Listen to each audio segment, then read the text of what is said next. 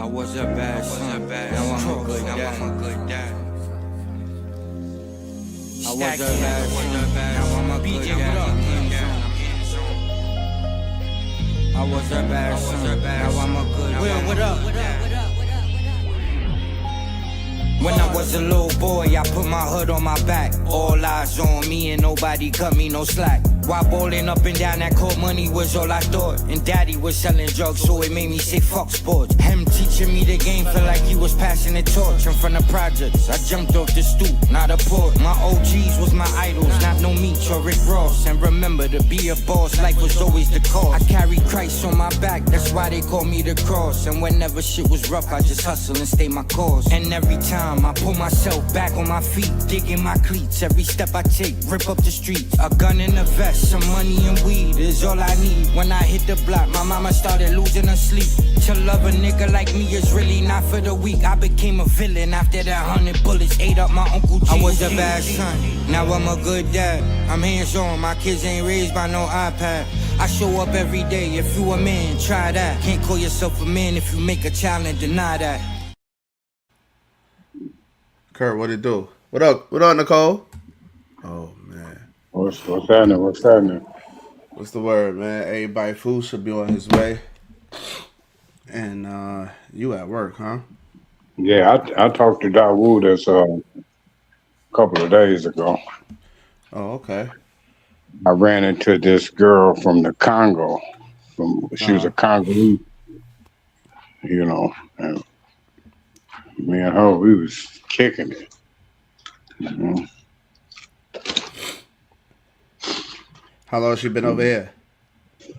For the most part, most of her life, she grew up in the States. But she talking about how that TPA thing is getting ready to send her and her family back. Like, They can't send her back if she's not under. If she been here all her life, you said she been over here for years. It can't send her back. She didn't come over here under the TPS thing.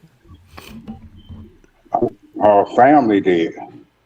Yeah, but you said you and her and her family. Yeah, they trying to send all of them back. They ain't trying to send her back. Maybe her family, yeah, but she been here too long. She's not part of that. So they wouldn't be trying to send her back. Speaking of which, that's actually one of the topics today. What they doing with the Haitian. You see Mother Khadijah, Farrakhan's wife, died? They talking about, huh? I said, you see that Farrakhan wife had died? What you was about to say though? Go ahead. No, I ain't saying that. You must I'm trying to get this. I'm trying to get these glasses to work. So I can walk and talk. What you got? Some meta glasses? Yeah. I can't talk right now, bro.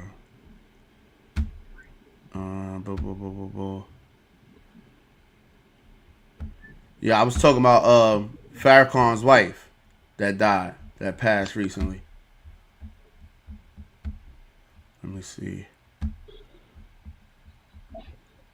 I could go straight into that. Mother Khadijah, man. May her soul rest in peace, man. Let me see. They was married 73 years, bro.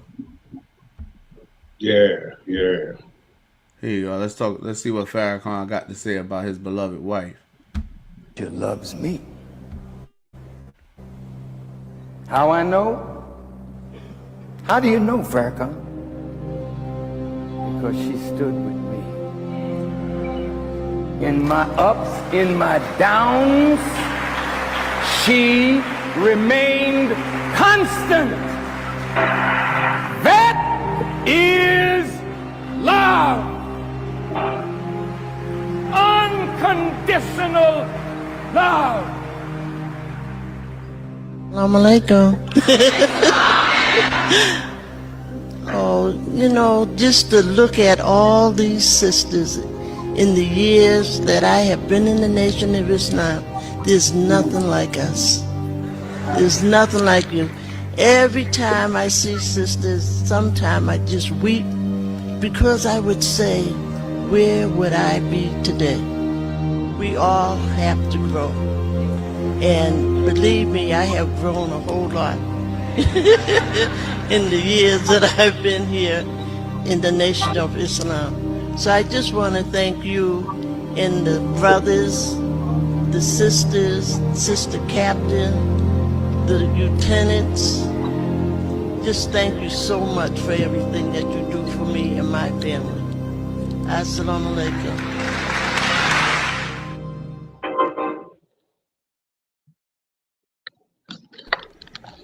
Yeah, that's sad, but she made her transition last week, and she set a great example of what to be, man. How to be a wife, how to be a leader. Betty Shabazz, Coretta Scott King, Mother Khadijah, Farrakhan. Last of a dying breed, bro. Last of a dying breed right there.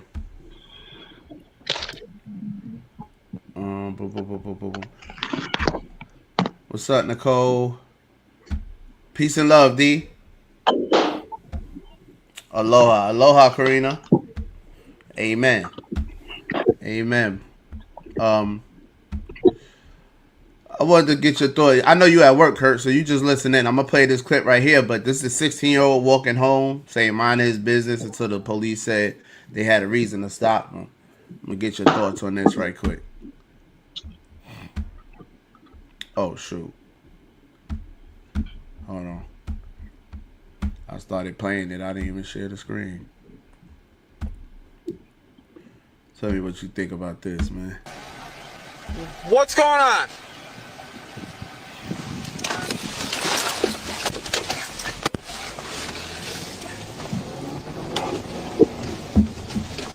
Come here. Stop. You're being detained. Stop. Stop. Come here. I just want to talk to you. Come here. This is the second time. Come here. Walk me home. Don't touch me. I'm a minor. Come here. No, stop. I'm a minor. Walk me home. Stop. Walk me home. I'm a minor. Stop. I have a knife in my pocket. Okay, put your hands behind your back. Bro. Is it just a knife? Yes, bro. The fucking knife. Don't. Stop. I'm walking home. I have this on camera. That's fine. I'm just patting you down. I don't have shit, but I'm fucking Okay. walking home. Stop. Bro, let me go. Okay, you're gonna go in handcuffs or you can stop. Bro, Where's your pocket knife? In my pocket. Where else? Okay, stop. I just told you. In the other one. Like, bro, I'm just walking home. Okay, will you chill out and listen to me for a I'm second? just walking home. Okay, I'm not trying to make your day worse. What? Stop. What? I'm not trying to make your day worse. What do you want? I'm walking home. What? Will you listen to me? No, can I get my pocket knife and go home? No, I need your name.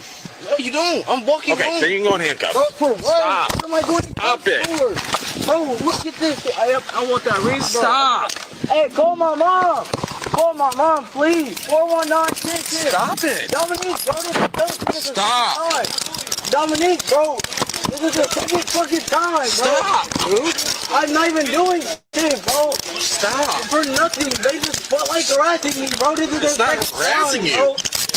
What happened? This is the Listen, second listen. time. I'll talk to him. What's wrong? Listen, he's walking down the road. Okay. He sees me. He's clutching his waist area. I was Listen. put my hands on my face. Listen. I'm walking home. It's He's cold. clutching his waist area, walking away. What? Listen. Okay. He sees me, looks Keep going. multiple times to make sure I'm not following him.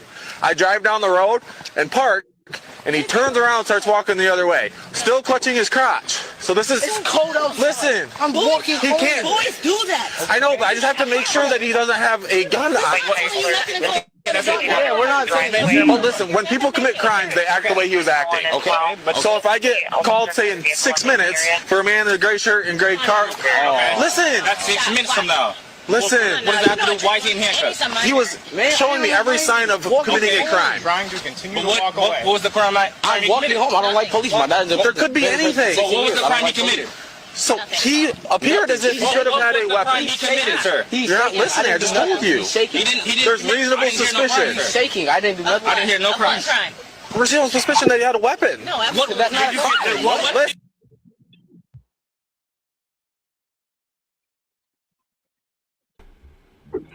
I think that's it. What you think, man? I think that's crazy. You know, these police got too much authority. The boy is just walking home. You know, come on, stop it. He talking about he was grabbing his crotch and Peace, Bree. What it do, Wes? What up? Wes said that's some bullshit. Wes, assalamu alaikum, Shakur. Yeah, assalamu alaikum, family. Peace and love. May Allah bless Mother Farrakhan with paradise for her good deeds. Amen. Amen. I mean, that's a fact. Kurt, I ain't gonna lie, bro. Walaikum salam. I ain't gonna lie, man. They need to stop playing them games, man. All that looking at the police, putting your hand clutching and all that, looking back. He made himself a target. Yes. Yeah, I'm to the point where them little niggas want to play games like that, whatever. Yeah, stop them. See what's going on. I don't have no problem with that. I don't have no problem with that. I ain't gonna lie. I don't got no problem with it, bro. They could bring stop and frisk back. All I care. Kurt, I come up in the era of stop and frisk, so I don't care. Word up. You think stop and frisk was okay? It ain't about if I think it's okay. It's about, man, we in desperate times right now, bro. These little niggas is killing babies, man. 6-year-old just got killed. A 13-year-old just got killed. Another one just got killed. The few just got killed in Brooklyn. All right, man. If police officers, if y'all see a kid playing, putting his hand by his waist when he see you and he looking back and he playing that game or whatever, yeah, stop him, man. Stop him. Suspicious activity, man. Word up. Suspicious activity. And they wasn't even tripping. He was just asking them questions. He ain't throw him on his head. Yo, Kurt, I come from where them niggas was. I got drugged by my feet, man, in handcuffs, bro. My whole side of my face was scraped from the concrete. My face was pink. I come from that. That wasn't nothing. He was all hyperactive and all that, man. Playing with the police. It's 2026. And as many young black kids get killed by the police, why we playing with the police? I'm gonna play it again for food too. I want to get food. I want to get food thoughts on that. What up, fool? West said he may not even have no. Just comply. Just comply. I'm with that. Mr. Knight. I agree. While I was about to say that, Karina, you know, for the most part, me and you be on the same page until we start talking about religion. He may not even be worried about the peoples. Wes, if he's looking back, the kid ain't say I ain't look back at you, this, that, and the third. The kid is saying he cold and all this other stuff. I don't like it, man. I don't like it. Those are one-offs. You would think with all the stuff we see on social media, people would just comply. Just comply. If the boy did all of that, then yeah, he needs to be questioned. West don't agree. Jay said, I don't play with them white people. Jay, why is they playing? Why is he playing with the police? And I seen that for myself, Jay. I've seen kids play with the police like that. Actually, fool, we was just in Lawrenceville for the fireworks and stuff Wednesday, right? You know what the kids is doing? You got kids over here talking about they gonna shoot the park up. We in Lawrenceville, downtown Lawrenceville, bro. You got parents over here and the little black kids talking about they gonna shoot the park up once the fireworks go off. Then you got kids, all these kids here got book bags and stuff in the park. They need to stop letting the kids in the park with the book bags. They need to shut that down at events. But what they doing is 2-3 kids will start running, and then it starts a whole stampede of kids running. And they did that like 4 or 5 times Wednesday night at Lawrenceville, and it's packed. It's packed. So just imagine that, like, we got the babies out here and everything, and these teenage kids between 14 and 19 is playing games, bro. Playing games, man. He didn't have to. He didn't have to do what, Wes? He didn't have to what? He wouldn't have done anything if he wasn't doing all of that. Hold on. Matter of fact. Go ahead, fool. I'm gonna get this clip back up for you. You ain't even got to play it again because I was listening while I was. Oh, you saw it? I was walking to the studio. Yeah, I was listening. Okay, go ahead. I ain't see it, but I was listening to it when I was walking to the studio. So I heard what you said. I heard what the video was about, and I agree with you.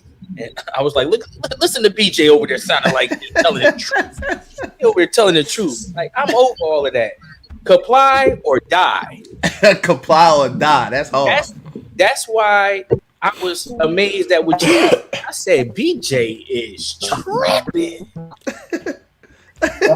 No, I was on one. Yeah, I was on one.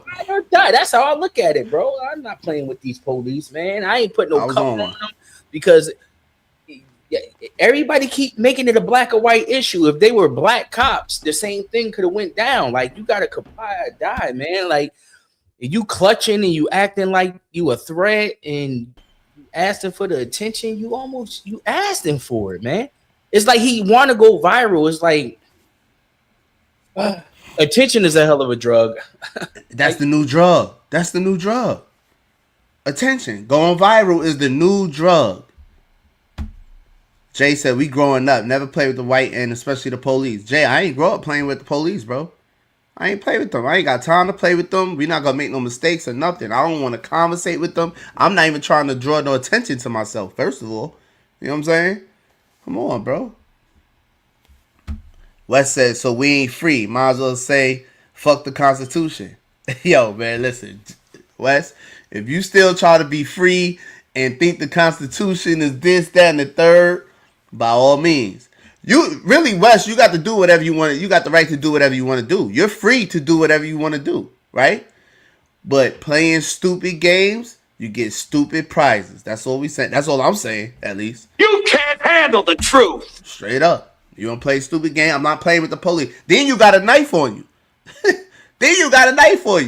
You should be cool, calm, and collected, walking down the street, not even looking at the police because you got a knife on you. Because you don't want to bother. You shouldn't even be paying him no mind. Come on, you making yourself look hot. Yeah, it was horrible this year. People need to stop dropping their kids off and leaving. He said, not really. We don't know that. Social media is a drug for all these clout chasing. Right, but we don't know if that's what really happened. We do know. They said it in the video. Wes, you just want to get you trying to give him some bail. That's cool. But if the police was a real dickhead, one of them ones, they would have beat Shorty up. They'd have dropped him on his head. You know what I'm saying? That cop was really, really, really respectful. Because he didn't have to explain himself to the people that walked up or none of that. They could have just detained Shorty, told them people back up. Now we conducting an investigation. Now he's being detained and we're going to conduct an investigation and y'all better stay over there. It's that simple, bro. They didn't do none of that. They ain't get the tripping really. You know what I mean? He said right, but we don't know if that's really what happened. What we know is happened is he wasn't compliant. You don't try to hold court on the street. That's what a lot of us got to realize. We can't hold court on the street. All of that, let me see your supervisor. I got rights. What did I do? No. Nah, that's not fair. You racist. All of that stuff don't count. It's going to get you killed. It's definitely going to get you locked up. Right, BJ? What happened to you? Yeah. You got the easy way out. You just got locked up. And the cops could have went crazy. Bro, because I even asked you, I said, BJ, did they think that was your knife? Because they could have, bro. Yeah, they could have got crazy. Word up. I peeped that when I watched the video back, right? When I first got the video from my lawyer, I didn't know nothing about the knife that night. You know what I'm saying? I didn't know he found the knife or none of that. I didn't know nothing about that knife. I don't know where that knife came from, fool. I don't. That's crazy how I pull over right there and it's a knife right behind my car. Somebody could have got killed with that knife. You know what I'm saying? That could have went all. And he picked it up with his bare hand. Like, oh, I'm gonna clean this off and take this with me. That's what he said. I said, damn, where the hell? And I keep knives on me. I said, damn, where the hell that knife coming from? Man, I'm glad he ain't try to, you know what I'm saying? Take that one further. Word up. Suleiman said, we need to improve community police relations. The police should know the people they are policing. They should what? They should want to know the community better. This will solve the fear these police always have. I think the problem is the fear that the kids have, that the teenagers have, and the mindset that they have towards the police first. They automatically growing up as the police is the enemy. But when something happened to your punk ass, the police is the first people you gonna call. The police is the people you gonna want there. The police is who your mother gonna call when something happens to you. You know what I'm saying? I do understand it. But we gotta change the narrative. Because the kids already see the police as the enemy. The kids already see the police as the problem. If we change that narrative and just let them know, like, hey, man, if you ain't doing nothing wrong, just sit there and comply. Wait for your parents to get on the scene. It's no a yes, sir, and a no, sir will change the whole dynamics of, you know what I'm saying? Speak your speech, nigga. The situation. Speech. Yes, sir, no, sir will change the whole dynamic. They will see this kid as something totally different than another ignorant nigga boy. Another ignorant nigga baby. That's all I'm saying. It don't even got to be right. We past right and wrong right now.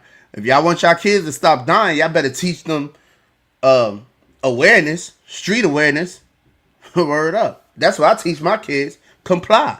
It ain't nothing to talk about. Yes, sir, no, sir, comply. Call me if you got the time to call me before everything happened. Call me off the rip. I'm on the way. Comply. After that, comply. I don't care what you think is wrong. I don't care if the police say they seen you with this, that, and the third. No, sir, that wasn't me. You must be mistaken, sir. Oh, put your hands behind your back. You ain't got to ask why. None of that. Comply. Yes, sir. Exactly. That's it. Exercise your right to remain silent. That's it. That's it. Wes said you can definitely comply, but come on now. You got the right to ask questions. No, remain silent, Wes. Wes, you gonna get these young boys killed. You got Wes. The young boys have the feminine trait of the need to be right. And that's why they're on the side of the road arguing with police officers, because police officers, they represent authority. And a lot of young people haven't experienced what authority is. They don't have it. They don't have the discipline to be able to comply, like BJ saying, to an authoritative figure. Who's an authority in their life? Who will they comply to? Not their mother. Father probably not around.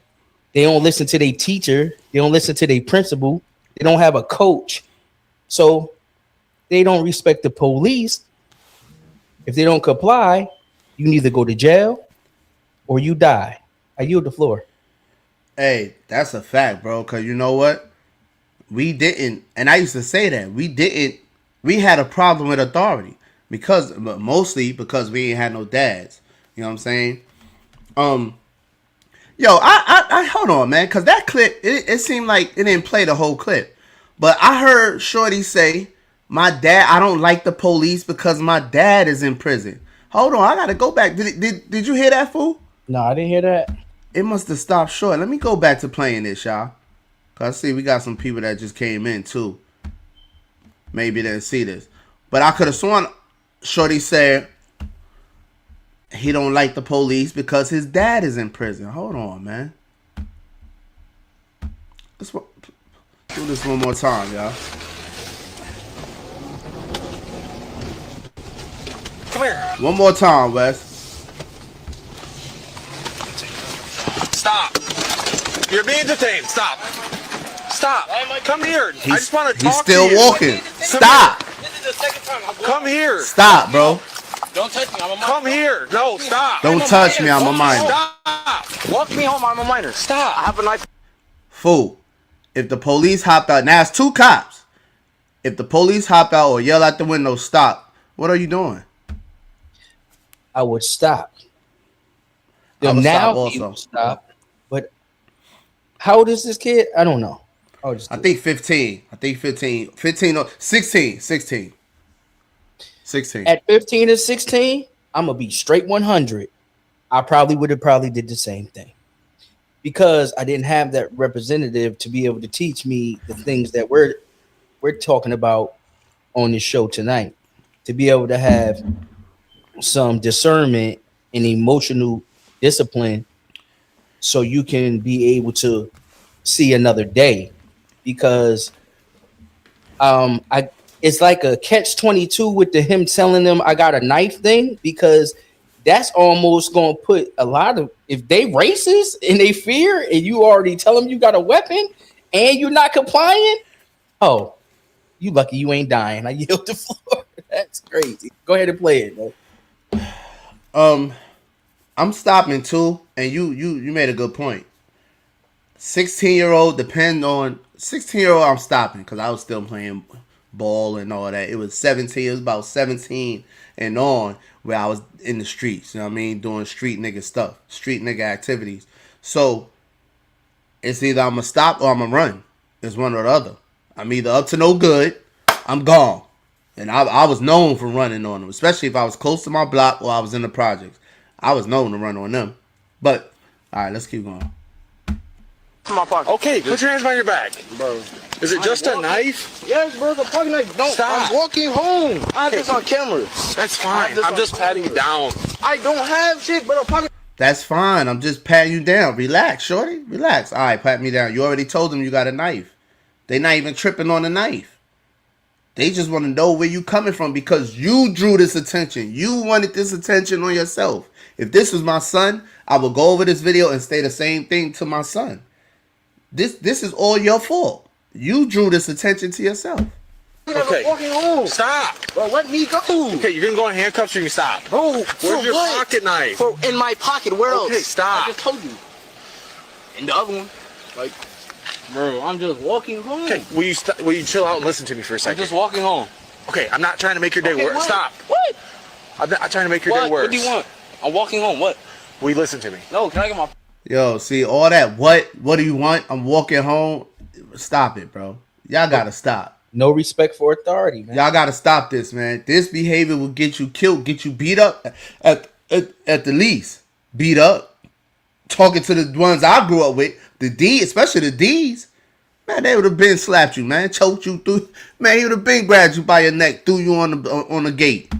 Pocket knife and go home. No, I need your name. No, you don't. I'm walking Okay, home. then you can go in handcuffs. Bro, for what? Stop. What am I doing? Stop it. Bro, look at this shit. I want that ring. Stop. Hey, call my mom. Call my mom, please. 419. Now it's call my mom, please. Call my mom. Nah, bro, you don't get to talk tough with the police, then call my mom. But that's Stop it. Dominique, bro. Stop. Dominique, bro. This is the second fucking time, bro. Stop, dude. I'm not even doing shit, bro. Stop. For nothing. They just felt like harassing me, bro. This is It's the not second harassing time, you. bro. What happened? This is the second Listen, time. I'll talk to him. What's wrong? Listen, he's walking down the road. Okay. He sees me. He's clutching his waist area. I was Listen, put my hands on my face. listen.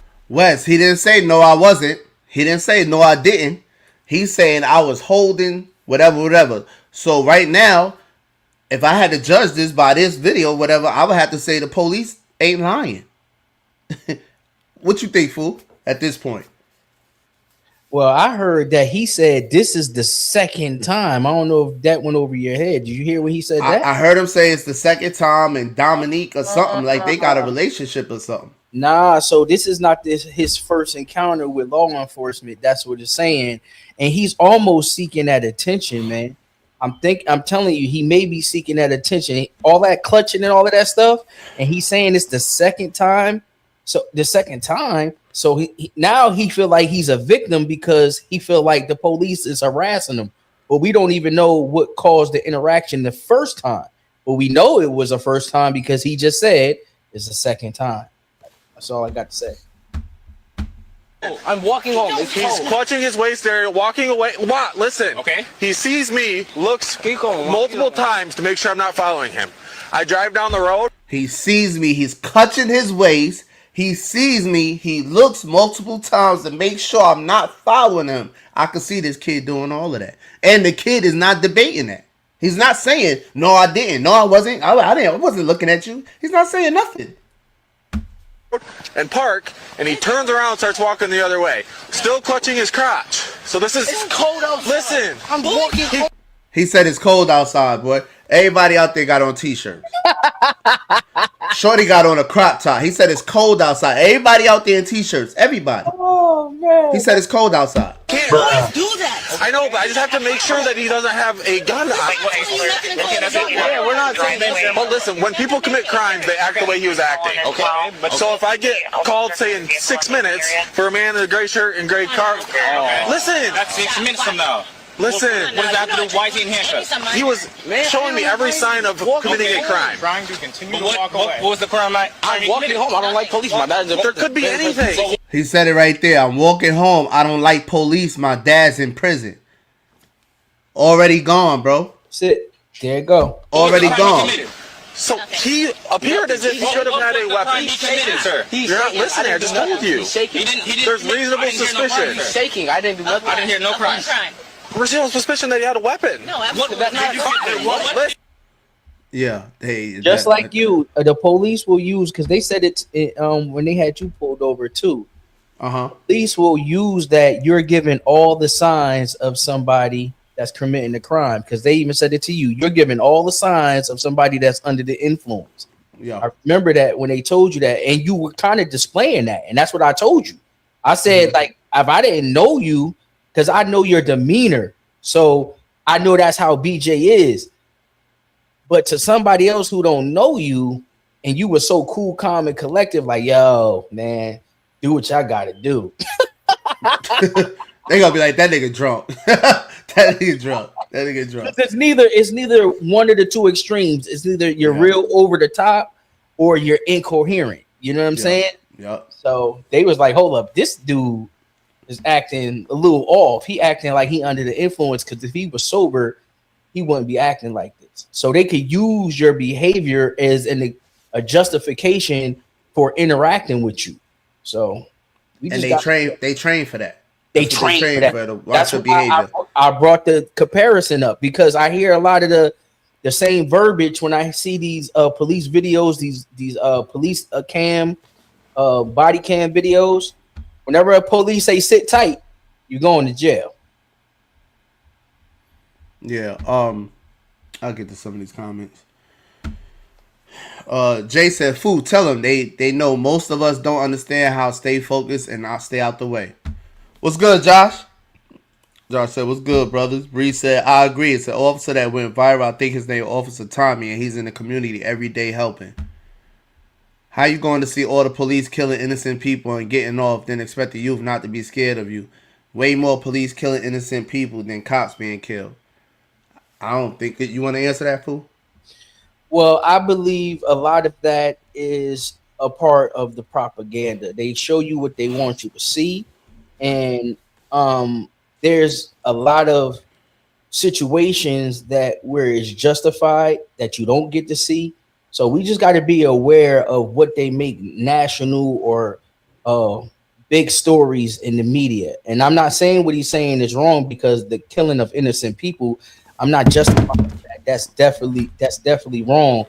But in majority of the situations, if you really look down to it, it could have been prevented if you just had some sense, like act like an adult. Really, exercising your right to remain silent. That is the golden key to really getting out of the situation with the police. Not to have any interaction with them. Less is more in that situation. So the less you say, the better you are. You don't have to answer questions. They tell you that you have the right to remain silent, but we also have a disease called the need to be right, and that's why we don't comply, and that's why we die. And we say they're innocent, but how innocent are they? Karina said they know the problem is pride, ignorance. Oh, hold on, let me answer that too. I asked her, how you going to see all the police killing innocent people and getting off and expect the youth not to be scared of you? Way more police killing innocent people than cops being killed. I don't think the kids are scared of them. Because they wouldn't be talking like that. The kid was more aggressive than the cop. I'm talking about this video right here, Suleiman. I know it's other situations where vice versa, whatever. This situation right here, I'm not going to say this kid was scared of the police. He was more aggressive, talking more aggressively to the police than the police was to him. The police was like, calm down, stop. Wait, stop. Just chill for a minute. He said, that boy said, what? What do you want? Nah, I'm walking this way. What do you want? When our people was getting knocked upside their head and disappearing and hung and drug on back of trucks by police, you didn't see that behavior from black people towards the police. You didn't see that at all. No, sir. Now, no, sir. They trying to get away from the police. They don't even have conversations for the police. It's yes, sir, no, sir. I'm sorry, sir. It won't happen again, sir. That was fear. This ain't fair, bro. You know what I mean? It's a big difference. They know the problem is pride, ignorance, and no knowledge of the law. Facts, Karina. I feel that. I'm speaking in general when I say you should ask questions while you're complying, and you're definitely right. Tenfold. So why black people celebrating 4th of July if the rights of this country don't apply to you? This shows that we backwards as a people. I agree. I don't celebrate holidays. You know what I mean? Your dad in prison is not a valid reason. It's an excuse. That's a fact. And somebody is allowing that demon, because that's a demon. Someone is allowing that demon to grow inside that young man. And eventually going to get him killed, beat up or something by the police. Wes says, stop for what? He didn't do nothing wrong. If he did, he would have took off running. That's just not the point, Wes. That's just not how it plays out. He's indulging in this game with these police officers. So when the police give you the attention you're looking for, don't start crying now. Game on. It's game on. But why can't it be the same way? I don't understand how people just see one thing like so one-sided. You said stop for what? Why can't you say why not stop if he didn't do nothing wrong?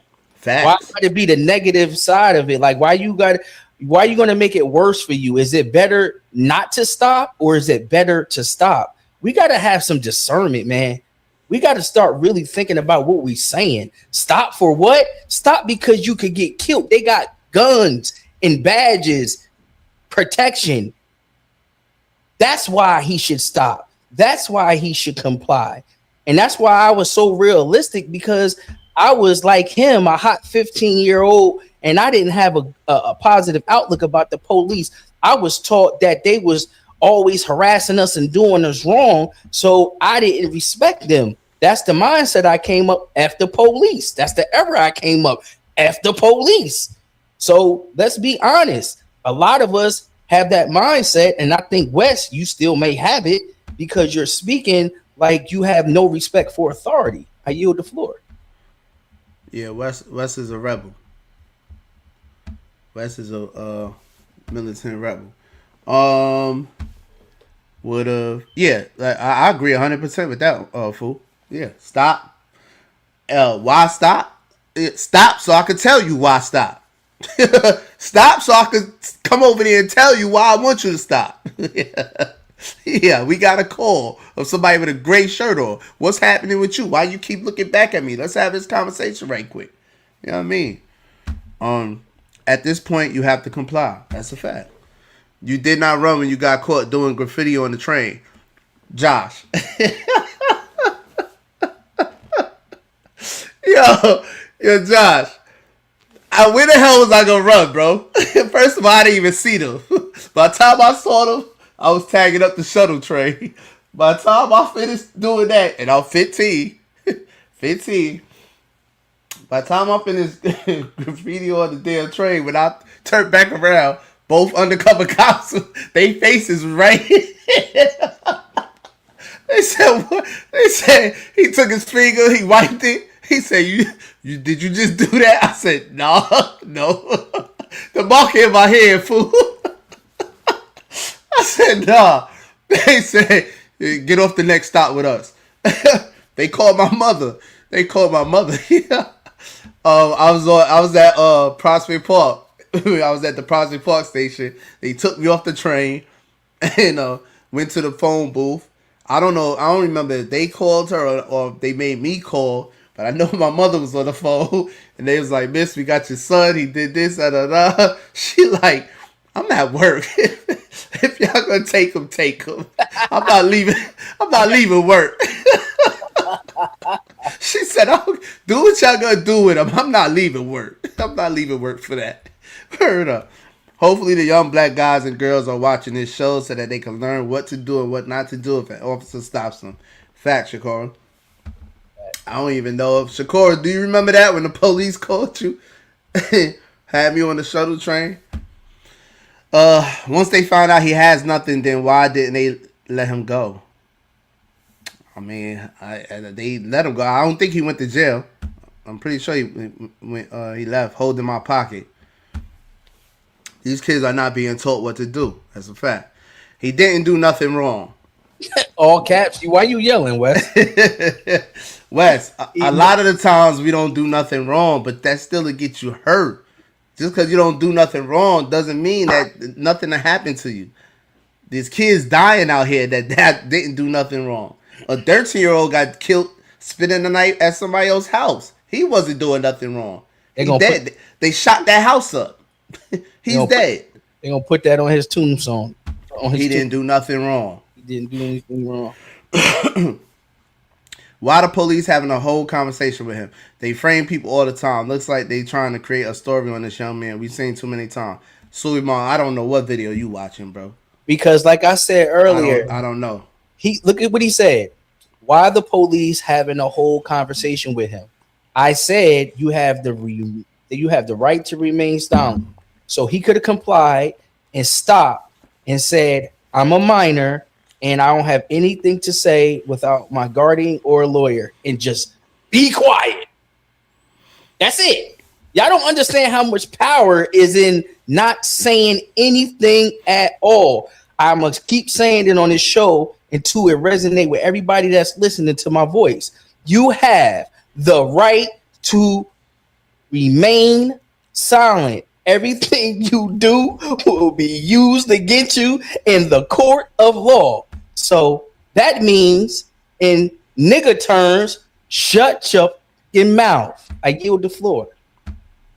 I got something even better. This just popped up in my head. Y'all really gonna get a kick out of this one. Y'all really gonna get a kick out of this one. If y'all didn't like that, let me see what y'all feel about this one. Let me finish this. D said, "Don't call mom now. Lack of self-control." Facts. You calling mommy now? You calling mommy now? The police know all the criminals in the neighborhood. They know who caused trouble and who doesn't. That's not the point, fool. That's not the point. I mean, not fool. Suleiman, that's not the point. Man, I understand y'all point of view, but he did nothing wrong. He's walking. The need to be right is a disease on this planet, bro. We have to remember these are young people who have no male leadership at home. The young people are being raised by the rival syndrome generation. Wow. That's a good one. VSG. That's a good one, Jay. I ain't hear about that one. Yeah, I never heard of that one, but I believe in it. That's definitely what's up. You know BJ skin color. Everything is You're a victim. everything is about race, man. Y'all are brainwashed to believe that because of the color in your skin, you're at a disadvantage or you're being disenfranchised in society. Like you have been taught to believe that you're less than, and everything that's happening to you that's negative is because of your skin, the color of your skin. And you got to think about the mentality that comes with that, and where did that derive from? Like right now, there's a viral video going around of Clarissa Shields having an interview with all black people, and she called them discriminatory and racist because they're asking her real life questions like, yo, she's about to have a whole boxing match, and she's the only boxer that's fighting, and the whole undercard is a whole bunch of bad reality, yeah, whatever. So, you know, they asking her real life questions, and because she can't answer and she can't handle the truth, she even went to the race card when she talking to black people. It's a sickness, bro. I gotta pull that clip. You got that clip, fool? No, but it's on it. You can find it somewhere. I'm I gonna pull just it up in a seen minute. A few hours ago, man. I'm gonna pull it up in a second. I want to see that. That's crazy, bro. Naima said no point in going back and forth with the police. I agree. She said, I agree, fool. I agree. The police getting off murder of stories in the media. Imagine the ones who don't get no coverage. They getting away with murder. Police always kill people and shoot people.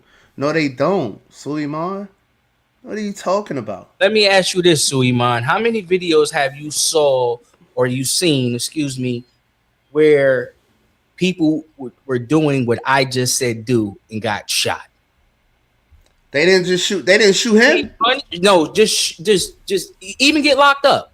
Just show me a video where somebody, when the police approached them and they said, because they got these people called auditors that's getting famous off of going out there and messing with the police ego and just doing legal things and know that people's feelings is getting involved and the police are going to come interacting with them.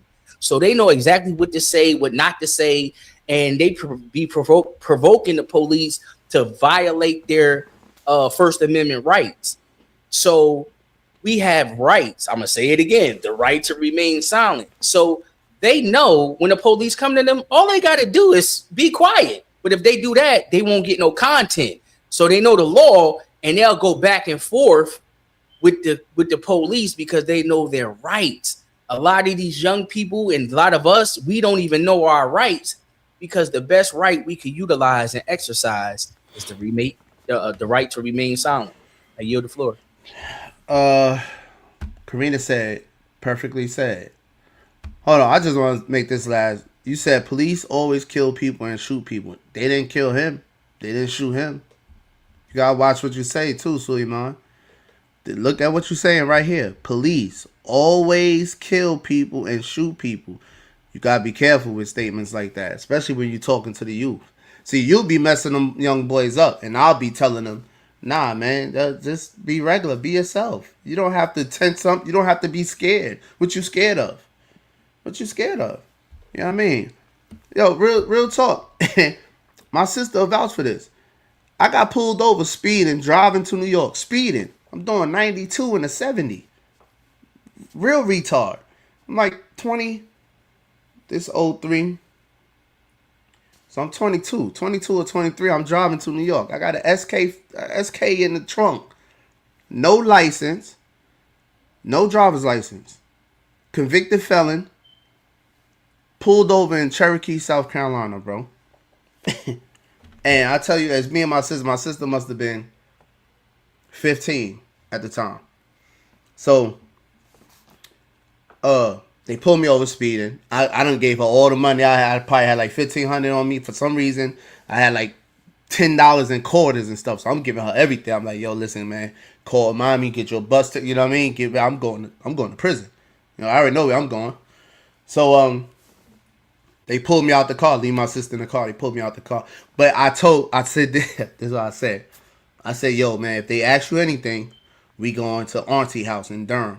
I'm taking you back to Durham for you to go to school if they ask. You know what I mean? Cool. They pulled me out. I go to the back. I'm complying with everything. They like, man, you speeding under that? I said, man, I just got off of work. I'm tired. I'm trying to get my sister back to Durham so she could go back to school, whatever, and come back to Georgia. Where your license and registration? Man, my license suspended. I'm just telling them off the rip. Long story short, I'm talking about it's the sergeant and the other guy out there, 2 cars, 3 a.m, Cherokee, South Carolina. While he talking to me, you know that stuff they be chewing, the tobacco, the snuff or whatever? It's dripping like out the side of his mouth while he's talking. These the type of white boys I'm dealing with, and he tall too. He about 6'4", 6'5". old school white redneck. Right? I'm like, ooh, I am done. That's all I'm thinking the whole time, man. But I'm talking to God at the same time. I'm like, God, please, one more time, just let me go this time, right? Long story short, man. They go. He told me stay, hold tight, like hold tight. Let me go talk to your sister. So he goes over there, and the other guy go to me, just making small talk or whatever, small talk. And the sergeant comes back. He say, the only reason why I'm not gonna lock you up is because your sister said the same thing, and I don't want to leave her on the side of this highway. Redneck. I'm talking about KKK. I don't want to leave her on the side of this highway. He said, man, I'm gonna write you 2 tickets. And I'm gonna throw my lights on, let you back on or whatever. But you take her straight there. You get back to Georgia where you need to be. I'm like, yes, sir. I said, I'm so stupid. I'm still stupid. I'm so stupid. I got I got some money on me. I'm trying to pay him for letting me go. I'm trying to pay the tickets. I'm trying to give. I said, how you know how much the tickets are? I could pay you now. he like, no. I can't take no money from you. No. Just hold tight. Da. They popped the trunk. Joint in the trunk in a duffel bag by itself underneath my clothes and stuff. They popped the trunk, bro. They never really looked through it. He just flashed a flashlight on it. Boom, boom, boom. Closed the trunk back. I'm like, oh my God. It wrote me the 2 tickets, man. Let me go through the lights on so I could get back on the highway. And let me go, bro. Nothing but God. I promise you. Nothing but God, man. My sister was with me, man. Perfectly said. Everybody at this point know that the rules don't apply.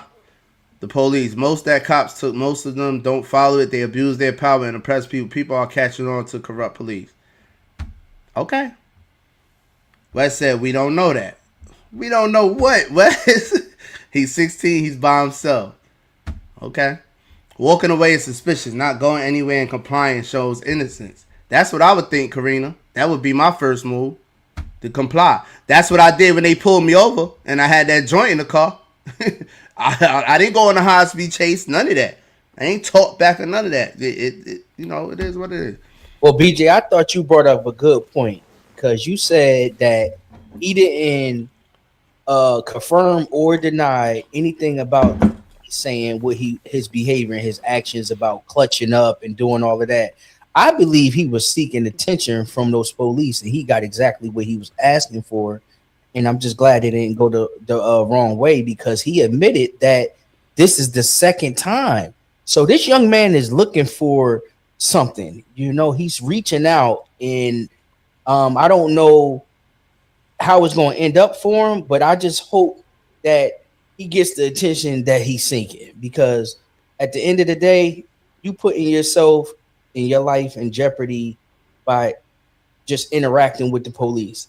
And I probably was a grown man in my mid-20s, probably close to 30 before I stopped being paranoid when the police got behind me. Even when everything on me is straight, no drugs in the car, registration good, insurance good, license good, everything is good. But when that anxiety, when a police officer got behind me, I had that. I used to have that. I don't know how y'all feel, but that's fear. That's fear. I used to fear, even when I was doing the right thing, I still feared everything, just the interaction. I'm like, please don't let them pull me over because I don't even want to go through it. All my papers is good. I ain't got no warrants. I don't have nothing. I just don't want to interact with these mugs. So the less interaction you do with a police officer, if y'all had the mentality y'all have, the better. So, like I said, if a police interact with you, the best thing you can do is yes, sir, no, sir, so you can go home and stop being like little females and children that has the need to be right. You just want to be right. And it was wrong. It was wrong. Let the judge say that. Let the judge reprimand the officer and say, hey, officer such and such, because that's what court is for.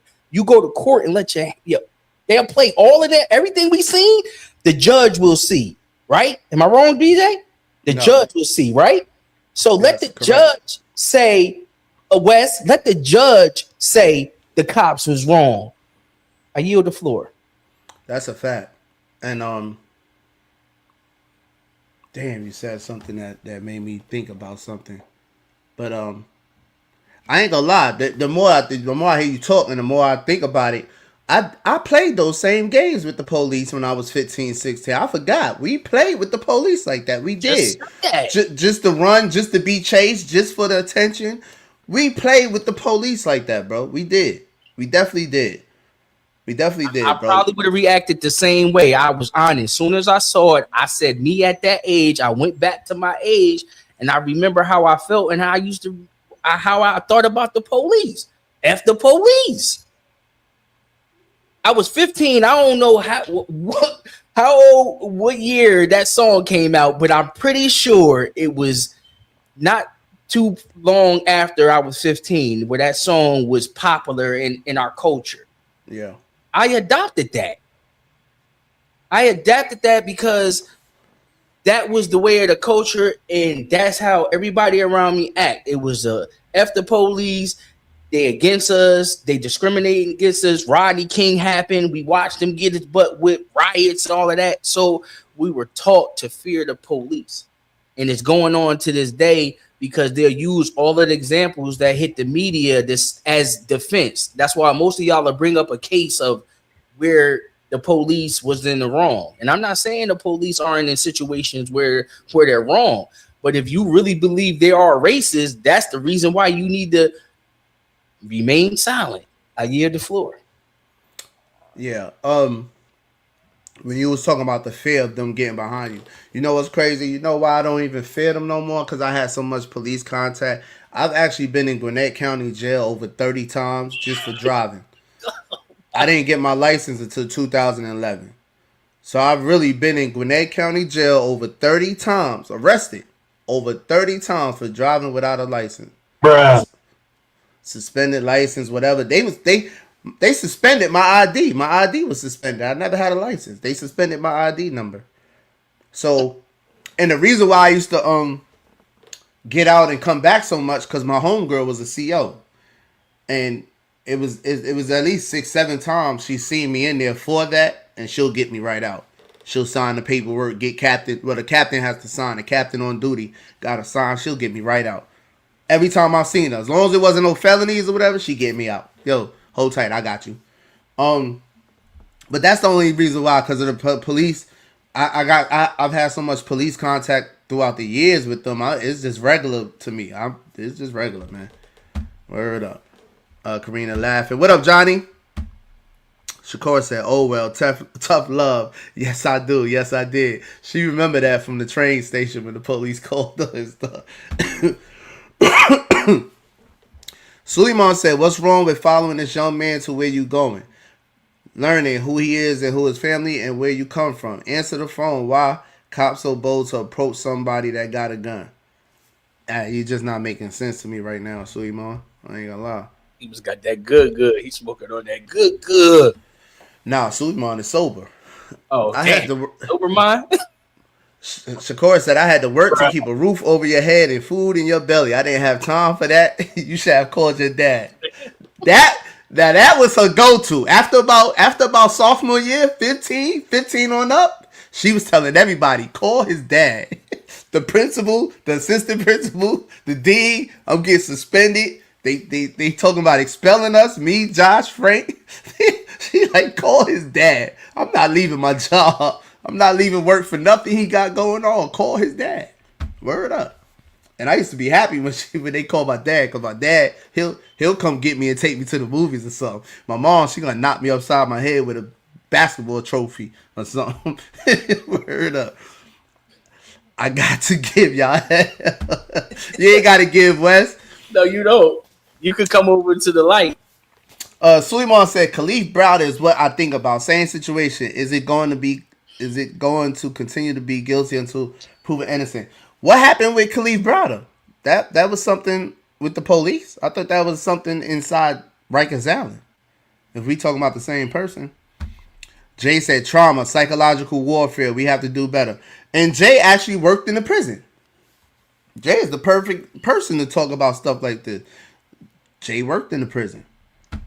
Suleiman said, why was you so scared, BJ? Which time? In South Carolina? But that joint with it, I would have got 10, 15 years for that joint. Word, feds.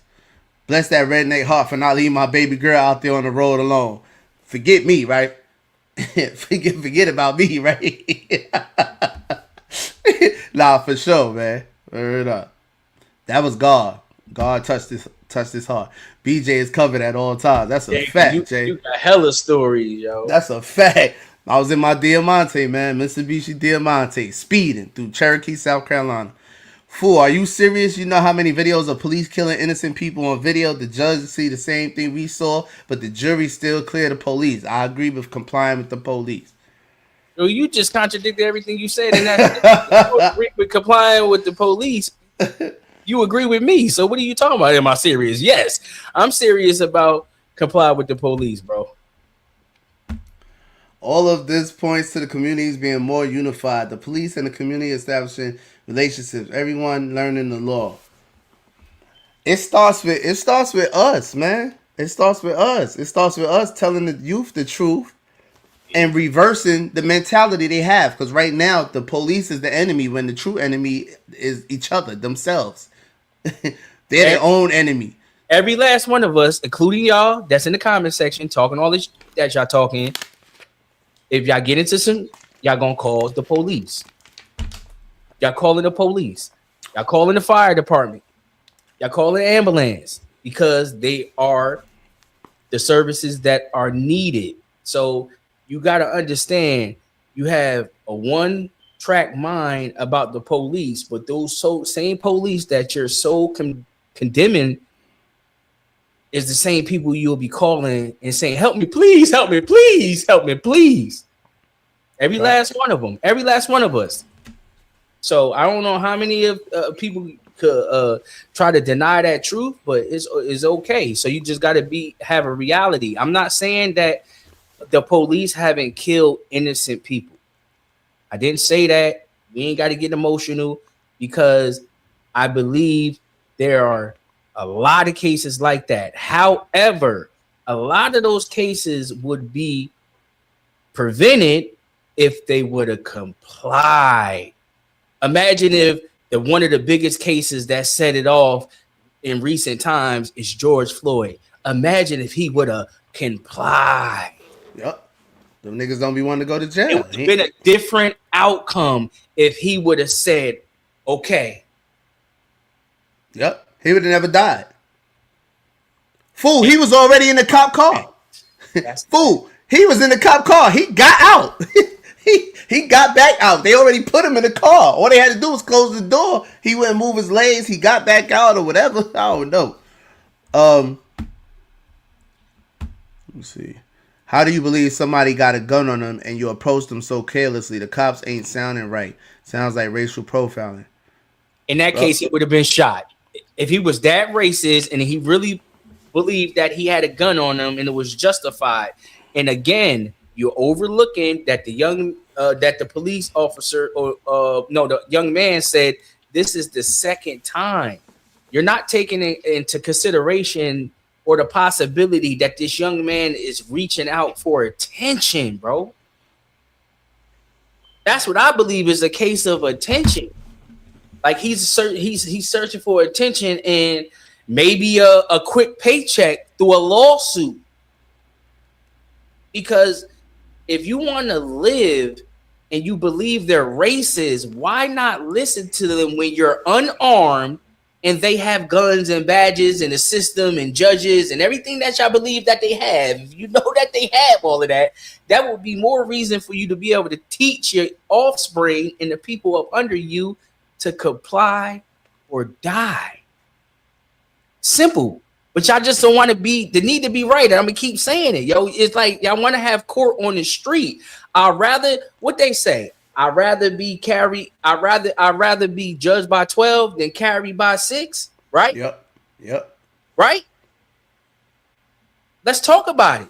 Like, I'd rather take my chances and let everybody see if I was right or wrong in the courtroom than y'all carrying me out the church. I yield the floor. It's amazing to me. These times is sweet. It's 2026, y'all. We living in sweet times. We haven't went through nothing our ancestors went through, bro.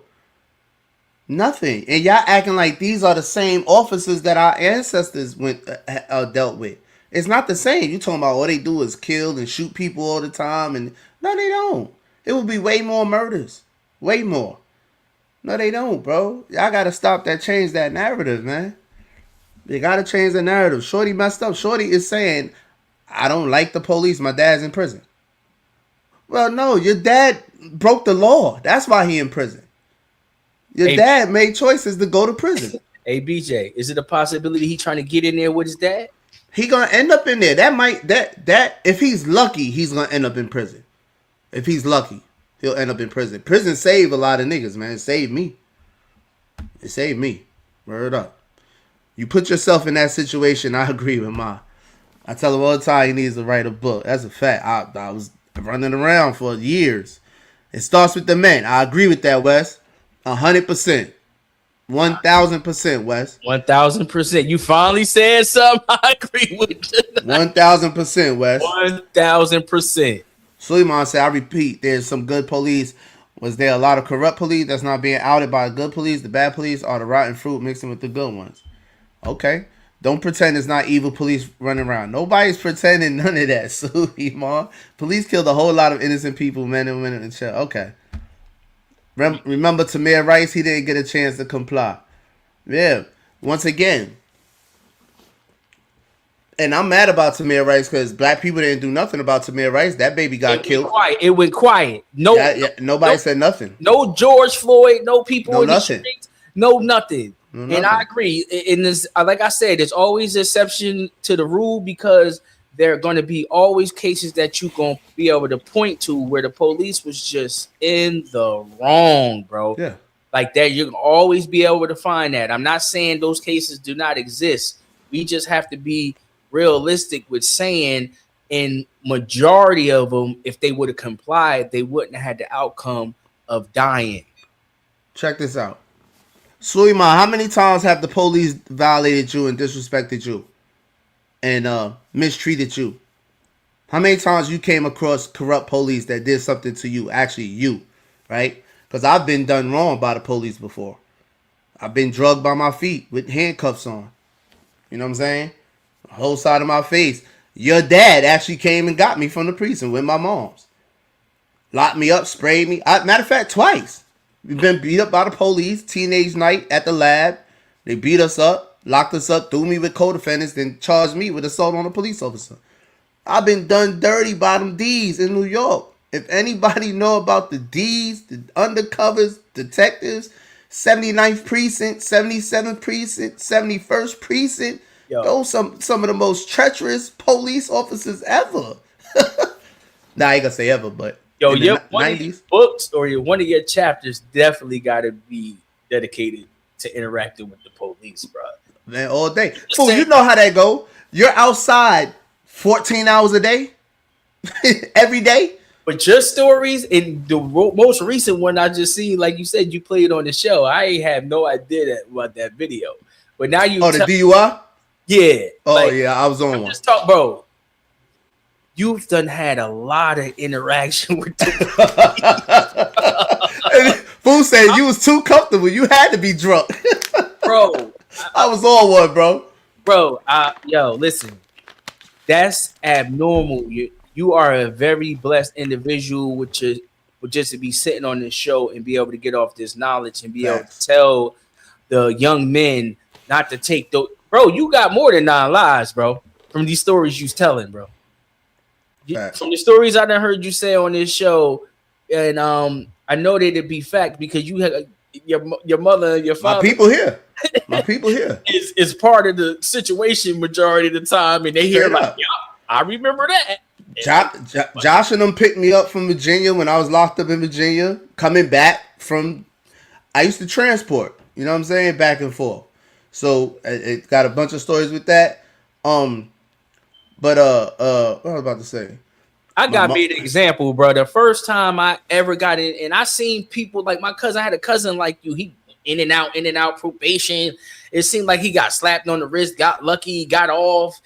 And the first time I get in trouble, There's a mandatory law that was set in place. If I got caught in 1,000 feet of a public park, a school, or public housing, it was mandatory time. They made that a law in New Jersey that if you get caught with a felony in 1,000 feet of in any of those, you had to do it. They don't play.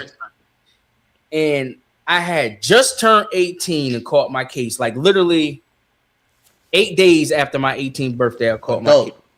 I was adult, bro. I was adult, and I got a 3 with a 1 was my first offer. I had to sit down for a whole year. My first time ever getting any trouble. And I seen people just get slaps on the wrist, slaps on the wrist, slaps on the wrist. So that's how I'm saying, like, I'm so blessed that I got sat down for that 1 year because I got to experience the inside. Yeah. And I said, oh, hell no. I'm good.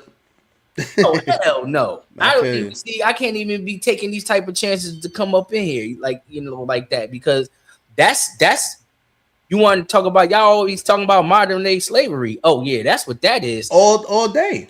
That's all what day. That is. And see, I always these excuses that we're making for this kid is the same excuses I used to make for myself to keep committing crime.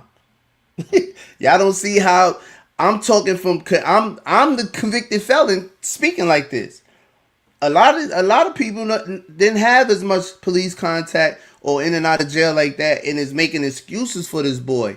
I'm the one that got the police contact. I've been drugged on my face by my feet, beat up, all that by the police, water hose by the police, mace by the police. I done had all that done to me. I didn't have feeling in my left hand for like 60 days behind the police in Gwinnett County jail. But I'm still saying she is wrong. We did wrong. It might be my Wi-Fi. You hear me? Let me know when you can hear me. Now you back. You back. You out the matrix. You back. All right, bet. And still I'm saying, man, it's just we gotta stop the excuses, bro. We gotta stop with the excuses. That time actually when he drugged me and all that by my feet and threw me in the car, my moms and Dawood actually came up to 79th Precinct to get me. And I remember I was in the back. I was so sore and my face was so sore, but I was just laying down. And the black CO came back there because I heard a lot of commotion in the front. But I ain't paying no mind. I'm tired. And black dude come back there and he like, yo, man. He like, that he left the door open, so now I can hear. I said, I'm listening. I'm like, oh, that's my mom's. I'm like, that's my mom's, man. She up there wilding. She flipping all the people, right? So he come back there. He like, yo, listen, man. Is that your mother? I'm like, yeah. He said, man, you need to tell her to chill. They gonna lock her up. You need to tell her to chill, man. You gotta tell her to chill. She's spitting and everything. Like, yo, you gotta tell her to chill. I'm like, all right, yeah, tell my moms I'm good, man. Tell her I'm good or whatever. Man, about 20 minutes later, man, they called me out there. The captain came. He like, hey, man, we gonna let you go. No charges, whatever. Do you want to press charges on him or whatever? I'm like, nah, man, I just want to go. You know what I mean? They let me go. Bro, a week later, the same officer broke some dude's arm. Homeboy ended up getting like $200,000-$300,000, man. Press charges. Filed a lawsuit. They fired the white dude, got him out of here. The same officer, the same police officer. I was mad as hell. See, that's how you do it. Take it to court, and if you wrong, I was mad as hell. I should have went to jail. I should have stayed. Man. But I wanted to go, man. But anyway, yeah, man. I understand. I was saying that to Suleiman, actually. To Suleiman, I know. Trust me, I know there's bad cops. Trust me, I know that. That was just a bad situation right there. I raised mine to understand it's a hard way and an easy way to do things. That's the only way we can do, Wes. It's past right and wrong. You know what I'm saying? It's more awareness. It's more awareness. Because you could be right and still get your head cracked. You know what I'm saying? You could be right and still get killed. Here you go. Jay said, we have learned emotional intelligence, not reaction to everything and anything. Wes said, save me too. Straight up. You know what I mean? Let us know. I told y'all I was trying to give y'all hell. Believe me, I understand how to play the game. Mom say yes, sir, no, sir. Yes, ma'am, no, ma'am. Damn right, Wes. Don't cut him no slack. Don't cut him no slack. Shakur said, thanks, Golden. Most of the time I got pulled over by corrupt police. I never reacted to the tricks of Shaitan. I was trained by my parents how to deal with police. If I never had the mindset that all police is good. Okay. How you know they was corrupt, though? What did they do for you to say they was corrupt? They stole something from you? They took money from... I had police take money from me, too. Know that. How you know they was corrupt? Thank Allah for Dawood, because I wasn't going. Hold on, man. I don't even know the story, but you wasn't coming to get me, ma? Dawood said, nah, we got to go get him. Go ahead, fool. You was about to say something? No, I was just about to say, she brought him up. Where he at? Where Dawood at? Where is Dawood? Yeah. I would love to see all these interactions police have with the white teenagers. I would love to see the outcome. Why? Why? You already know the outcome. Why?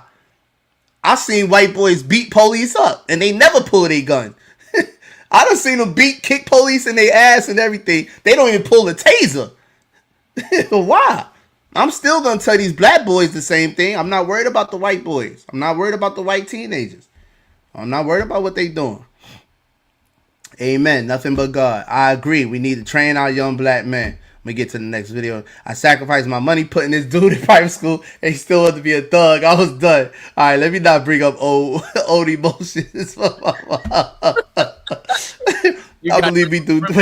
Yeah, I got my own reminiscing now. I believe we do way too much when interacting with these officers by not calling police to be a mediator in it. BJ Story's better than Netflix. Dawood knew one of the officers in there too. Also, that might have been the black dude that came back there and spoke to me. The best thing to do as police is to comply. I agree, but the conversation continues into other areas. There's historical context behind these interactions. Okay, sweetheart. Hey, what y'all? Let me. This one gonna shake y'all up right here. This one really gonna make y'all mad. Hold on. And salute to these young black kings, man. Salute to these young black kings that dealt with this devil. Check this out. Fucking around, you're fucking around on the wrong street. Wait till you see how this one ends. So this guy notices these three kids, older high school, younger college age kids. They're soliciting for their mobile car detailing company. And he goes and confronts and pulls out a gun. Pulled out a gun on him. Like, that's crazy, you know. Show me your business card. Oh, you have him right there.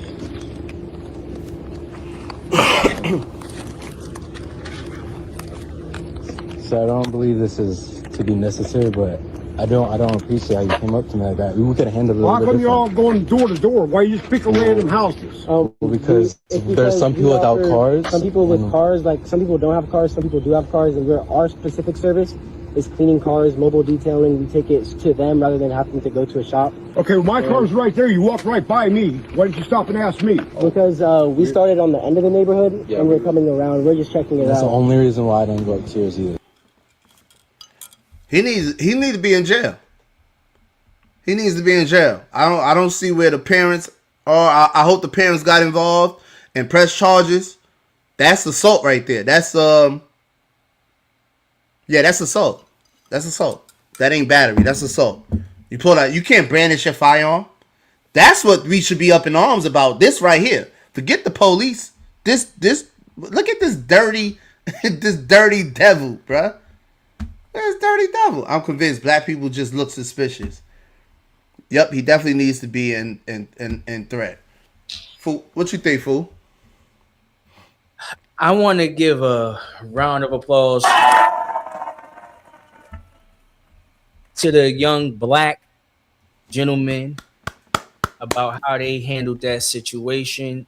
Perfect. And this situation is a great example of having emotional intelligence and awareness of their situation. Man. Because that man, that white man, that Caucasian man was under the impression that it was some niggas. Mm-hmm. Because it would have been a whole different interaction. He was looking to catch him a freebie. Mm-hmm.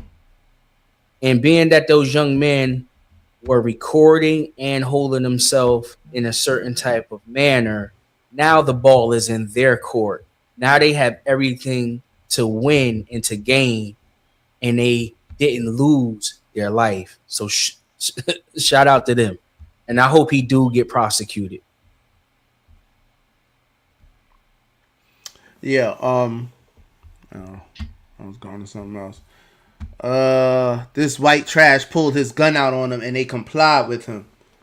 Calm and cool. He is. You spoke him up. You spoke him up, fool. Dawu was in the building. Peace, brother. Peace. Hey, Salam alaikum. Salam alaikum, brother. Walaikum salam, man. What's up, man? Hey, Dawu, you remember when y'all came and got me from the precinct when the police drugged me by my feet and all that? Yeah. I didn't know you the reason why y'all came up there, man. My moms would have left me in there, man. I didn't know that, but I appreciate you, man. Yeah, man. Yeah, you know. I appreciate you, man, for coming to get me. Yeah. Yes, fool. They were great black guys. Did I ever tell you the cop came back there and was like, "Yo, man, you gotta call your mother down, man. They about to lock her up." That's what the black dude came back there and told me. Yeah. Shadi in the house, drop it. So we just showed the video with the white guy brandishing his firearm. Did you see that video? At them young black men? Yeah, I saw that. I wish I knew a way, fool, to get that man information, man. We need to blast him. No. If it's on the internet like that, they gonna get him, bro. Somebody gonna get him, right? I can't wait. The internet is not gonna let him get away with that, bro. I can't wait, man. I can't wait. Let me see. But we all part of the internet, though. You know, I mean, if we let it slide, other people gonna let it slide too. You know. No, but it's people out there. I'm saying that's going to take the extra measures. It's a lot of people that's these situations just happen on the internet where these people are being racist and saying racist thing, and they ended up losing their jobs and people protesting under their house and all type of stuff. They're getting consequences for their behavior. So what up, Nate? Yeah, you got people who specialize in that. I hear you. What up, Nate? Let me play this video right here. Yeah, man. He should have been locked up already. I ain't gonna lie. Immediately, he should have been locked up. Did y'all see Williamsburg, police say they punched a 6-year-old girl in the chest and then stole her scooter. Now they are wanted by officers. News 4's Erica Byfield is live in Williamsburg, where she spoke to neighbors about this crime. Erica, what goes through my mind is, why would somebody do something like this? Jen, we heard so many neighbors asking us that same question today. Police are telling us that little girl is going to be okay. But again, as you mentioned there, Jen, so many people are asking why anybody would steal from a child. What is going on with the world? I mean, how could you stoop so low? Police say that this trio did on the corner of Throop Avenue and Bartlett Street in Brooklyn last week. I'm speechless because 6 years old. This is an angle of video that you will only see on News 4. You see a guy on a bike. His buddies come up behind him. This is Thursday, July 28th, around 5:50 in the afternoon. Eventually, those teens turn left. Detectives say that seconds later, they encountered a 6-year-old girl. One of them punched her in the chest. Then the other two swooped in and stole her Razor scooter. The video picks up again as they race down Thorpe. One guy has that scooter in his hands. I think it's crazy how a little girl came and ride a scooter, like just to have fun. But it's crazy how troublemakers just want to start that for no reason. I feel like it's sad. It's crazy. Detectives suspect that the attackers are anywhere between the ages of 14 and 16. The photo and these videos are all they have for now. I don't know, man. I'm tired of these niggas. I ain't gonna lie. You punched a 6-year-old girl in the stomach for a scooter? Like, I don't know, bro. What's the answer, man? And the title for today was is hold on. The title for today is "What Would Black America Look Like in 50 Years?" You know what I mean? At this rate, man, what you think? What Black America is gonna look like in 50 years, fool? Then I'm gonna go to Dawu. I believe it's going to be no middle class. I believe it's going to. It's, like I told you before, it's not about black and white. It's about classes, and now we have 3 classes. It used to be about 4 or 5, but now it's going to be 1 or 2. It's neither you going to have it or you not.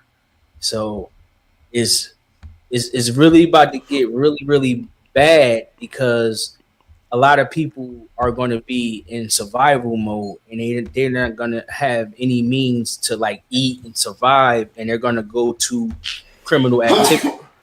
Bless you. Thank you. They're going to go to criminal activities to be able to, fulfill whatever needs they have, because they don't have the resources or the mental fortitude to be able to pay their bills. If we look at this inflation that's happening, it doesn't go backwards, right? So I just read a study the other day that was saying $100,000 in 2026 was $400,000 in the 80s. So we're only going to go the opposite way, where the inflation is just going to keep going up. So right now, even $100,000 only feels about like 50. So in another 50 years, as BJ is asking the question, where are we going to be? We're going to be in the have and the have-nots. I yield the floor. Dawu? All right, the solution, man, we need a Taliban. You know what the Taliban is? No. Now educate us. Okay, the Taliban is a righteous movement, or some people would classify them as a righteous gang. But it's not a gang, you know what I'm saying? It's just a righteous movement that clears up the community, that recruits all the young brothers, all right, and teach them to be men. All right, and they don't have. We already had that, Dawu. We have the Nation of Islam. Yeah, but it's not okay. We had that for years. Level, all right, we don't really have it, bro. I'm just saying that, just like you got these gangs out here recruiting people, these kids on a massive scale. I'm saying we need a righteous movement recruiting these kids on a massive scale. Okay, and you don't tolerate certain things going on in the community. And that's it. Go ahead. How would you go about recruiting a kid, say a 16-year-old? Well, you would establish cultural arts centers in the community, and within those cultural arts centers, you would have young people that's affiliated with that are strong, and that are maybe ex thugs out there, and they would do the recruiting and bring them in and teach them the right way. And teach them why it's not cool to do the things that they're doing. And the reason why they're doing the things they're doing, because they're getting away with it. All right. So if the masses of the community were supporting a strong military type based situation in the community, all right, them kids wouldn't think about doing stuff like that. All right. But the black men, and I'm just using the term black men, all right, let's say the men in our community, all right, we're not going to deal with color, all right, need to stand up and not tolerate certain things in the community. Period. So if somebody do something, everybody gets involved. All right. And, and everybody knows, people know what's going on in the community. Just like Suleiman said, the police know who all the bad guys are in the community. And you know that. You know what I'm saying? Because a lot of them dealing with the police. But the point of the matter is, we're not talking about the police. We're talking about black men in the community. It's not tolerating certain things. And some of them is in the system and some of them is out the system. And we working together and just protecting the community. All right. And that's what the Taliban is doing over there. I remember, I ran into a Afghani brother over here in one of these stores that we deal with. And he said that when the Taliban was around, when they was running things in Afghanistan, he said, whenever they rolled up, everybody was straight. All right. Everybody was straight. But then when we was at war with them and they had to fight and they was fighting everything and the United States was over there controlling certain areas.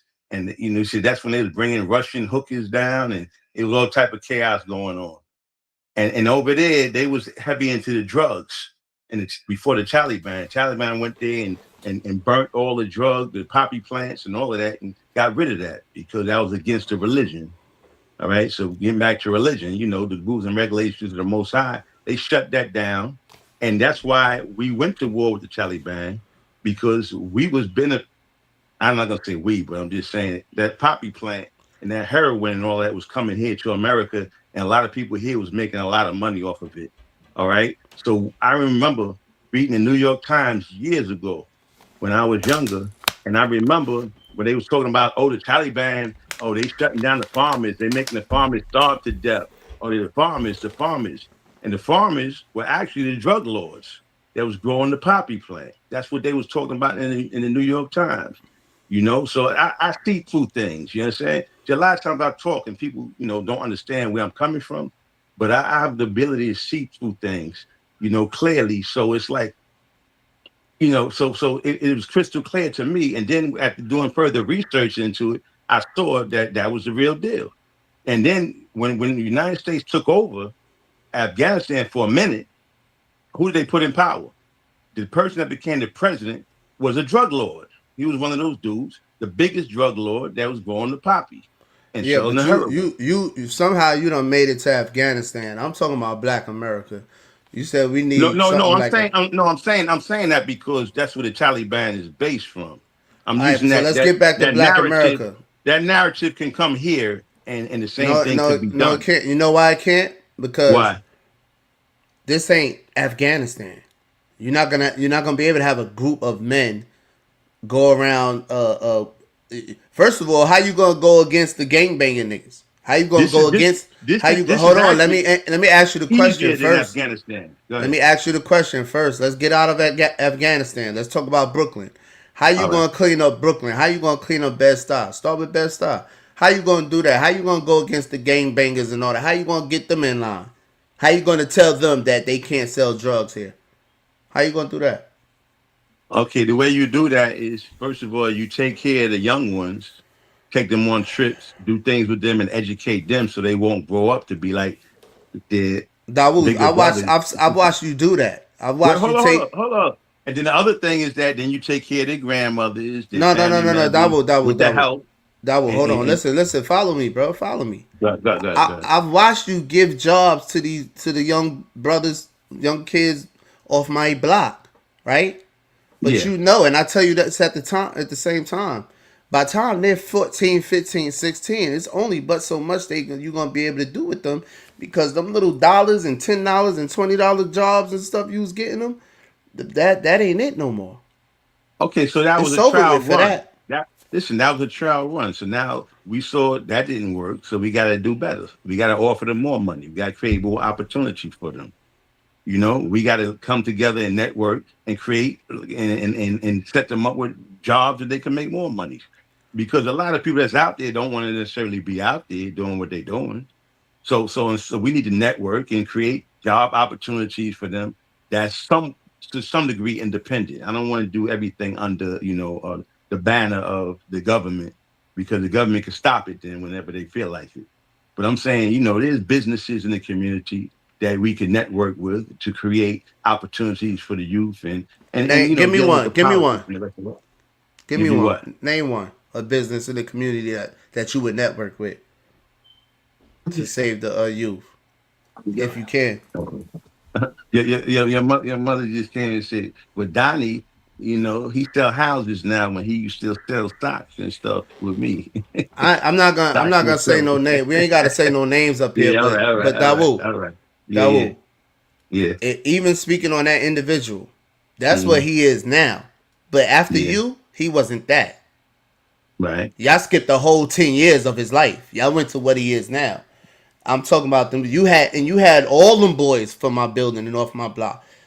For the most part, the ones that was out, all the ones that's outside right now, or that Yeah. was outside, you had.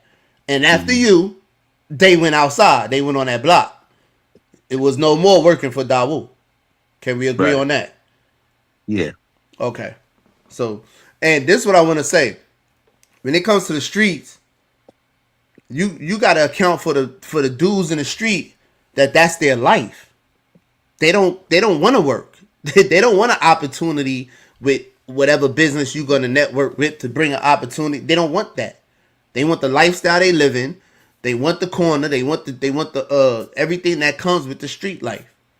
You know what I'm Okay. saying? So The okay. life of the So all right. underworld. So and I don't have no problem with that. So they be security then.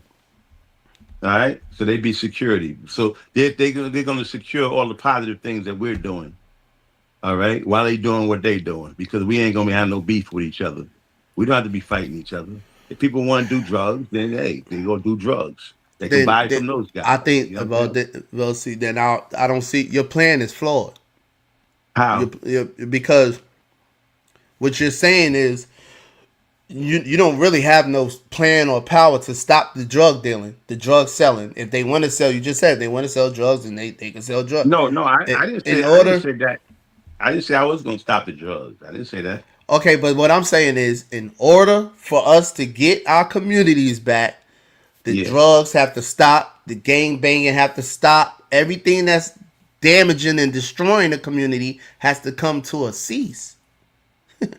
It cannot be. It cannot breathe anywhere in the community. It cannot be allowed. Take that to Bensonhurst. If y'all want to sell drugs, go sell the drugs over there in the Italian neighborhood, or the Irish Yeah. neighborhood, or the Jewish neighborhood. The black community got to be off limits. That's But what the the Black reality Panther. is, That's what the Black Panthers did yeah, for a second. But the for a reality is second. that yeah, for a second, yeah. But the reality is that it's a process, man. It's a time consuming process. In other words, it's not gonna happen right away, bro.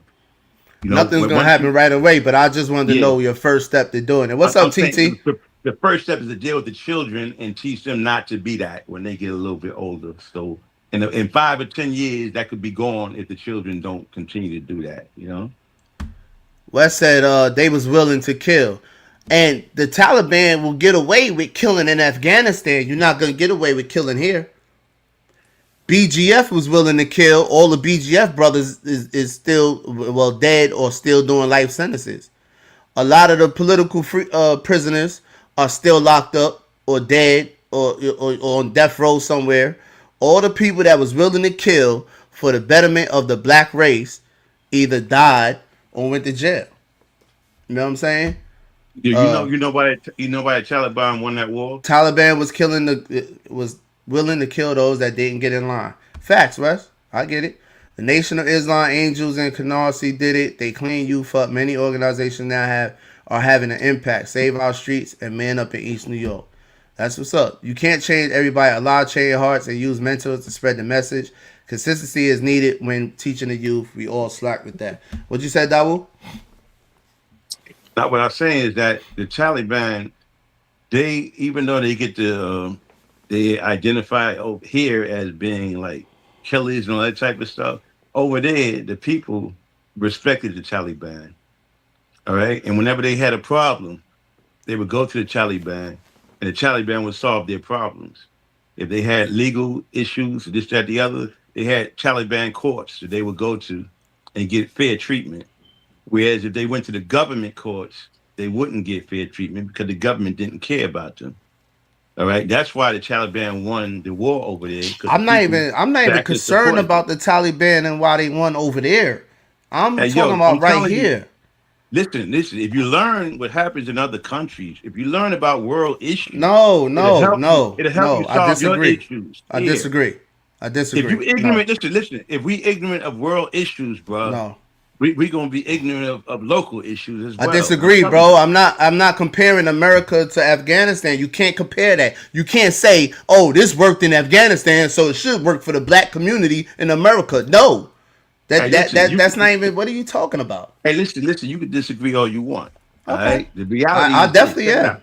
And listen, and later on you will agree. I mean, you growing up, you growing and you learning. It's all good. Mm-hmm. All right. But just like in over there in what do you call it? Burkina Faso, Niger, my God, and Mali. Hey, listen. I always talk about world issues, things that's going on that are very important, and that's the problem. People ignore it. And don't realize how that empowers us, right? Can you talk? Do you have anything to speak on Black America about? You want to go from the Middle East to Africa and all that? They doing what they doing. They doing their thing. I'm talking about Black America. We talking about Black America here. Yeah. Let me make the equation. Check it out. Do y'all know what's going on in Burkina Faso, Mali, and Niger? I'm gonna keep moving, bro. Let me read these comments, bro, because you want to talk about over there and you're not getting it. You stop negativity when you make it uncool. All right, go ahead. You stop negativity when you make it uncool. The positive representation has to be consistent and network. Many organizations in Brooklyn where I live, some pimped by government and some legit. Suleiman, I actually agree with that. You have to make the negative uncool. That's what I agree with, Suleiman. Make the gang banging shit look corny, look weak, look played out. That's what I speak against. I speak against the gang banging. I speak against everything that's destroying the black community, man. It's corny. They're suckers, man. In real life. Ninjas are not allowed to sell drugs in the white neighborhoods. It's not going to happen. I agree, Shakora. We may not be able to eliminate gangs and drugs in the black culture, but we need to stop making it seem like it is okay or acceptable. Facts, Josh. Facts. Facts, bro. I just tonight we talking about Black America. We could go overseas later or something, but right now we focusing on Black America because Black America is eating its own from within. And I know y'all wanted to get into corrupt cops, but here you go. Of a 19-year-old killed by Wilmington police last week is calling for transparency. Well-known civil rights attorney Ben Crump and Kadir Skinner's family spoke at a news conference today. Crump said witness accounts from the night of the shooting contradict what police are saying. Action News reporter Maggie Kent live for us now in Wilmington with the full story from there and more from the attorney and the family. Maggie. That's right, Shari. Yes, the family of Kadir Skinner and their civil rights attorneys were able to walk into Wilmington police this afternoon and watch that nearly 4-minute video. They argue that body camera footage shows that Kadir should be alive today. Nothing on that video justified this. I'm aggravated. After viewing the body camera footage of a Wilmington police officer shooting 19-year-old Kadir Skinner, family attorneys say it's time for the public to judge for themselves. They need to release the video. 19-year-old Kadir Skinner was shot and killed by a Wilmington officer June 24th near 24th and Jessup Streets. Police say Skinner was seen pointing a gun into a crowd and running away when the officer fired. Attorneys say he was running from a dog. And Kadir's running from the dog. Clearly, on the video, it shows him being shot from behind. Hold on. Pointing a gun into a crowd. Hold on. And Skinner was shot and killed by a Wilmington officer June 24th near 24th and Jessup Streets. Police say Skinner was seen pointing a gun into a crowd and running away when the officer fired. Attorneys say he was running from a dog. And Kadir's running from the dog. Clearly, on the video, it shows him being shot from behind. I have to ask, was he armed? Well, here's the thing. We don't know that because the video wasn't as clear. We got pointed out that it was a weapon. At some point, a weapon was dropped. Before his burial this afternoon, Skinner's family members spoke about their continued fight for justice. His name will not die in vain. Again, he will never let this go. You guys, the police, you have woken up a lioness, and I'm not going to stop fighting for my cause. The officer involved in this deadly police shooting has not been publicly identified. They are on leave during this investigation. There is 2 dual investigations going on, one by Wilmington police here, another by the Delaware Department of Justice. Live in Wilmington, Maggie Kent, Channel 6 Action News. Shari. What you think, fool? Man. What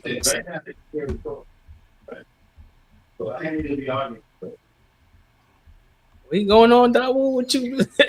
I muted his mic.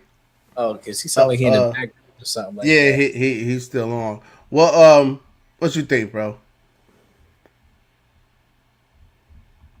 I think that we got to be really, really aware and conscious of what we put our energy into, and certain figures that attach themselves to certain cases. Because is a certain name. Remember Al Sharpton? Well, of course you know who Al Sharpton, right? Yeah.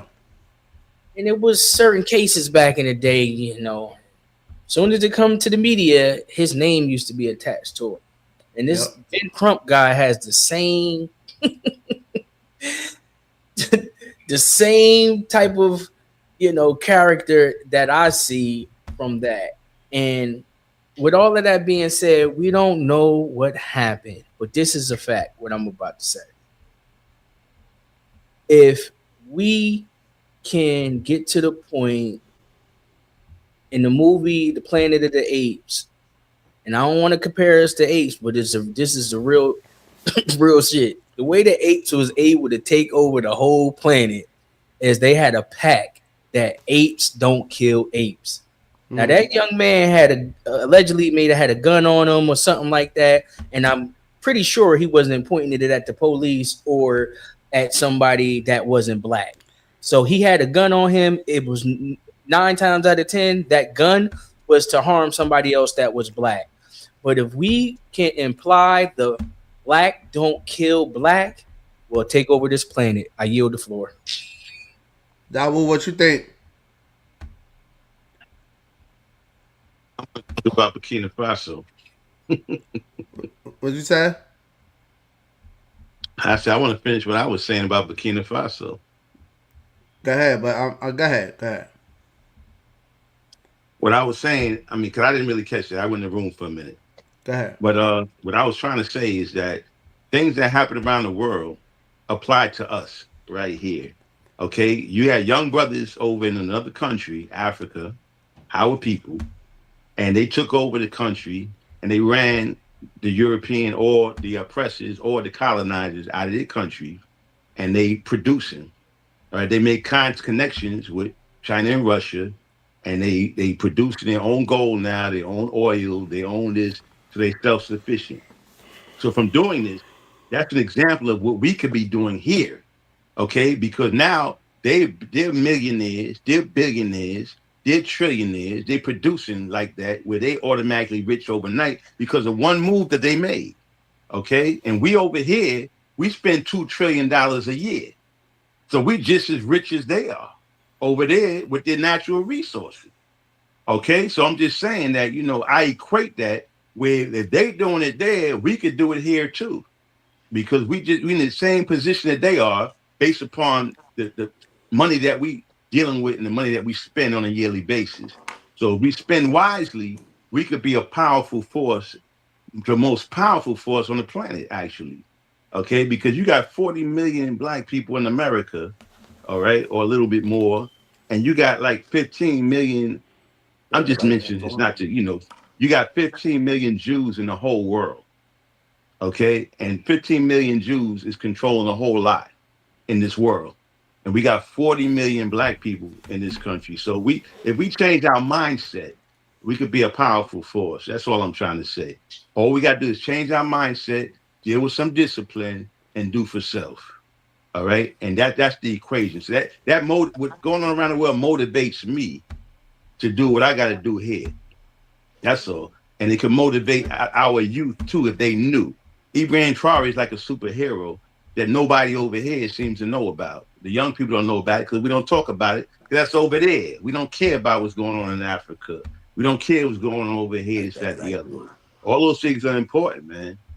These are superheroes that we need to hold up. And Ibrahim Traore is speaking out to the African Americans, all right, and saying that, yo, we want y'all to be a part of what we're doing.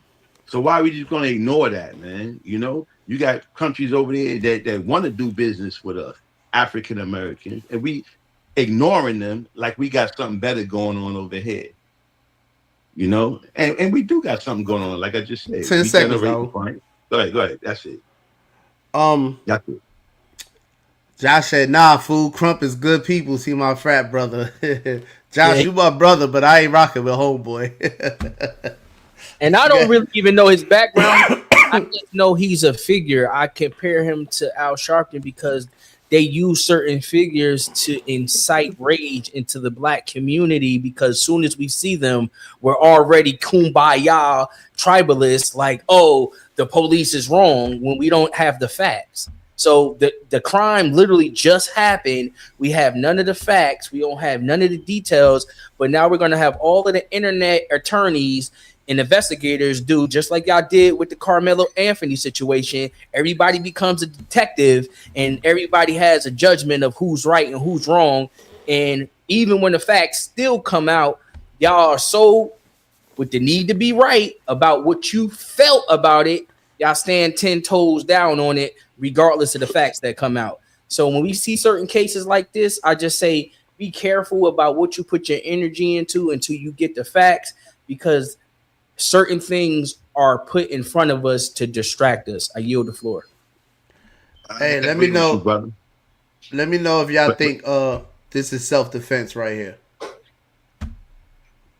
Hearing from the daughter of a 62-year-old man who died after a confrontation in North Lauderdale in a Walmart parking lot. New video of the incident is shedding light on what happened before the shooting. And this, as the woman accused in the case says that she acted in self-defense. Local 10 Crime Specialist Bridget Matter live now in North Lauderdale with more on this tonight. Bridget. Just so senseless. We're told that this fight may have been over a parking spot in this Walmart parking lot. And we do want to warn some of our viewers, this video might be disturbing to watch. A deadly confrontation in a North Lauderdale Walmart parking lot off McNabb Road. Investigators with the Broward Sheriff's Office say Monday a woman and 62-year-old Bart DiGuglielmo were arguing over a parking spot when the woman pulled out a gun. Video provided by witnesses show the 62-year-old fall to the ground bleeding from his stomach area. The father of 3 would eventually die from his injuries. I just don't think anybody deserves to lose their life over a parking spot. His daughter Amanda speaking to us on Zoom this afternoon. She says her father was a veteran and former ER trauma nurse. The two had recently reconnected. He was a good man. According to investigators, the woman claims she shot in self-defense. The video shows Bart and the woman going back and forth for some time as the woman is pointing a gun and on the phone. Police eventually arrive. You can see the woman with the gun talking to detectives. Amanda says her father should be alive and she wants to know what happened. I'm hearing different things like on news sites. Like it was over. I heard one news site say it was over a parking spot. Another person said it was because my dad was making some type of advance towards the woman, which I will completely debunk because my dad is not that person. He's not perfect, but he's definitely not somebody that's going to do something to that extreme. This shooting remains under investigation. That woman was not arrested. No charges have been filed, and the case will be passed over to the state attorney's office for review. We're live in North Lauderdale. Bridget Matter, Local 10 News. Whites don't have that type of thought in Texas. This ain't the movies. White guys would get themselves in big trouble. My fault, y'all. I didn't know it was gonna keep going, but it's another. I just thought about another narrative that y'all share up here. A lot of the times, y'all quick to say, black people. If that person was white and this person was black, it wouldn't be like that. Da, da, da. She just killed the white man in broad daylight, and she is not in jail. She just killed the white man in broad daylight, and she is not in jail. You know what I'm saying? You didn't bring it up? My question, I definitely was going to bring it up.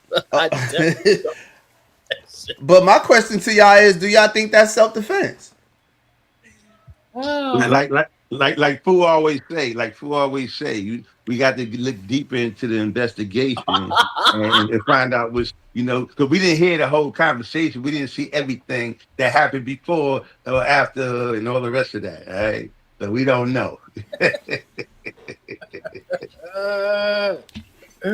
What you think? What you think, cuz? What you think, fool? Y'all think that was self-defense? I do. I think it's self-defense for the simple fact that he was walking toward her. She brandished her gun. She got it out. She's on the phone with the police. She's letting him know, do not come toward me. And he was still advancing.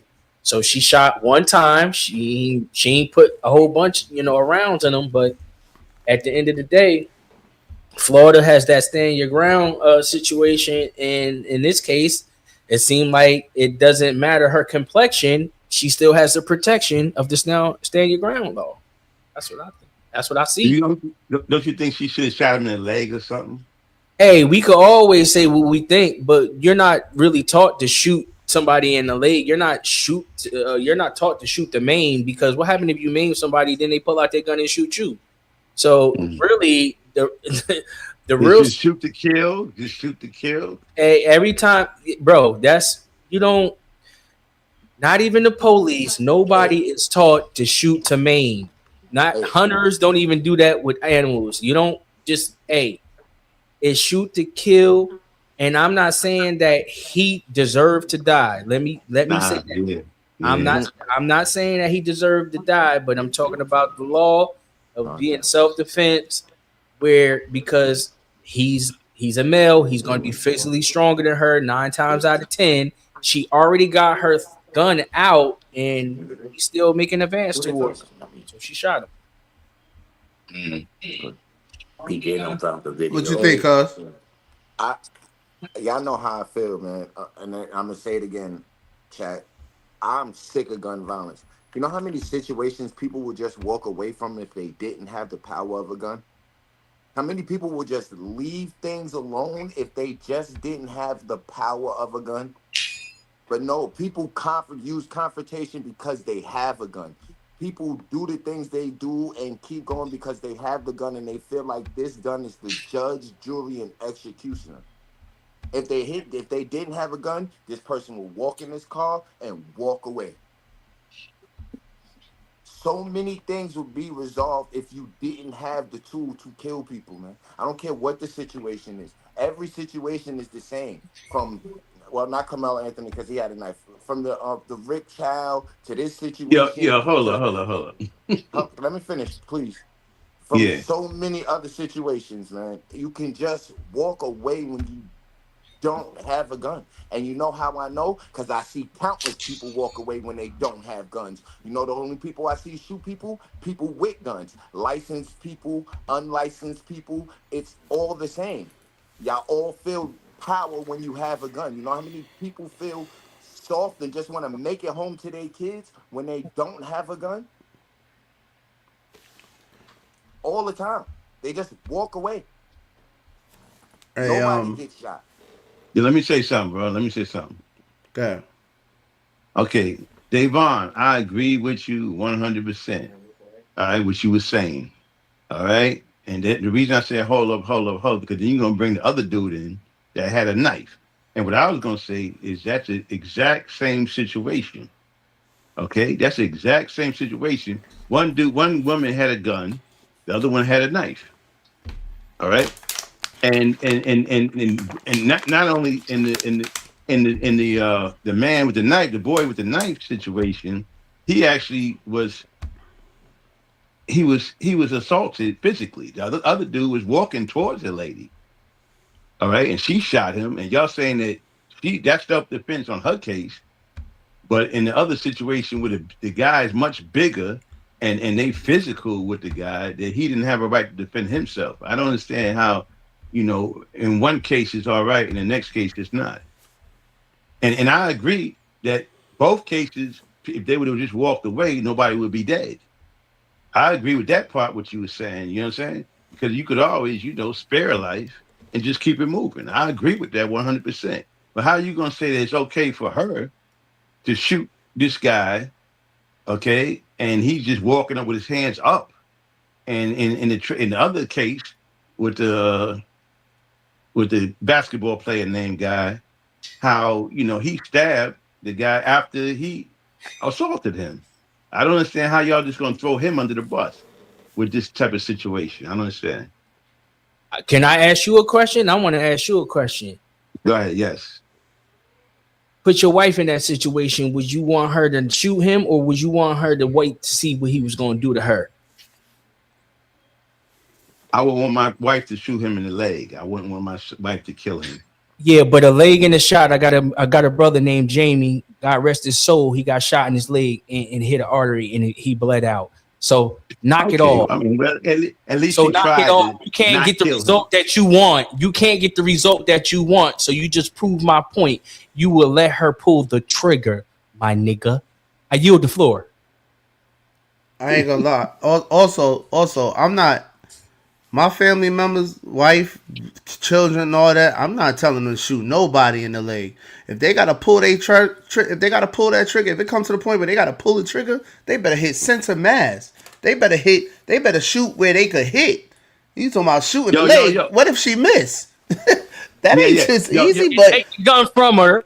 Center mass. Yeah.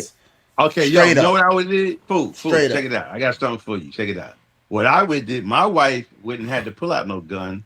She would just kept it moving. All right, that's what I teach my wife to do. All Knock right, it you don't off. just pull out. We all will You don't, want you our don't just fairy pull out a tale gun. outcome. That will knock it off. We will all want our fairy tale outcome. I put you in. I'm an objective thinker, and that's why I made you be an objective thinker, and I made your wife that woman. And when it came to being your wife, you immediately said, "Well, I would tell her to shoot him." Now you're gonna say No. you're Nah, gonna nah, I say in the take that loop, back. you're gonna say in the leg, but like I Yeah, just said, just because you yeah, shoot somebody in the arm, the leg, yeah, the finger, doesn't yeah. mean they won't bleed out and die because of the gunshot wound. So the thing is that you will want her to defend herself. That is the point. You will believe she was defending herself if that was your wife. If she really felt threatened to that degree, but if it was an Just argument over, concede, brother. Is a if word it called concede. You listen, know what? if You're it right. was if it was an argument over parking space or anything like that, then you wouldn't be having no argument over a parking space. You Just going give back him the to the parking space. semantics of the case instead of No, what. I'm going back. I'm going back. I'm going back Yeah, and I'm to trying how to to get you to stop. how to avoid the situation Nah, we because it passed wasn't that. necessary for No, nobody no, to get no. shot. We passed that. We're past that. We're past that. It happened. So we all would want the fairy tale. Oh, this what we could have done or should have done to prevent it from happening. That's not what we're talking about. We're talking about if it was your loved one in that situation, would you want them to defend themselves or would you want them to wait for that person to walk up to them and have the ability to take the weapon from them and kill them? That's the reality. The woman had her gun drawn and letting him know, yo, you're a threat. Yo, stop, get away on the phone, get away. He's still coming, approaching her. So she shot him. If you're gonna let him walk up to her, he was that bold to walk up to a woman that was armed. Fool. Why would you think he wouldn't have the I got a question audacity for to you, take the fool. weapon from I her? got And a I'll question answer for your you, question fool. real quick. Why you don't think he have the audacity to take the weapon from her and harm her? Go ahead, Davon. Go ahead, Davon. I was asking you if I was gonna ask you, fool. You think if you think it was more worth it shooting him than her walking away? Like you think you think she didn't have the control to walk away at that point?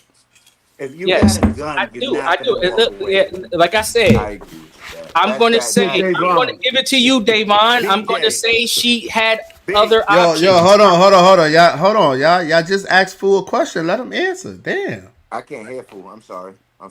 You probably got to go out and come back in, cuz. Okay. You just heard him to ask him the question, didn't you? I thought he did. Okay, whatever. Kick from studio. He got to come back. Go ahead, Fool. Finish what you were saying. He probably. But I was going, if he could hear me to answer his question, I'm not saying that the woman didn't have other options. We don't know. Okay. We all watched the same clip. So we could all speculate of what she could have done. I'm talking about what happened. And was she in the right or wrong for what she did of what happened? And it's called stand your ground. It's not called run around. It's called stand your ground, yo. It's not talking about run away or walk away. She's not protected by the walk away. She's protected by staying your ground, and you're able to do that. So if she feared for her life, and because BJ brought this up before, age and gender has something to do when it comes to assault. So male versus female is different when it comes to court of law, as far as because we know males are physically stronger, so we're more of a threat when it's a female. So that is a female. And like I said, the reality is she was armed, she was showing she was armed, and he was still walking toward her. So he had the ability to take her weapon from her, disarm her, and use the weapon on her. That's her two options. Okay. So I'm looking at the stand your ground is to defend yourself if your life is in jeopardy. And from that video, That's what happened because we had a man aggressively going toward her. We don't know his intentions. I yield the floor. Hey, let me read some of these comments right quick. But if Shakora she was, said, oh my God, go ahead. My bad. Shakora says she feared for her life. Bree says she feared for her life. She used her rights to protect herself. Naima said, nah, she should have left and went to the store over a parking spot is crazy. Naima, I actually agree with you. I actually, looking at this same video, I don't feel like she has a self-defense claim. For real, for real. But the same thing with Carmelo, right? I don't want her to go to jail. I think it's not. Now, this part of the contradictive stuff, the hypocritical stuff you be talking about, fool. But I don't feel like, from that video, I don't feel like that was self-defense.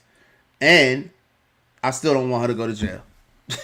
So, you know what I mean? Because I'm team us. Word up. When it comes to stuff like that, I'm just team us, kid. Exactly. They said, I think it was because he was coming towards her. No, what if he had a weapon? Josh said, you still can die leg shot. Yeah. Remember the football player got shot in the leg at his house in Miami, Florida, somewhere? Like, for years, I forgot his name. I think he played for, forgot who he played for. But he got shot in the leg, and he died. It was during a burglary. And he died from a leg wound. The police are trained shooters. They did not shoot Tamir Rice in the leg. If he cared about his life, he would have walked up on a woman trying to intimidate her. What if that was your mother, wife, or daughter? She did right. Arguing over a parking space is juvenile. That's a fact, Naima. That's a fact. Any woman in Walmart parking lot arguing over a parking spot is a fool. Is a fool. Straight up. Any woman or man. Let them have it. Or man. Correct, Dawu. Or man. You're a fool. You can have that spot. Word up. Listen, yo. We was coming out of Walmart. Me and Bree was coming out of Walmart, right? And we was in the turning lane, and the dude was in the straight lane, and she was coming off the turn, and he just jumped in front of her. You know what I'm saying? About to hit us and everything. Jumped in front of her, stopped, whatever. You know, I'm like, yo, what is this nigga doing, man? Blow your horn so he see you, whatever. Long story short, so we both making the turn. And we trying to get on the left side because we going to make a turn at the next light.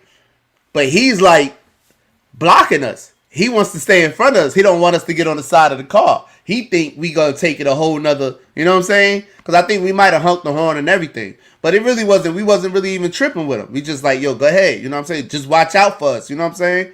So he's so busy. We trying to, you know what I mean, just go. He keep jumping in front of us so we can't get to the side of him. So I'm like, yo, your whole boy tripping. But long story short, the light turned green. We driving off. He still won't let us get on the side of him. He just keep jumping in front of us. So he end up throwing a heart sign out the window like this. And I'm telling Bree, I'm like, nah, pull up on the side of him. I'm gonna tell him like it's all love, bro. We ain't got no problem. Man, he took off. He took off. We couldn't even catch up to him. You would have thought we was chasing him or something. He was out. I said, yeah, homeboy ain't want no problems with nobody. Word up. That was funny. That was funny right there. So I agree. I agree that it was foolish to be arguing over a parking spot. But I even think it is more foolish because I believe it takes a fool to argue with a fool. I think it's even more foolish for you to approach a person that is armed and telling you to back up. So y'all could call a woman foolish for arguing over a parking spot. Again, we don't know the facts because the young lady said she heard two different stories of why they was arguing. So I don't care about that. It doesn't really make a difference if it was over a parking spot or whatever. Like I said, she was foolish because she could have walked away from whatever said because he wasn't no immediate threat to her. So she had an opportunity to just walk her behind up in that store and continue on her day. That's true. But you're also takes a fool to walk up to a woman or a person, that has a gun pointed at you and telling you to back up, and you walk to him. You get what you got, bro. Come on, son. You're right, fool, because I ain't arguing no female out there. I'm not arguing with nobody. I'm not arguing with nobody. Especially that got no gun, bro. I'm not arguing with anybody. I don't have I'm on my last strike, bro. Like they just try to give me a 5-year recidivist sentence for possession of marijuana. Gotta watch phone. 5 years recidivist. I'm not arguing nobody. I can't. This can't escalate to nothing. You know what? You got it. This can't escalate, man. Cause I'm not coming home. I'm not getting a bond. I'm not getting none of that. You know what I mean? So you have a good day. Word I up. think that'd be a lot Enjoy of the rest of your day. too. I think that'd be a lot of people problem too, cause of that they haven't been through certain situations, so they just do whatever, and then after the fact they realize they gotta go through all of this, and they like, oh man, why is that? When people like us who have already been through it, it's like, you know what? Nah, I'm cool, cause I already know if I do shoot you, and there's a case they say, you know what, it wasn't self-defense, I'm about to spend the rest of my life in jail. You know what's the greatest thing an old head told me a long time ago, and it was great. I'm gonna think for both of us. That means I'm gonna think for you and me. I'm about to walk away for this whole situation because I got to think for both of us right now. And sometimes that's just the best way to live life. I agree. Yeah, I agree. I ain't even gonna bring that situation up, but let me play my man right here because this how I be feeling. Just like they down for their people, be down for your people. Stop being a fucking coward. Stop walking around every day with your head held up high knowing you a pussy. You let them people talk to you any type of way, but you got smoke for your people constantly 7 days a motherfucking week.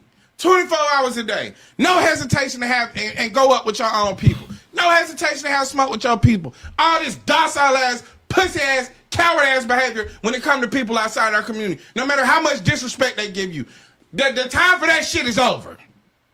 You either gonna have a backbone or you gonna get your back blown out. That's what it is. They fucking you anyway. They fucking you anyway. That's what they doing. So you wanna have a backbone? You wanna have a backbone or you want your back blown? Jesus. That 2026. It's the motto. Backbone, back blown. 2026. Take your pick. Don't let Pimp C down. Don't let Pimp C down. Don't let him down. Now that's them you freaking niggas gonna be like, I don't mind them. Yeah, that's what I'm just team us, man. All the time. Jay said Deontay, that's a good guy to listen to. I rock with him, Jay. Black women are the most disrespected person in America. Oh no. Yeah. So I guess the black men come in second place. But anyway, who comes in second place, Shakora?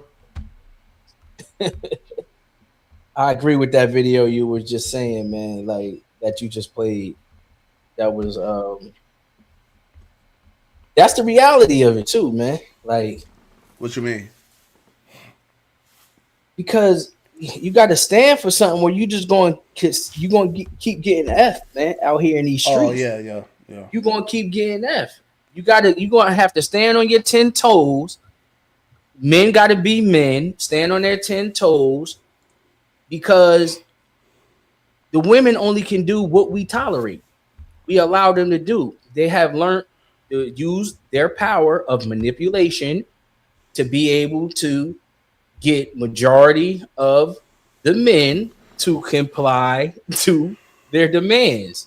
And that's why we seeing what we seeing that's going on right now, because of the beta males that's going to allow the delusional, unrational females to keep reproducing, because they're only having children with a certain population of men, and it's just being recycled. And like I said, if we adapt the mindset that black don't kill black, that's, to me, that's how we change the game. That's the revolution right there. If we as black people could come together and say, you know what? We just don't harm each other. That will change the landscape, bro. If we stop harming ourselves, because it'll start with the killing and then it'll trickle down to the drugs and all of that other stuff. But as long as we keep taking each other out, we make big deals about these situations in the news when it comes to the police. But we're the biggest problem. our females kill abort our babies the most, and we take our lives the most, and that's the facts. So we need to address that first if we want to make a difference. I yield the floor. I think the Killing number us one. no matter what. Stop killing us no matter what. No I matter think. what. I Ape think don't kill ape. Real quick, I'm gonna let you go. But No, go ahead. like I said, the movie I brought up, in that movie, they were able to take over. The apes was able to take over the world because of that pact. So it was the apes versus the humans.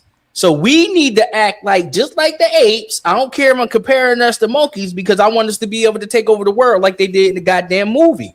But if we have the same mentality, we'll be able to do it for the simple fact that we are the biggest consumers. If we are the biggest consumers and then we stop killing ourselves and be able to recycle our money into our community, we will change the landscape, bro. We can't do that. Our psyche is so gone, and we hate each other so much that we're pointing a finger at each other. The black man and the black woman are pointing the finger at each other, and therefore we can't come to unity. I yield the floor. I disagree with you a little bit, Fool. Just one small speck, really. I don't think black people should spend money in our own communities. I think black people should learn to conduct themselves in other places and make businesses in other communities like how other communities have businesses in ours. I think we need to build our establishments with more grace and stuff like that. So that way we're able to build a business in an Indian neighborhood, a Spanish neighborhood, a white neighborhood, and they don't look at us no difference because we act like we have some type of sense. So I don't think we need to spend money in our culture. I think we need to spend money all over the place, wherever we can, and build wherever we can, and learn to make ourselves look better. So that way we look better as a whole everywhere. That's the I yield the craziest thing I floor. ever heard in my life. I'm not going to answer that, yo. I was gonna let Food You don't got answer. opinions. I ain't got nothing to do. I'm staying out of that. I'm gonna let Food answer. Let me ask you a question. You build into your own community. Where has that gotten us black people so far? We don't do it. We gonna do it. Let's try. How about we try that first? Hold on. Niggas ain't gonna do it. If to answer your question though, Davon, when we did do it, we built black communities. We had black hotels. We had black buses. We had black schools. We had black hospitals. We had black churches. We had black everything. You know what I'm saying? So that's when we pulled in. So that was the. Well, you didn't know that because you asked the question. No. I know that we did all of these things. Yeah. My point is, the black people that we have today will never do it. We're banking on something that's never gonna happen. Yeah, but what you suggest doesn't help. It don't help doesn't. at all. You're saying. How doesn't building I'm about to explain it. I'm about to How explain to doesn't you. building yourself and your family and making yourself look good not help the whole community as a whole? If everyone focuses on their own family and make their family look good and take care of themselves and build their business no matter where their business is, each black family, father, mother in the household, all of that good stuff, if we all do that individually, we won't look better as a whole. Am I retarded? The Indians and Chinese and the rest of them are not going to support you in their Now, community. bigger than all that, if you're Davon, what you told Food was you don't agree with that specific part of what he was talking about when it said us spending our money with each other first. You don't agree with that. You said we need to spend money and build businesses outside of the community so we could look good. And that just don't make sense, bro. It just don't. Look good to who? Who you trying to impress? Okay, do we have a Chinese Who you store trying in the to hood? impress, cuz? Do we have a Chinese store in the hood? We got a Popeyes. No. We don't have Chinese stores in the hood? Oh yeah, Chinese. I'm thinking something else. Yes, we have Chinese stores and all that in the hood. We have Yes, beauty supply stores. We Yeah. got Popeyes. that's the problem, cuz. Hold on, hear me out. Listen, we have all these establishments that are inside our communities that Right. are other than black people. Right. What I'm saying is if we are able to build an establishment that is able to be in other communities, we should be able to How make we gonna money do that if way we can't too. build an You can't establishment do it in in your our own neighborhood. community? Yeah. We don't. If we can't build an establishment, if we can't start anything in our own community, how the hell is we gonna go over here in somebody else's community that's not gonna let us do it Because our anyway? communities are terrible. Why are we? They not gonna let us come over there and build anything anyway. How is that possible? I would rather build my communities. I would rather build something somewhere where they know how to take care of something instead of build something somewhere where they destroy stuff. You rather go Why does that not somewhere. make sense? You rather go somewhere where you're not wanted, where they're gonna kick you in your ass, burn your stuff down, or whatever. That's what happens. Where, hold on. I've seen an example of that. Hold on. Where they're not even gonna shop with you. You know what I'm saying? They're not gonna spend their money. They're not black How do people. you know that? You're trying to go in. How do you know that? How do you know that? You mean to tell me Because you know why I know that? Smart enough to build a company that could be recognized somewhere where people buy stuff from us. Name one. Why you talking about that? Why people in the world? I want you to think of a situation that you know where it worked. But what I'm telling you is because I live all over. I'm gonna use my anecdotal experience of being like in Brooklyn. Hold on, somebody's in the background or something. That's yours, cuz? Okay, I'm on mute. All right, go ahead. So when you go from Bed-Stuy, everybody's in Bed-Stuy. Koreans, Arabs, Chinese, all that, right? Getting money in Bed-Stuy. There's no black person that's going to be allowed to open up a business in Bensonhurst, Bay Ridge, or any other thing like that, and have the support of the community, the Italians, and the people that live over there,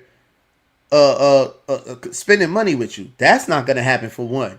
And you're saying, don't build in your own community. Forget that. But your own need to people. with your own people.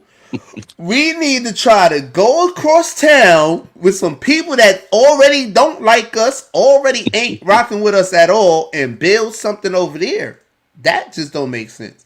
And I know that because I lived in an Italian neighborhood. I stayed in Bensonhurst, and they so real with it. I've been outside and watched them go in these Korean markets and these Korean stores, turn shit over, kick chips and all that over.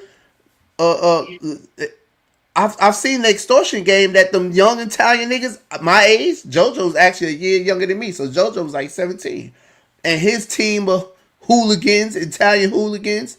I've walked the strip with them while they went in them stores and did what they did for $300-400 a week from each Asian store or Asian market, and the police not even be called. The police That's not why even be they're in our called. neighborhood. That's why they're in our neighborhood. So you mean to tell me you think you gonna open something over there? But that's just one example. Point. This is the bigger point. My point is McDonald's is everywhere. Starbucks is everywhere. All these you not that. Yeah, now you about to go somewhere else. You're not that. That is just not local to any neighborhood. You're not that, bro. You something like that.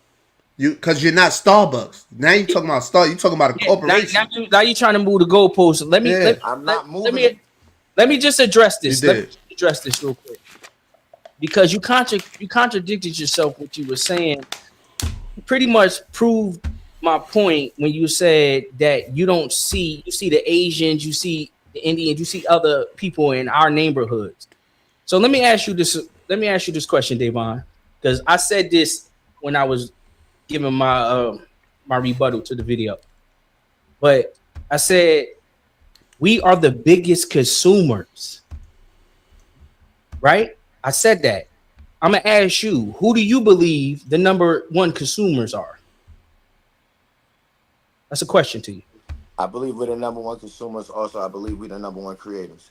Okay, boom. Let's stop right there. If we're the number one consumers, that means we're spending our money with somebody, which is not us. So I'm saying us take our $1 trillion spending with the T, take our $1 trillion spending habits and recycle it with us.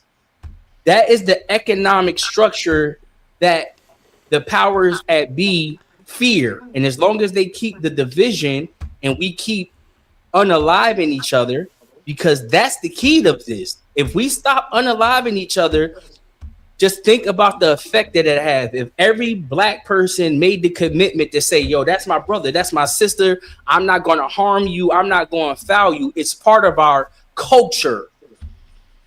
It was part of the culture. No matter Support how, ourselves. support ourselves and don't kill ourselves. The power Right. of not killing ourselves, because the power is in life, reproduction, recreating us. So the power is in life. So if we stop killing ourselves, we can be able to generate economic power and be able to create laws and change our reality. I yield the floor.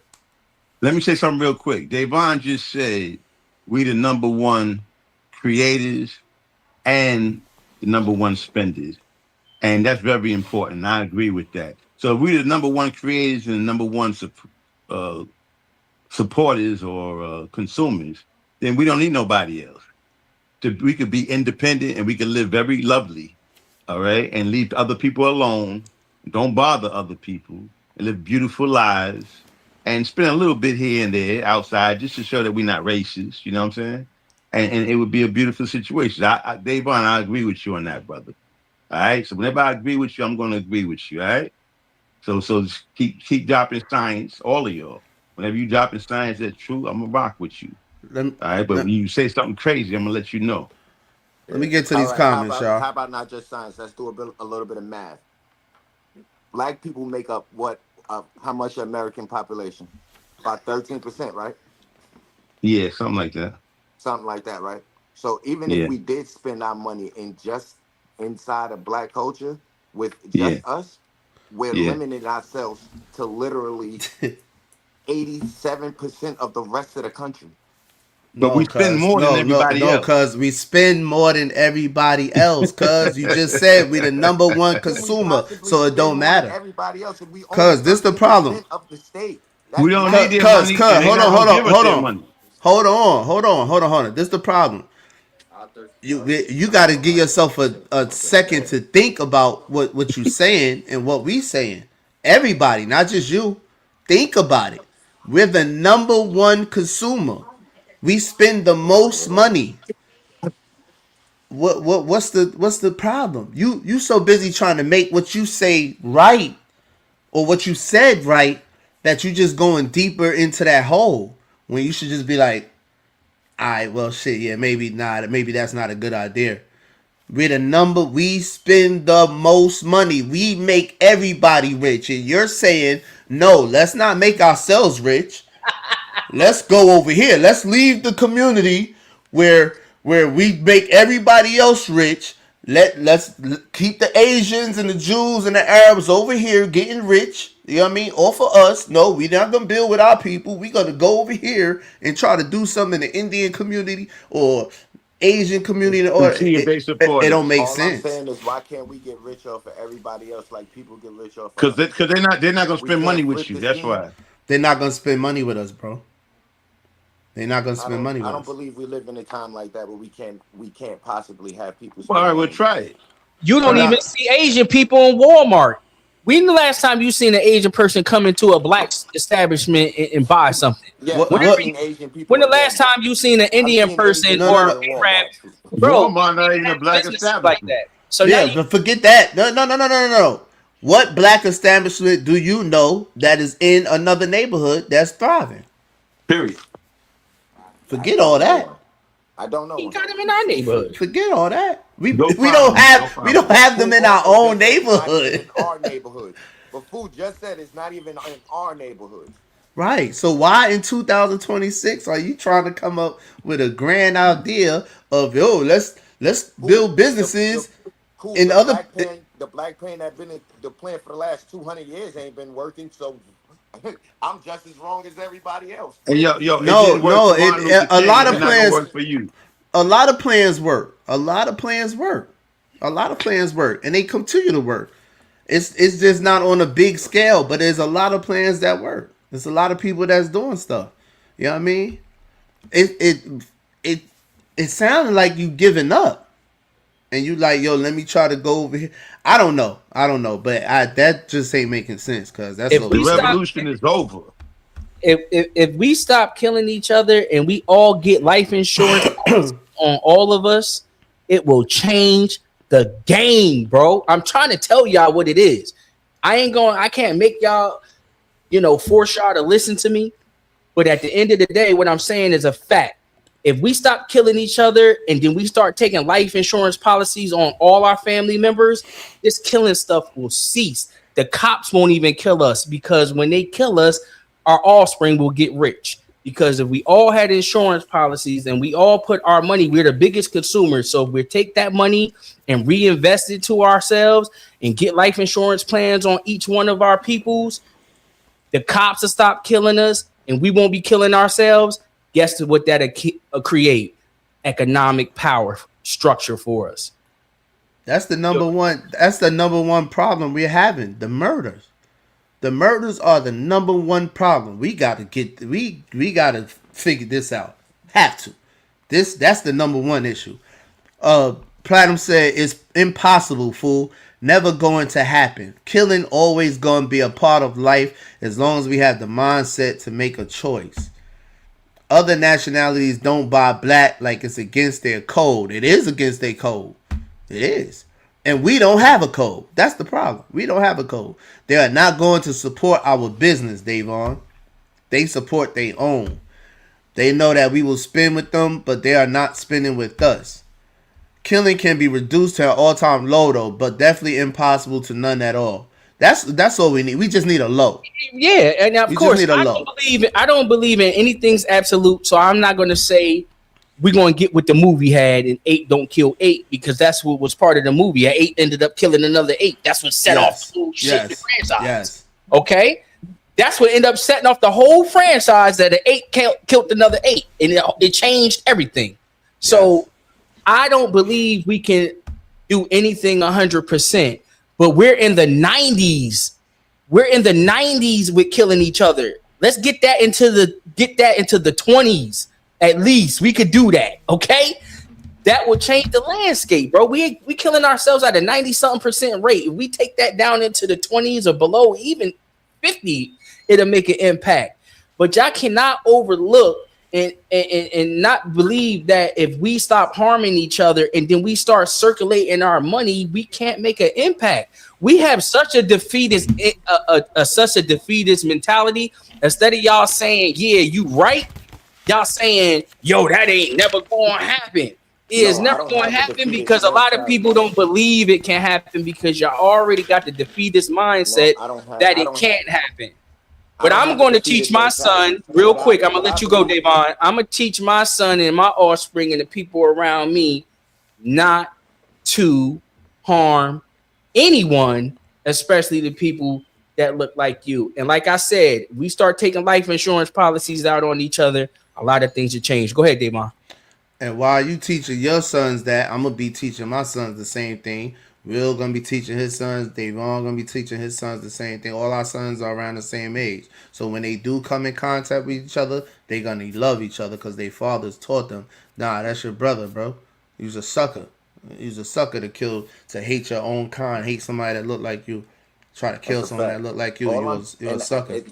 For me, it's not a defeated mentality. I honestly just believe that we could build something and be undeniable. It's not that I believe that we're defeated. I just think we could do something and be undeniable to no matter who they are. BJ talk about it all the time, man. When he says, man, I don't think nobody can stop me when I want. And that's just how I feel we need to be as a race. That's how I feel. I need us all to feel like no matter what we're trying to do, that we're just unstoppable at doing it. Black people I remember my dad gave me a list when I was young of all the things black people created. And still things we create to this day: the stop sign, reflective lights, washing machines, peanut butter. I remember half the list to this day. I'm just saying I think black people can build something that's undeniable to anyone and everyone, where people are forced to come to us. I yield the floor. That's all I believe. That's all I'm saying. Shakar said, how come you black people are not giving thumbs up on this black podcast? It's free. Give thumbs up, everyone. Yeah, please hit that like button, y'all. It is free. It's definitely free. Hit the like button, y'all. Appreciate y'all stopping by too, man.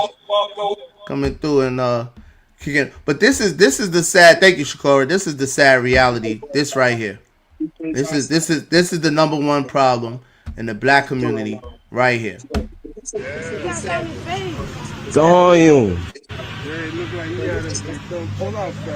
Damn. No, they put that shit in his hand. Shot in his face. Yeah, they cook bloody. Died with his gun in his hand. Look. Died with his gun in his hand. Nobody put that there. His finger locked. Mm-hmm. He was pulling it out, but they got him first. Mm-hmm. Wow. Blew his head open. They cook now. Blew his head open, bro. Broad daylight. That's in Philly. Died with his gun in his hand, bro. This is just the other day. And I posed a question to y'all a couple of episodes ago.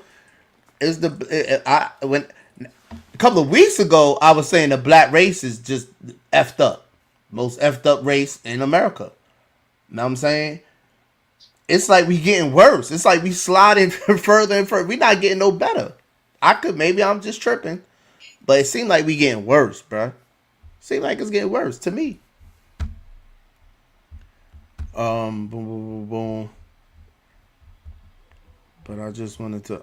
Let me go over here, Dre. Let me go over here, man. Trump is pulling the TPS joint, getting all the Haitians out of America. What y'all say about that, man? Let me see. Trying to kick my Haitian brothers and sisters out of America, man. What I noticed about it's a classic narrative is that most of my Haitian brothers and sisters I run into, I notice they're becoming more revolutionary, so that's a good thing. Hold on, let me play this. The idea that America was built exclusively by one group and that everyone else is just a dilution. But history and policy have a funny way of completely obliterating rhetoric when you lay out the actual data. Let's look at the tape and check the receipts. And look, this has been going on for over a dozen years. Go home. Get out. We know our country's better than yours. That's because we filled it with our work ethic and our culture and our values.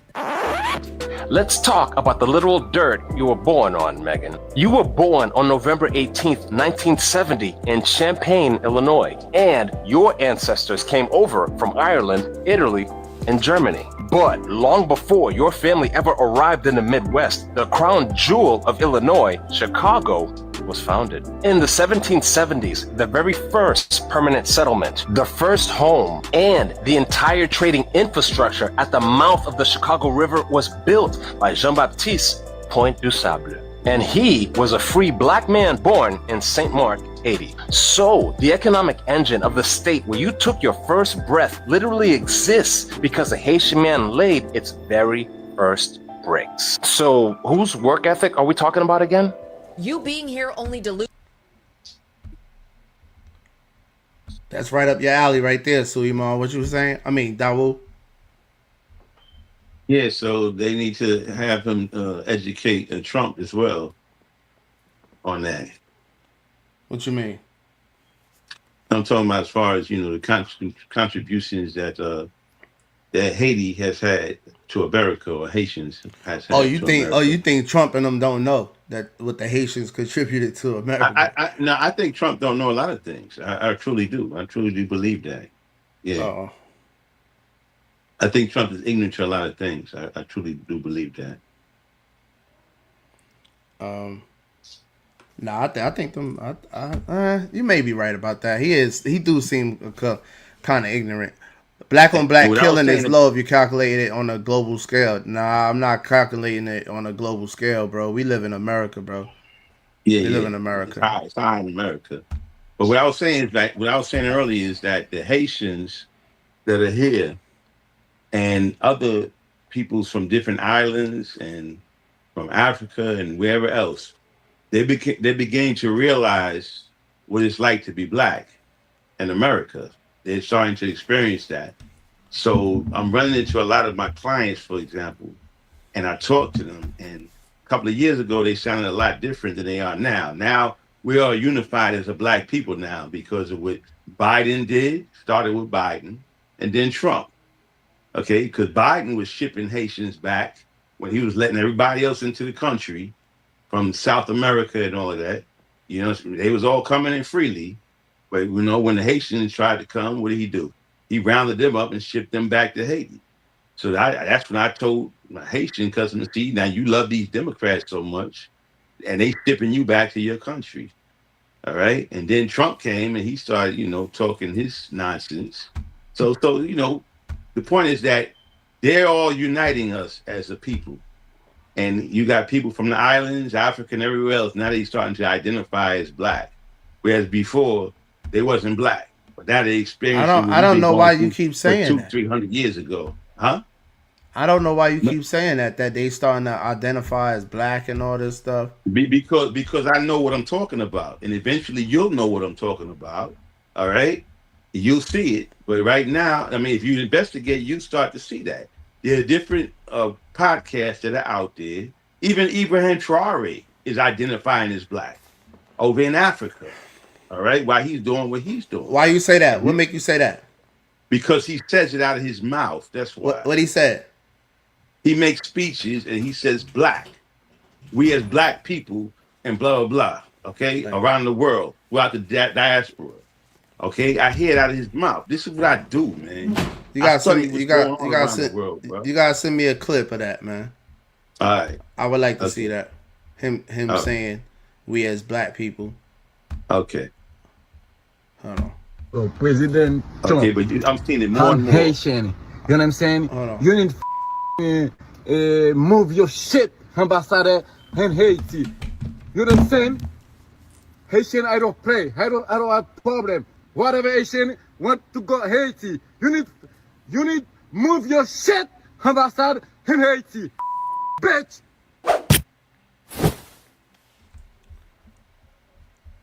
I guess he was mad. He was mad about that. That was the wrong one. So what y'all think? What y'all think about the Haitians being kicked out of America? On the TPS. I guess they came. That was Biden, right, Dred? Dred, that was Biden.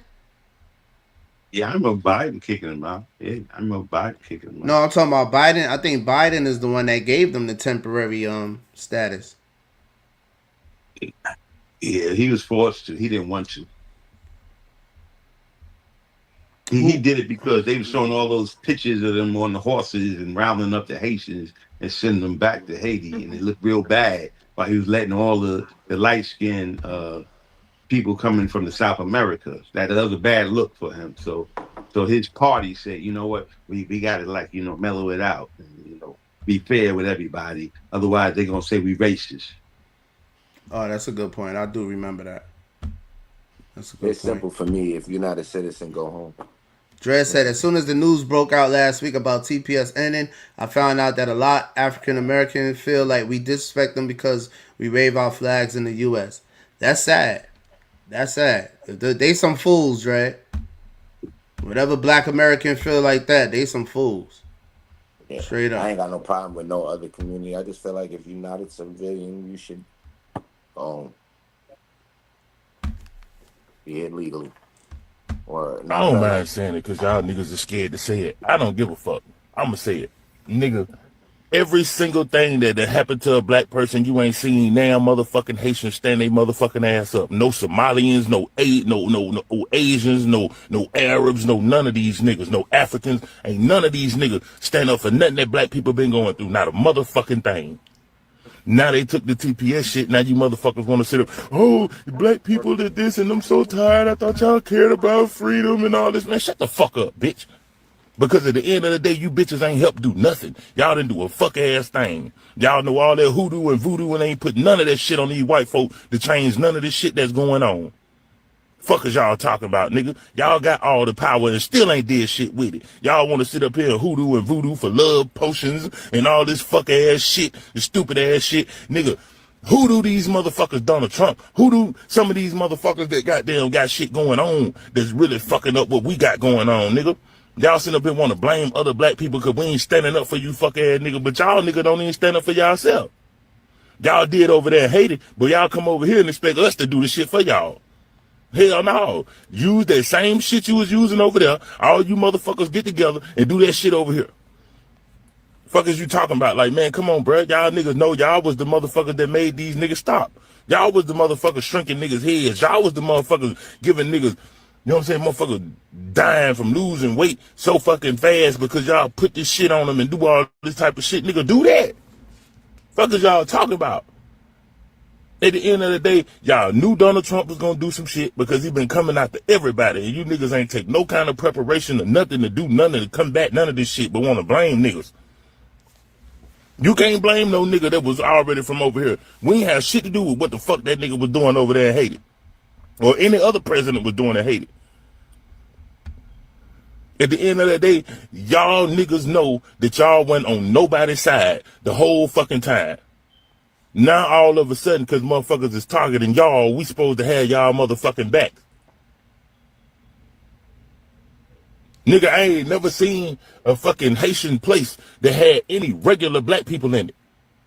That's all of them that speak patois and all that other shit. Like, it's y'all. That's what I'm saying. Don't sit up here and be blaming niggas because we ain't on y'all motherfucker side. Nigga, y'all were never on our side. If y'all had acted right when you motherfuckers came over here acting like you motherfucking Africans that you just better than every nigga over here, you motherfuckers would be better. Y'all will be good. Y'all will be in good standing. Nigga, come to y'all.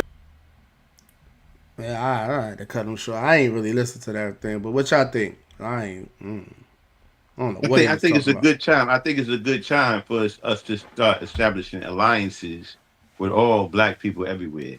I think this is a beautiful thing that's going on right now.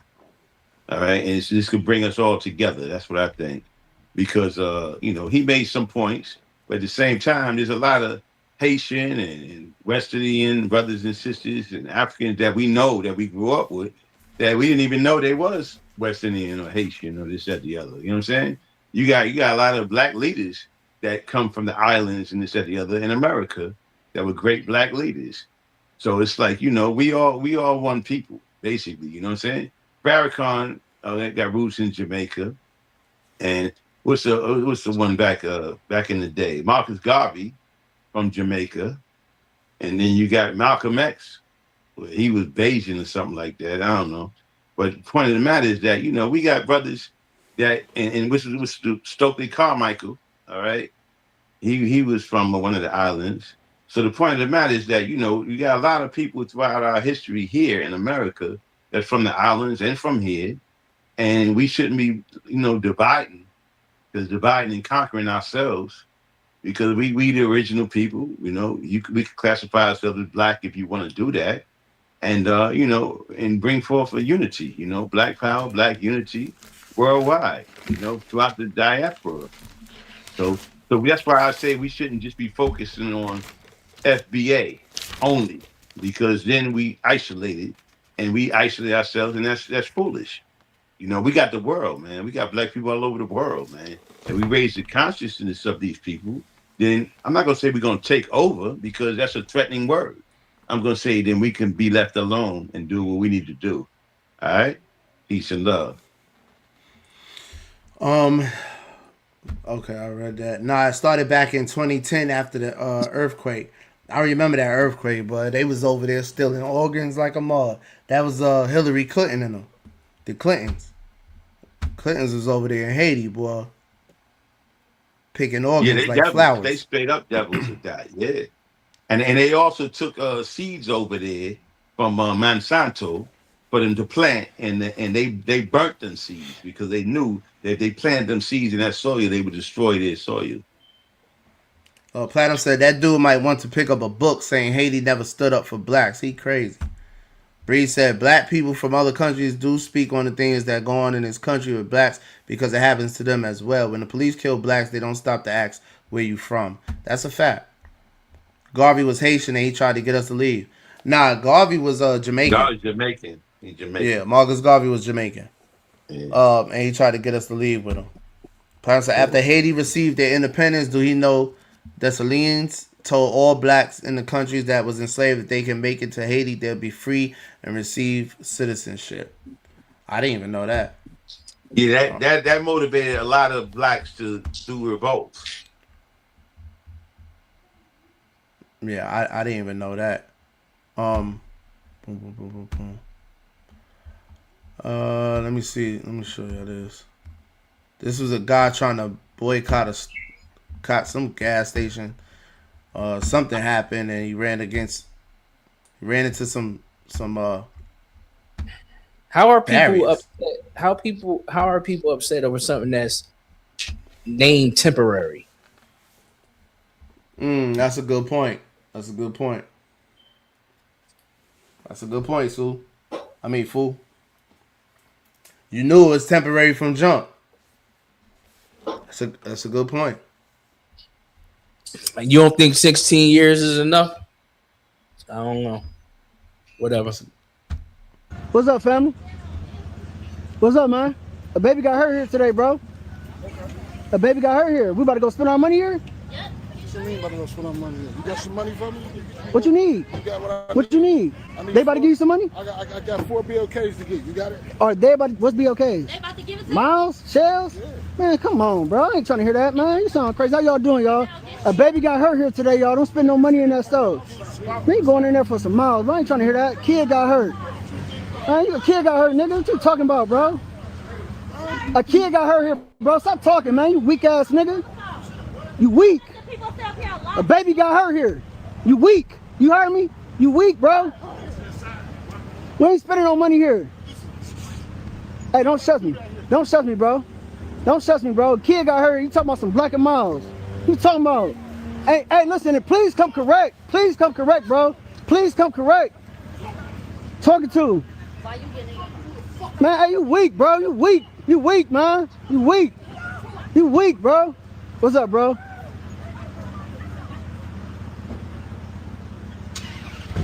Spending no money up in here. Talk about black and mild.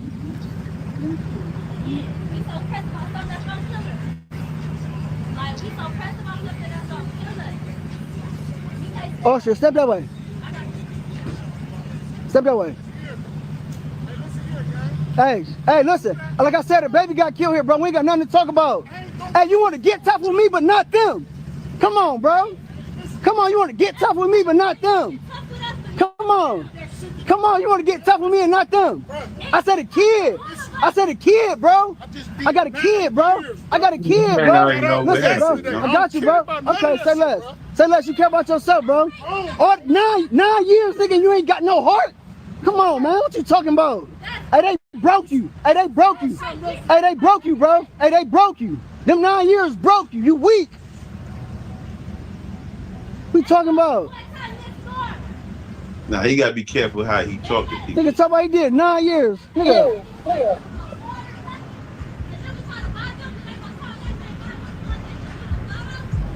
What's up, fellas? How y'all doing? Hey, a 10-year-old kid got hurt here today, y'all. A 10-year-old baby got hurt here today, y'all. We not spending no money here. A 10-year-old baby got hurt pumping gas. Spilled gas all over itself. Face, eyes, everything. The baby in the ER right now. They tried to charge them for water and milk to clean the baby up. Come on, man. We not going for that, bro. Hey, it's hella gas stations over here, y'all. Come on, man. Somebody gonna stand the fuck up around this bitch. What we doing? What y'all think? What do you mean the kid got hurt? How did the kid get hurt? It's too much missing. Like, how did the kid? He not telling the story. Tell you the truth, man. From what I heard him say was the kid was pumping gas, and I guess the gas, something with the cat. From what I heard, it sounded like it's the parents' fault. For real, for real. Yeah, the kid shouldn't have been pumping gas. Yeah. Or you got to be there with them while they pumping gas. You know what I'm saying? Yeah. But me personally, if I pull up to a gas station and it's two black people, black woman, black girl, whatever, it's somebody in front of the store saying, "Yo, we boycotting them. We ain't spending no money on the kid got hurt." I'm not even asking no questions. All right. I'm out. You know what I'm saying? Like these black brothers did in the car. All right, I'm gone. You know what I mean? Just off the strength. You know what I'm saying? I'm gonna follow the code. Ain't that the code we talking about, y'all? Ain't we trying to get on some kind of code? Platinum Some said, kind of code. I'm not mad at all, fool. There's white racists here on TPS as well, and they not forcing them back home during turmoil in their country. It should be done without race involved. I ain't say you was mad or not. If it don't apply, let it fly. I was just saying it's called temporary. I don't know about any white people that's allowed on temporary. I don't know. I don't know of any neither. What white people they allowed here on temporary? Well, I don't know. Temporary protection status, I think it stands for. I don't know. I guess the South Africans And it's like you damn America is almost damned if they do, damned if they don't. They let the Haitians in with the order in 2010 because of the earthquake, and it's called temporary. And now I guess the Haitians are upset because it's ended now. I guess that's what's going on. I'm not sure. I don't. Let me see. I'm not Fuck them educated. motherfucking Haitians. The only to beat the European. Man, make us a movie about them motherfucking Haitians running France and all them people out their mother country, kicking cutting off heads, doing voodoo, all kind of and warring their freedom. And show them how, even though the world have been punishing them for all these years by putting that that tax and embargo on them just for winning their freedom, make us one of them goddamn movies, man. Black motherfuckers done kick them people out, and they standing over there. Yeah, do that. And they still standing with all the barriers that's been put on them from that day. I ain't gonna front. They gonna keep their foot on them Haitians next, man. But they powerful. Any powerful regime is going to be stagnated as most. That's why they got the psychological warfare on us Black Americans. If we can get out this mental slavery and do what I just suggested we do, there it is. But it's easier said than done. I believe it can be done if we can get at least 10 to 15% of the population to get on board with it. We'll be all right. But it's a work in progress. Definitely be done. Yeah, it could definitely be done. I don't have a defeatist mentality. I believe that it's going to take some time, but I also believe it could be done. So every mind that you can be able to affect, to be able to get them to realize the truth of the matter, the better. And that's the whole purpose of this podcast. And just listening to BJ, hearing his stories and like the title of his show, Good Dad, Bad Son, and showing the representative of like, okay, I learned off my mistakes. So my responsibility now as a man to be able to teach my offspring not to be able to go through what I went through, because I'm blessed to made it to be here still breathing in existence. We are unique because we made it through what was not supposed to be. We were systematically made to go to prison. Too many of us have the same story. And that's why I felt like a failure when I first got locked up and I was behind the bars, because in my head, I said I wasn't going to be that. I wasn't going to be a criminal. I wasn't going to use drugs. When I was a kid, I was saying that, and I ended up doing all of that because of my influence in my environment.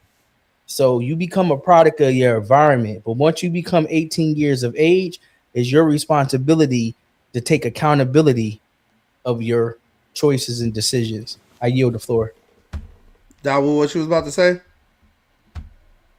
I thought you was about to say something real deep, but I forgot. TT said life would be so much better if the hate wasn't real and people wasn't fake and the love was equal. Help those who are in need, but unfortunately it would never be that. That's sad to say. So back to the title, man. 50 years from now, what y'all think? Worse off? Oh, I know what I was gonna say. I'm very optimistic, and I believe that we can do it now. It don't have to take 50 years. You know how people say it's gonna take time and this, that, the other. No, we could do this within 4 or 5 years. All right, I'll give you an example. Look at Mandami, the mayor of New York, right? He came out of nowhere, right? Now he controls New York. When I say control New York, he actually controls the elected official. They just had a election a couple of days ago, and everybody that he said that he put up there and he endorsed, they all won in New York. And this is New York. When I say that, I mean the Zionist New York that's controlled by the AIPAC and all the rest of that. Mandani's people won against all the AIPAC money in New York, the most powerful hold that Israel has in New York, in America. So that's saying something right there. This guy came out of nowhere and he's making moves and he's speaking out against Israel and all the rest of this stuff, and he's getting away with it. So what I'm saying is that this should be inspirational to all of us that's trying to do whatever we're trying to do. That's what I do. I look at politics all over the world, see what's going on, and see what move when it's time to make moves. And right now is the time to make moves. All right. So we don't have to wait for another 10, 20, 50 years. It can happen right now because he is an immigrant. Okay, came out of nowhere, and he's Muslim, which is the biggest enemy of America, and yet he's doing what he's doing. All right. We Black Americans been here forever. Okay, so there's no reason why we can't do more than what he's doing. Okay, go ahead.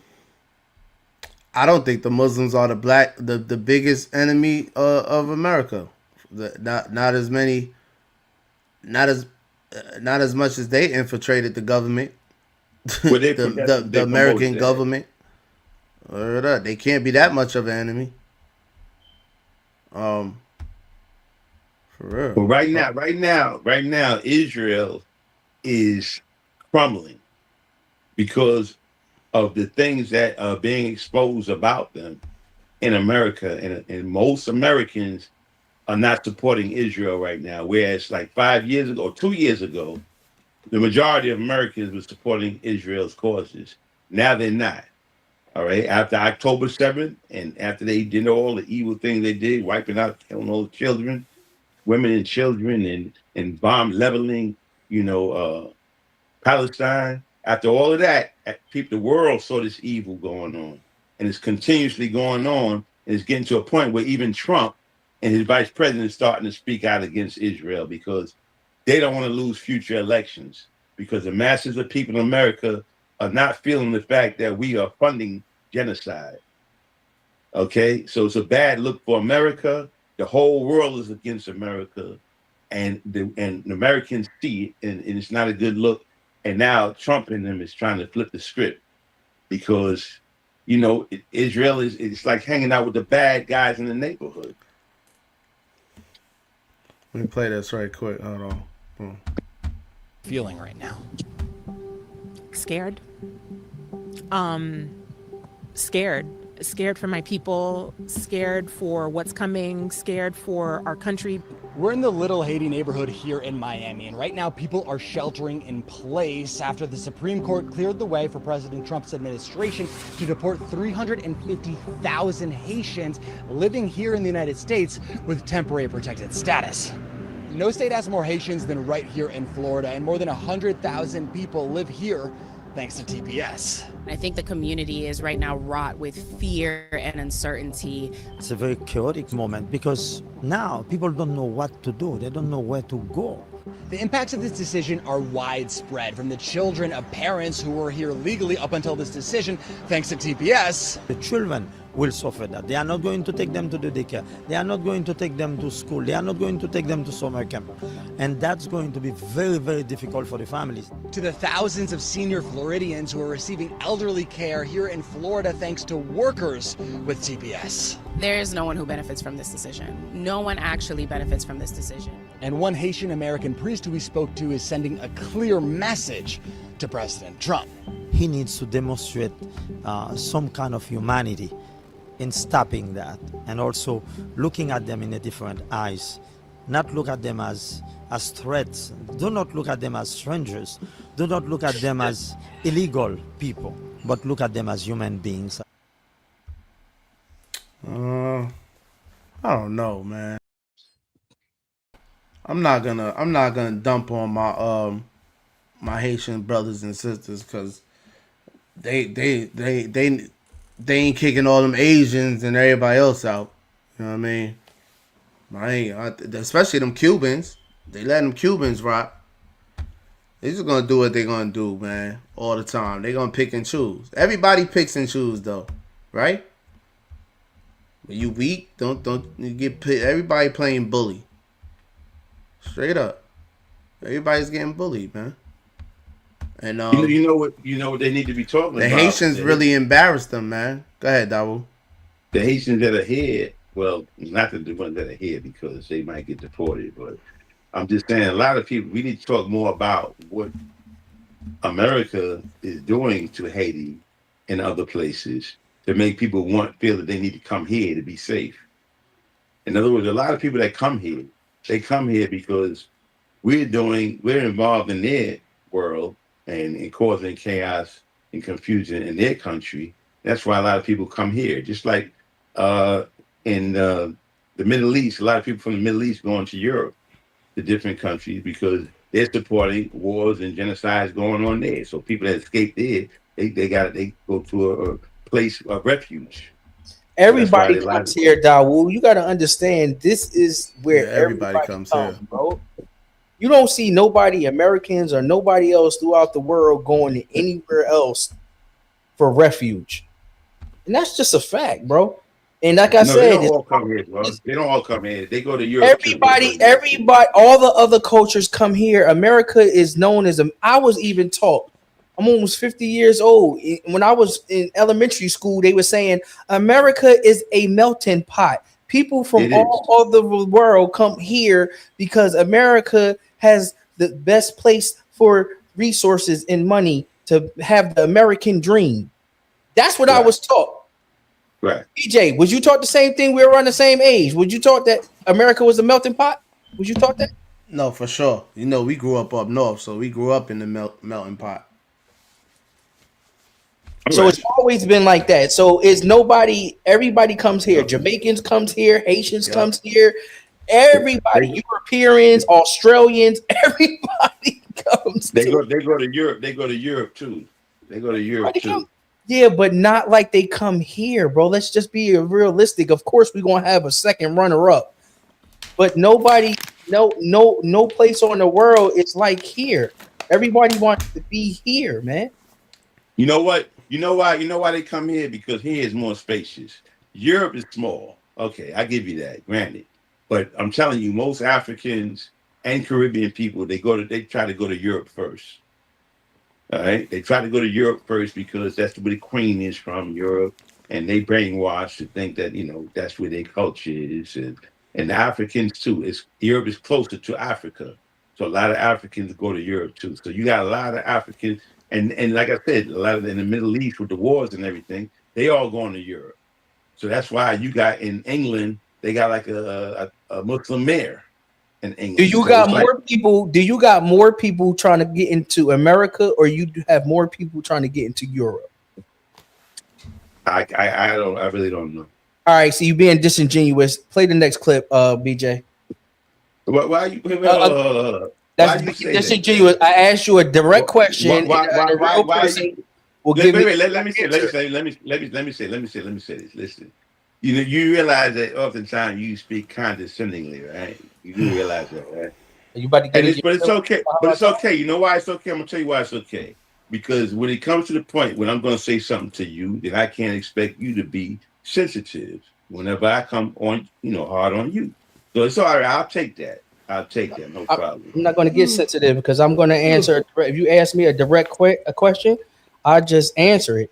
I just told you I don't know. I got the answer. I got the answer. Don't even worry about it. Check it out, y'all. I don't know how am I. Check it out, y'all. Okay.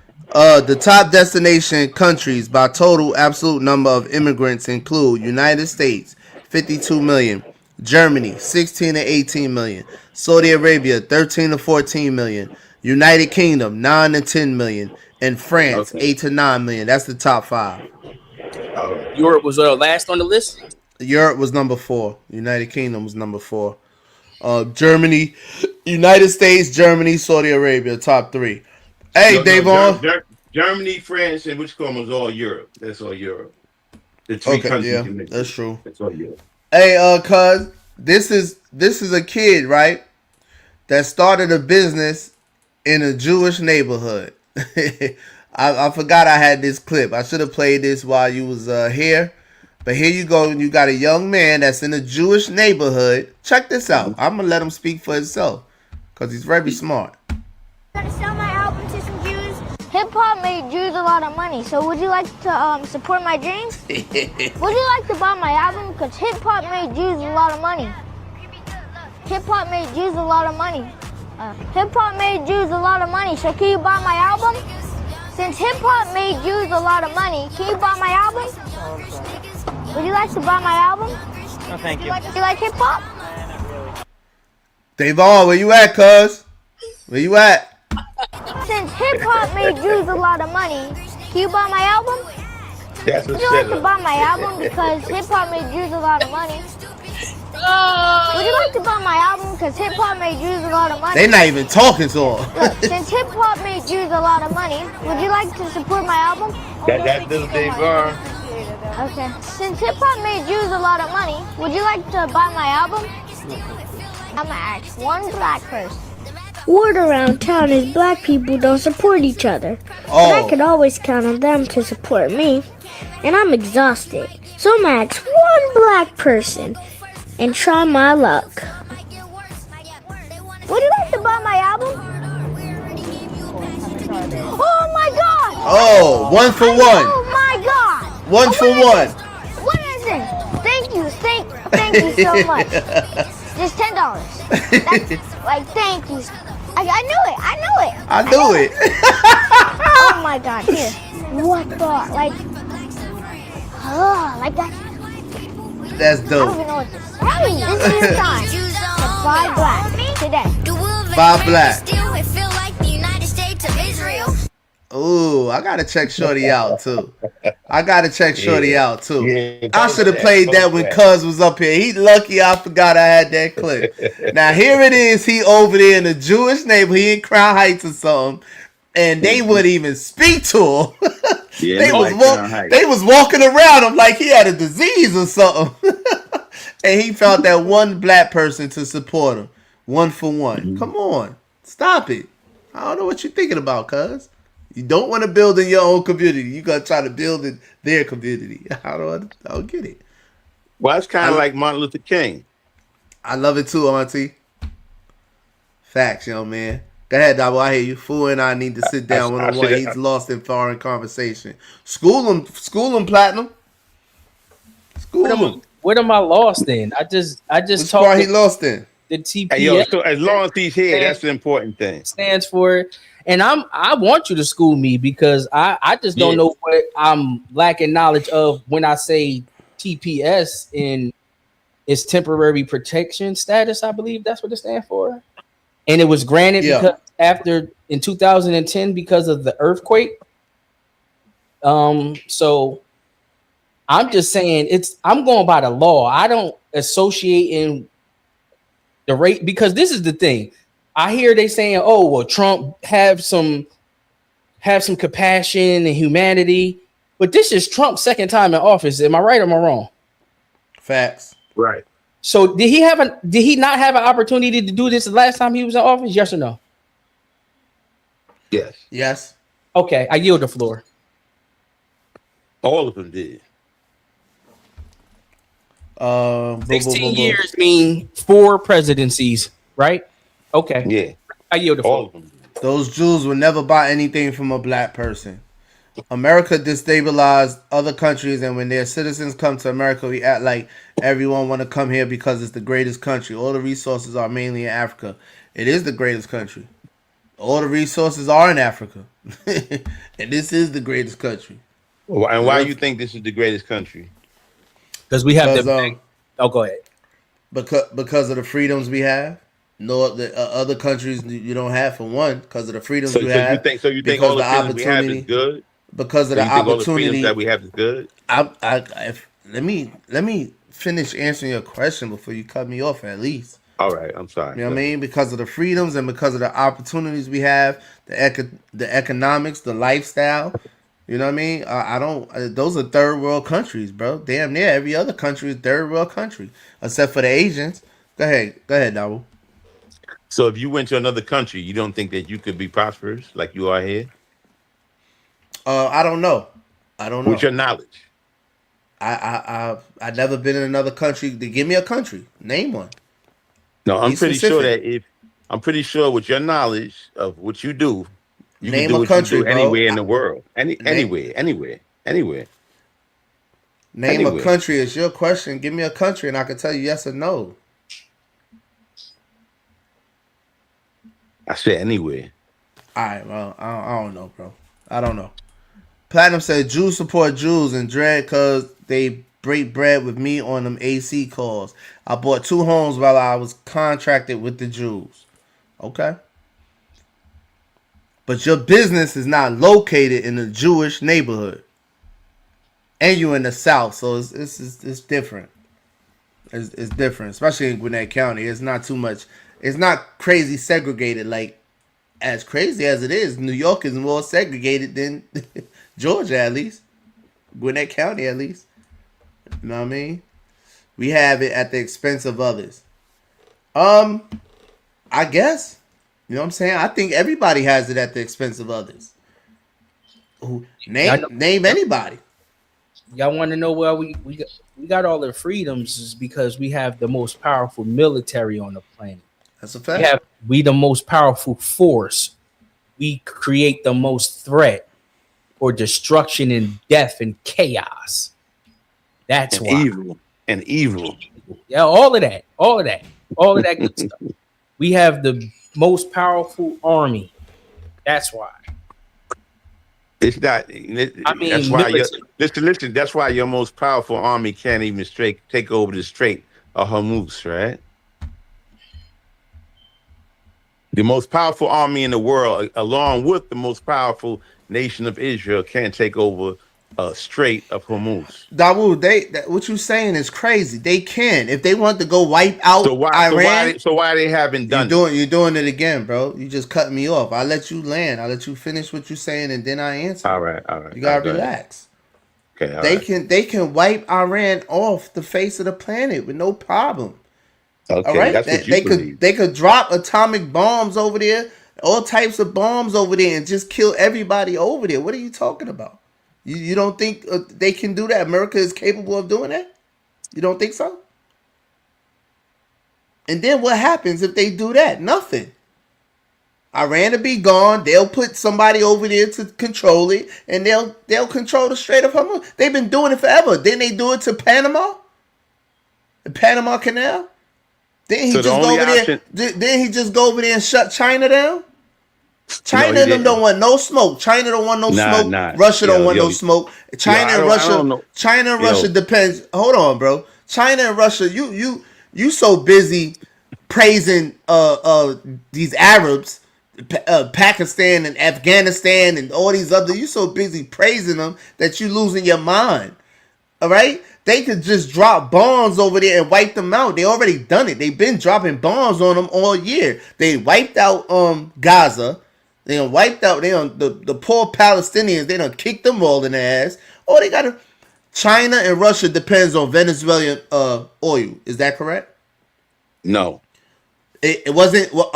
Weren't they a large producer of oil for? Okay. Yes. So. Yeah.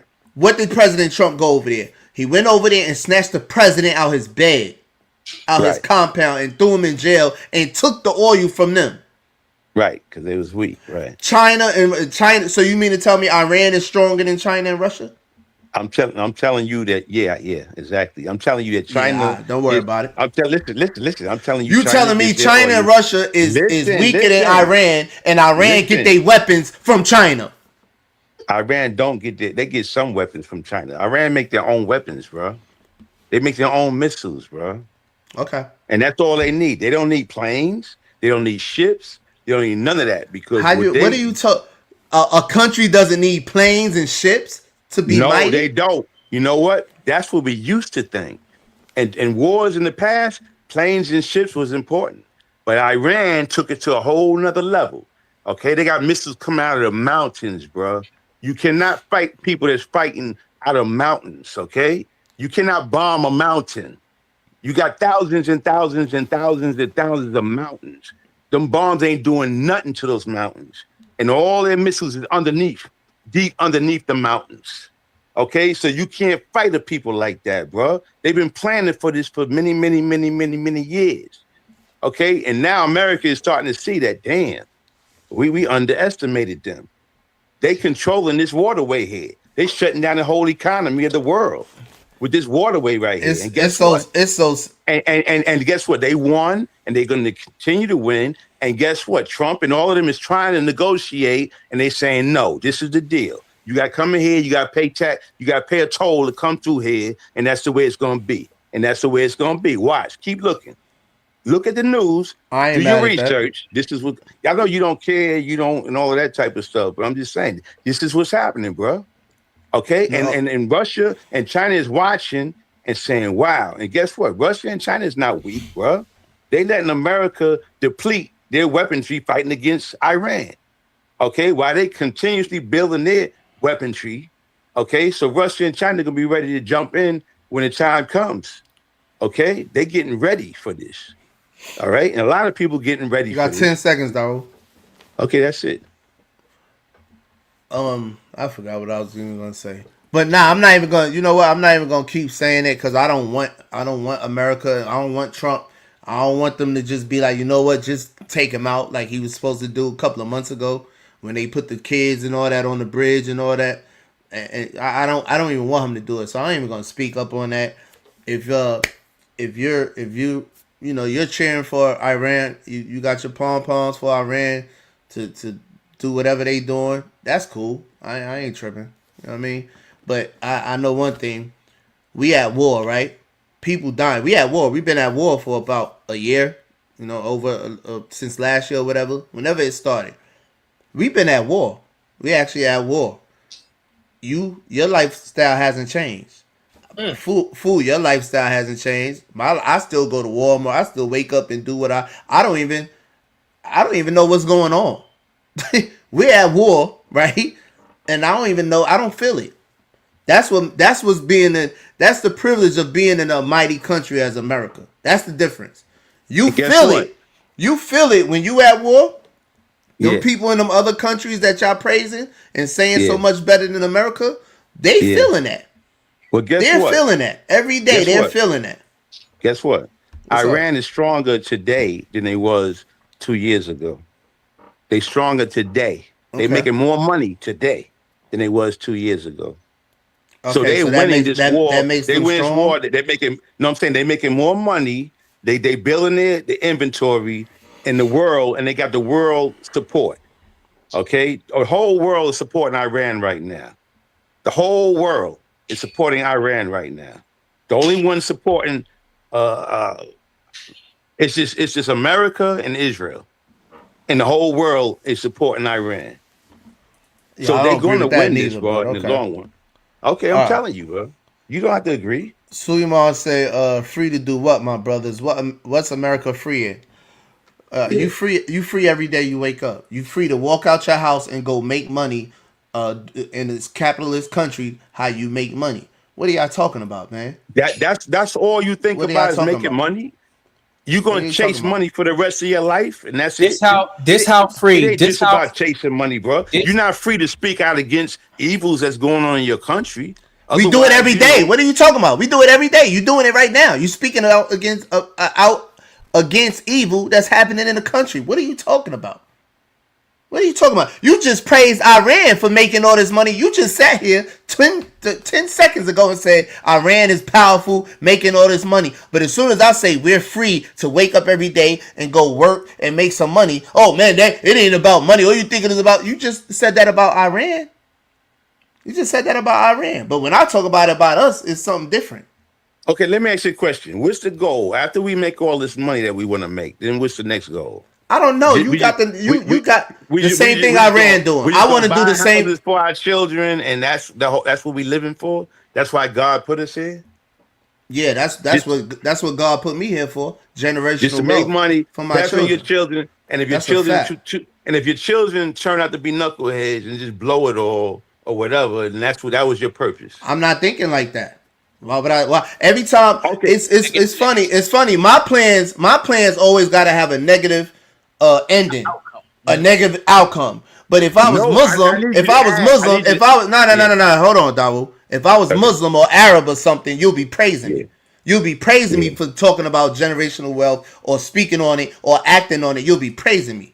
But because I'm not What comes Muslim or along? or Arab or in Yeah. Afghanistan or Taliban or any of that Yeah. other stuff you want to talk about, I'm not in Burkina Faso and all that. Who Yeah. all these people you just spoke about making money and becoming powerful and doing for their country. Me and Fu sitting here talking about making money and doing for our family, making our family more powerful, right? For the next generation to come. And that's something wrong with that.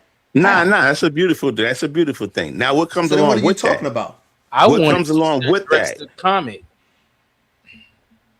Go ahead, Fu. What comes along? What He comes just along started. with that? You started coming and saying what comes. What's your question?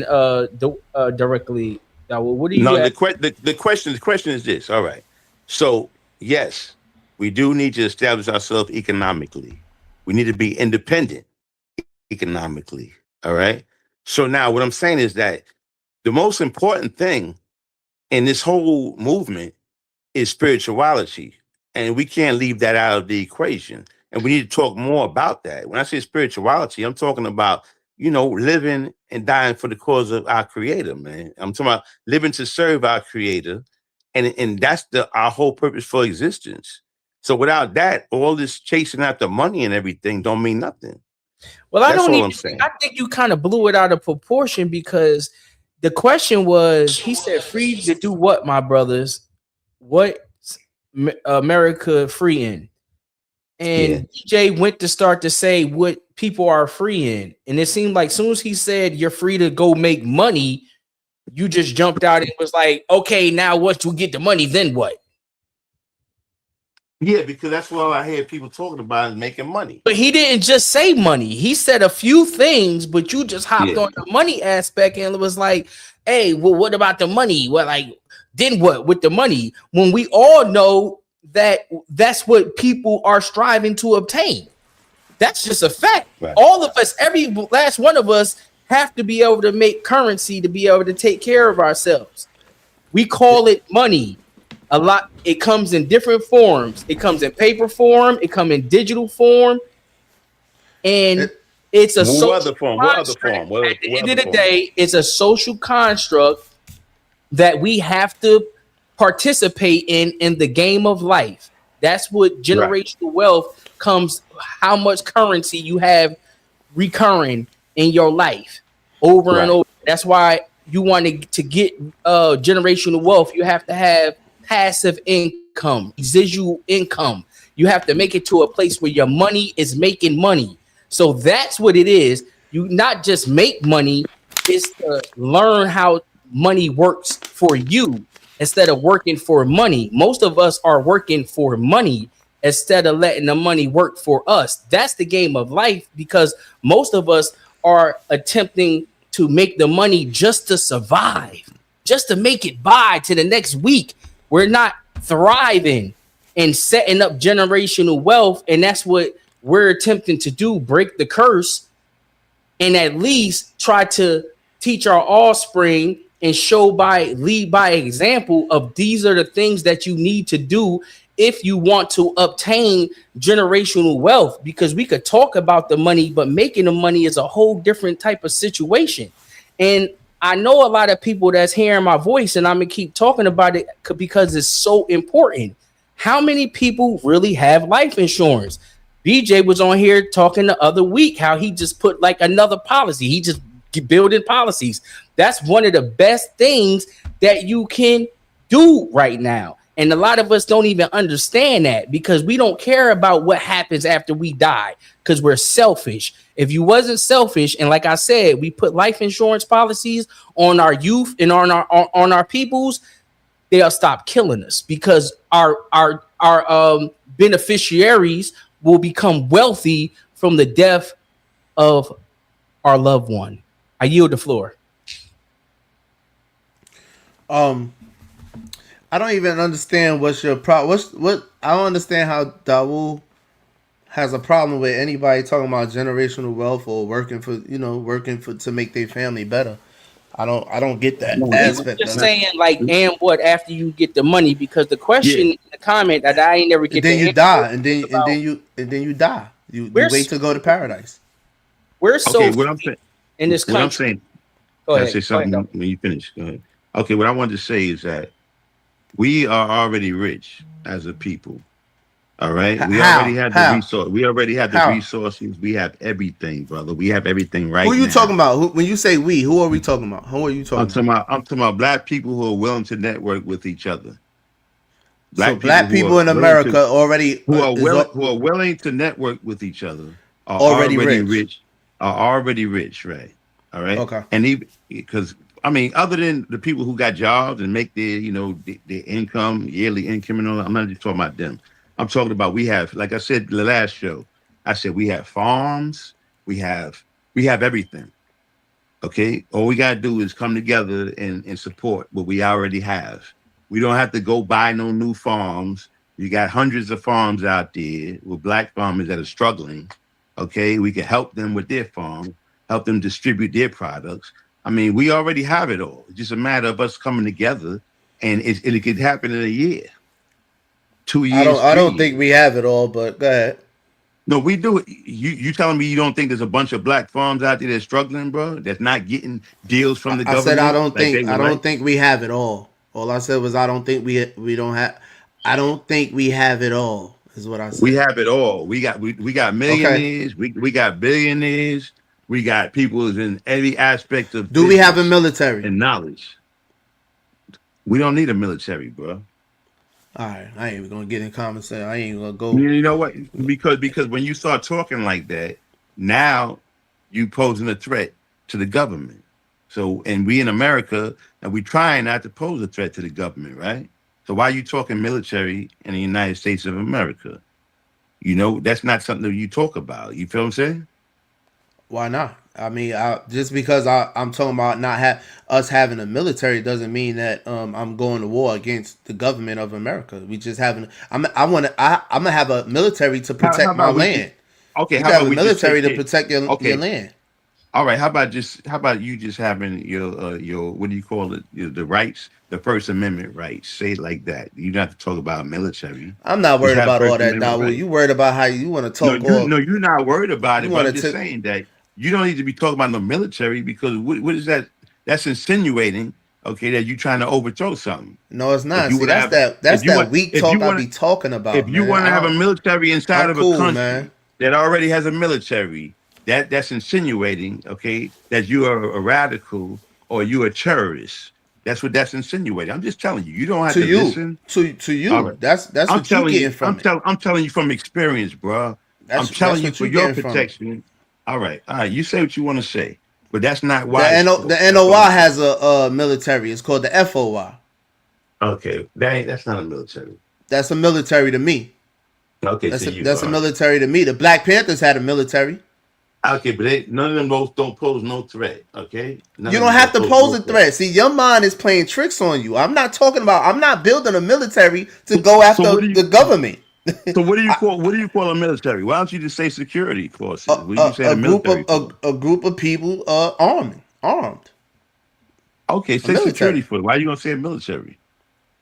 All right, yo. Suleiman said it's crazy a black person saying America is the greatest country in the world, completely ignoring the history of America and the evil it committed even to African Americans. This country is great for. I don't know, bro. I Can I can't. address And that? even You got today, it. come on, you serious? Even today, yeah, I'm dead serious. Go ahead, fool. Nobody is denying the fact of the history of America, bro. The fact, and BJ read the statistic that proved the fact of why everybody comes to America because it is the greatest country in the world. 54 That is million. not my opinion. That's not BJ's opinion. That's not your opinion. That is what we call a fact, beloved. Okay. Nobody is erasing the history. The history is why it is the greatest country in the world because of us. Yes. The Black American. Off the backs Black of the ancestors. American. Off the back of our ancestors, all the way off the back of our dollar, bringing it all the way back to 2 hours ago. We are the biggest consumers. I yield the floor. Right. And what I would add to that is that if it's the greatest country in the world and we're here, then there's no excuse why we can't do whatever we need to do and prove that theory to be correct. But we already proved it. If that's what you're going by, that was proven over 100 years ago. That was already proven. When a race of people could come out of slavery with the clothes on their backs, with nothing but the clothes on their backs, and build communities and become rich and become millionaires in the 1800s. You know what I'm saying? That was already that's already proven. If that's the case, why y'all talking about it's going to take so long for Black Americans to do what we need to do here now? It should be able to be done overnight. Because it's mental. First of all, we got a lot of fights. We got a lot of fights. People, you saying? Well, you it's saying mentally. It's mentally, yes. Okay, with majority of our people, to me, majority of our people mentally effed up. For one, okay. So the mental of the people from slavery is totally different from that's a 360 degrees from the mental of people today. Yeah. 360-degree turnaround. Come on, man. All right. And that's why I speak of the importance of religion. And even though y'all don't be understanding what I'm talking about, religion could change that overnight. It didn't change it for them. Actually, it did. Christianity did. Well, I'm not talking about Christianity. Of course you're not, because your brain is controlled, programmed to Islam. That's it. And your brain you don't see nothing wrong that Iran does, no Muslim country, no nothing. Everything they do is correct and 100% right. I told you, listen, I told you Iran is the only Muslim country in the whole world, okay, that's representing. Which means I denounced all the rest of the countries. Representing what? Death? Representing dying? No. I'm talking about representing, standing up, all right, for a cause raised themselves. Yeah, all right. You scared to say the word military. Themselves. You want these people to stand up to America that keep dying. They on their fifth leader. They on their fifth generation. They done lost families and they're dead. The man that was talking tough 5-6 months ago, his whole family wiped out. The kids, the grandkids, the wife, the in-laws, all of them got wiped out the first day. They on the fifth person in charge, and they can't even find him. He's hiding out. You know what I'm saying? So if you think that's winning, by all means, man. You say he's hiding out. I mean, what he's supposed to be doing? Standing out to get shot in the head?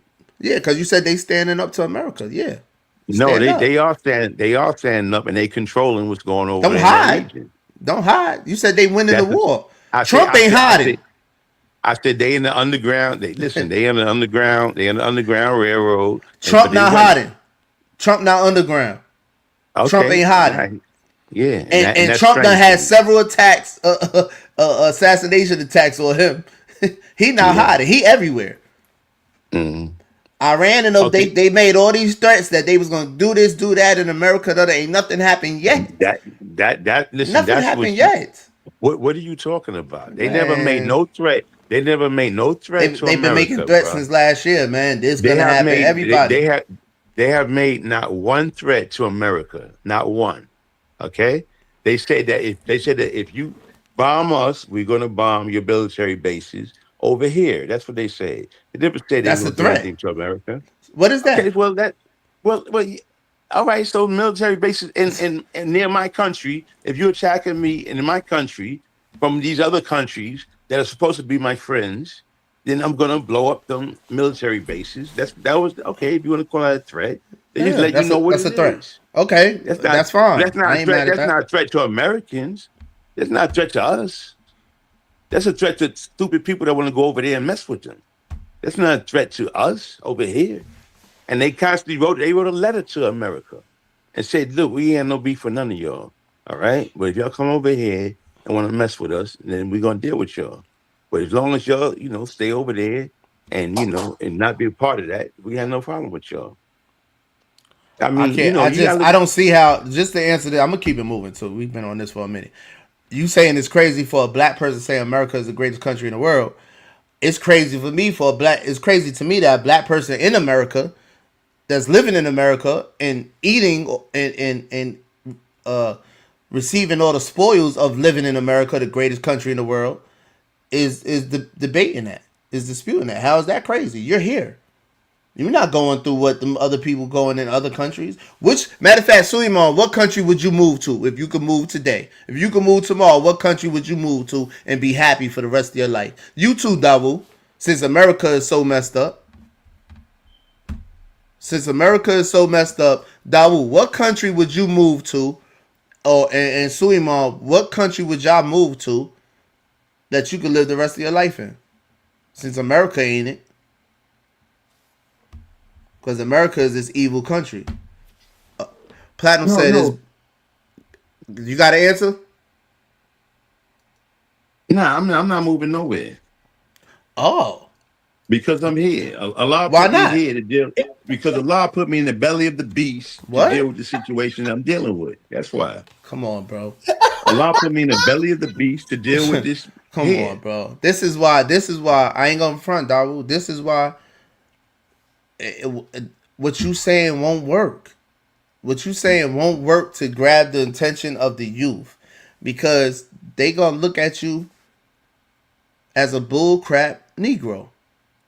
Yo, it's already working. It's already working, bro. They gonna look at you as a bullcrap. You're not gonna be able to get the attention of these It's kids, already man. working. It's already working, bro. It's like, come on, what are you talking about? It's already working. That's why the majority of this country is against Israel right now, because it's working. The things that I'm talking about is working. I'm still talking about Black America, bro, but it's all good. It's broader than what you're hearing, fool. You speaking from the European programming, bro. Dawu was about to give you a few facts, but you cut him off. All right, so you tell me. Go back to that. Let me address that. Go ahead. Is he addressing me? You right. First of all, I haven't even been doing that much talking. So if you're saying I cut somebody off, that's because they cut me off. Okay. And second of all, he said I didn't say anything about any type of disagreement of what he was talking about. You said European programming. I would like for you to let me know what you're talking about, because I really don't know what you're talking about when it comes to that. So I would just like you to elaborate on you saying he was about to give a few facts, but I cut him off because he was doing a lot of talking and I don't know what facts you're particularly talking about. So I would like for you to just let me know about that. Well said. And then he said, Suleiman, I thought I was the only one who heard that. Which part? I don't know. Suleiman said, we cheer for the righteous, not those who start war and kill innocent people. We do not support evil. We know Allah is final judge. How you love a country that murdered your ancestors and enslaved them? Hey, listen, y'all comprehension is the problem in all this. It's y'all comprehension. I said America is the greatest country in the world. I never said nothing about loving America. When did I say I love America? It's because they can't handle the truth, DJ. When did I say I love America? Handle the truth. The truth is that America is the best country in the world, and you're here, and you won't leave here. You won't leave. No, this is the best place to be. Facts. And the reason why, BJ, because BJ has the mindset and the resources, I know, to pretty much go anywhere in the world. But while we're here, why most of us is here is because our native tongue is here. If you go somewhere else, you're not going to be able to move and manipulate the environment like that over there, because it's not our first language. We got to be able to learn a whole nother language. And the human brain, Wait. y'all can't even comprehend. See, That's what the demon do.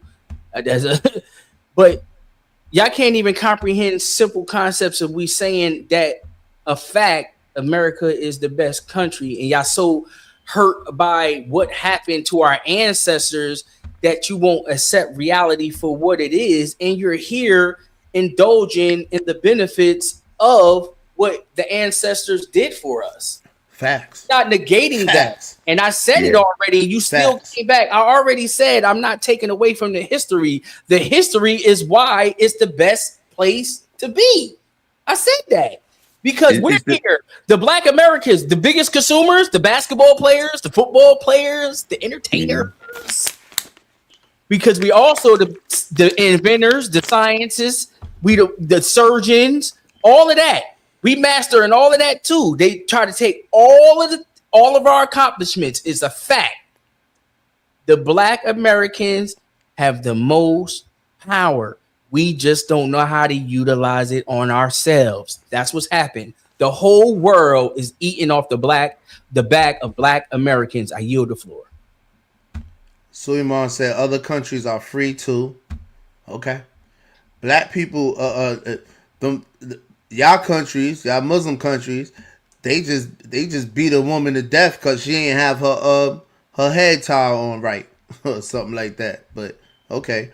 Black people spend trillions a year making other rich. This is why divine religion is the first aspect of success.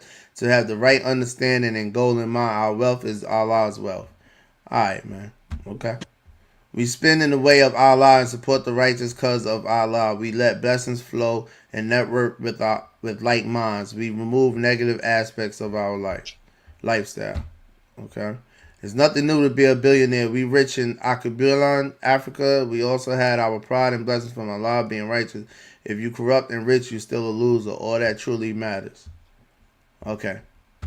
It's nothing new. Dubai. Bree said she would go to Dubai.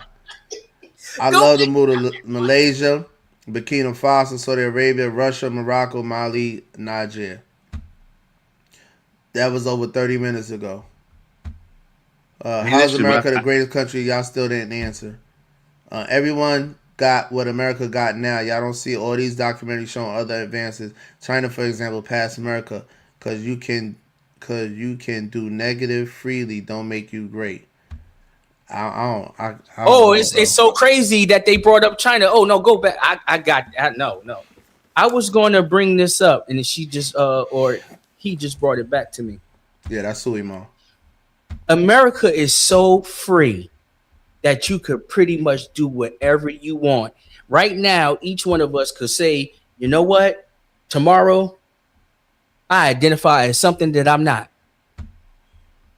And you won't be judged. You won't be you won't be told the truth.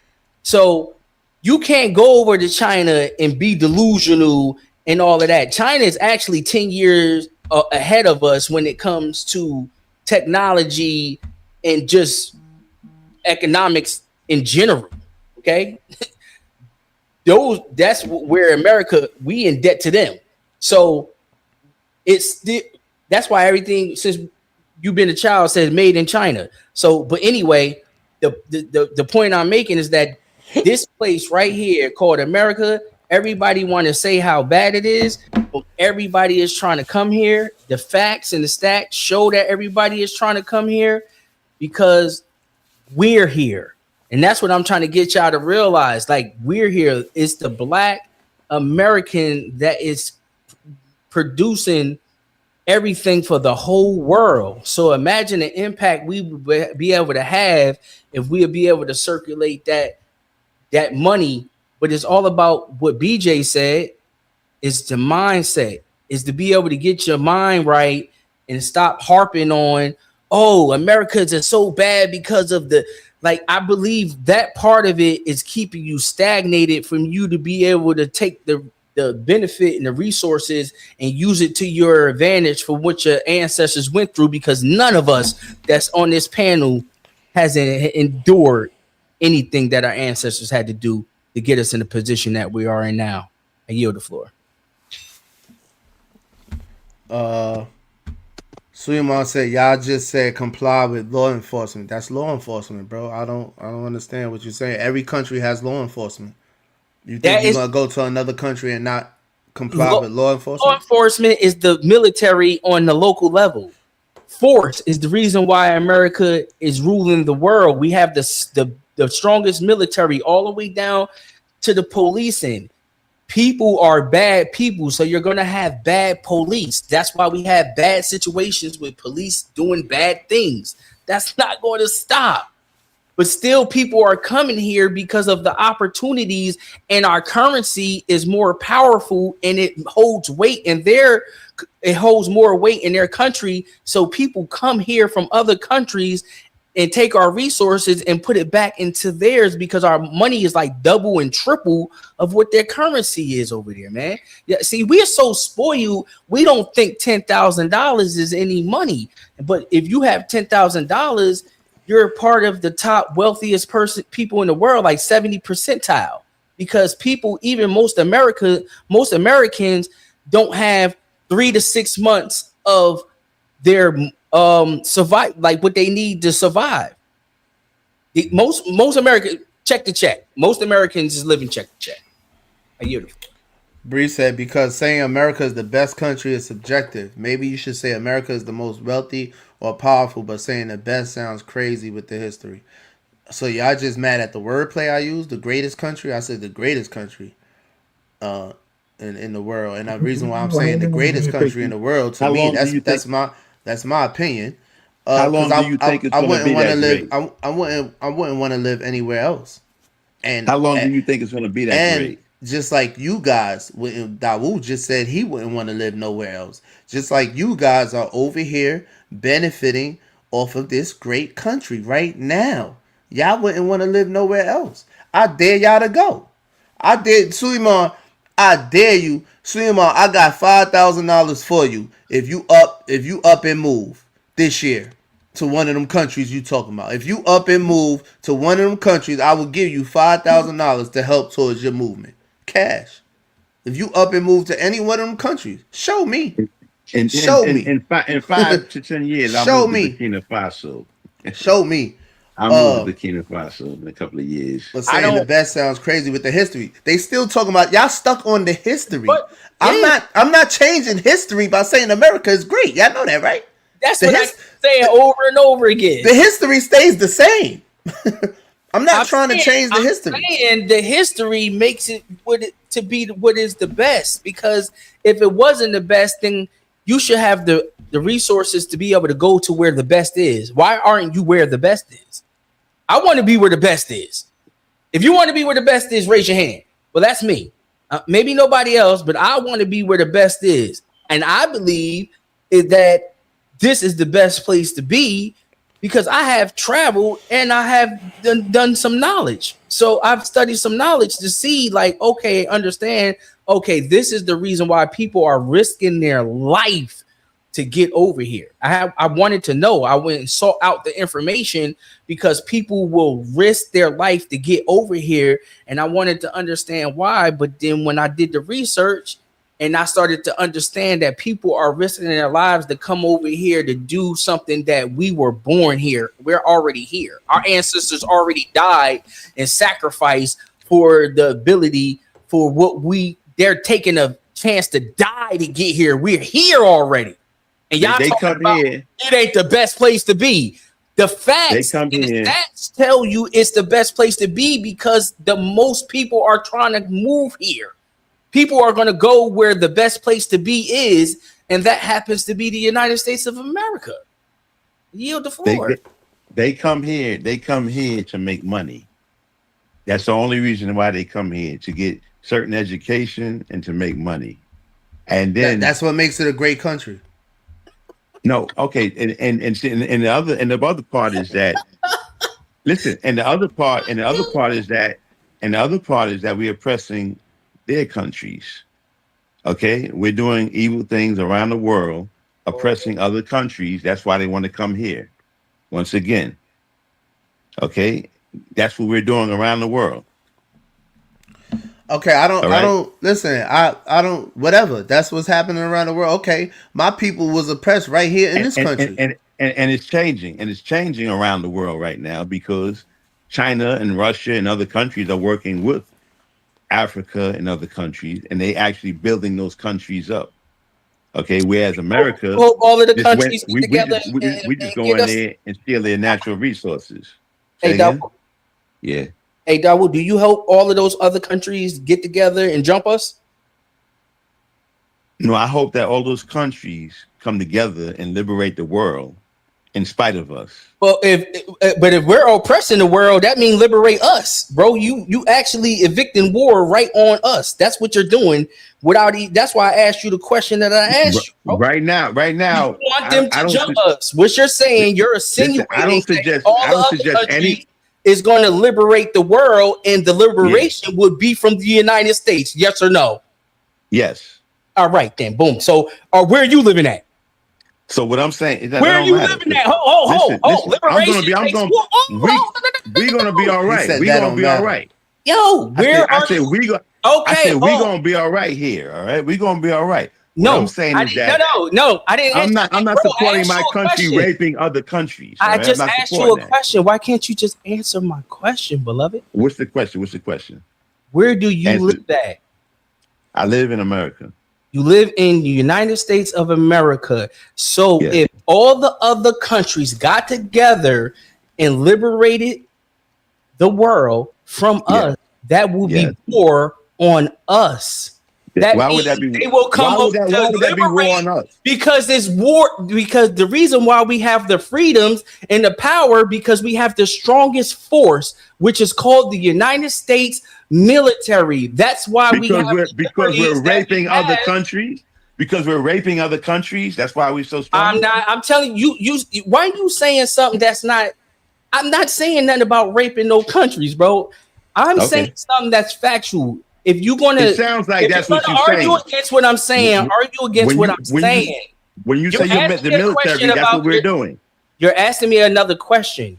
I'm telling you about the liberties that we have here in America is because we have the strongest army.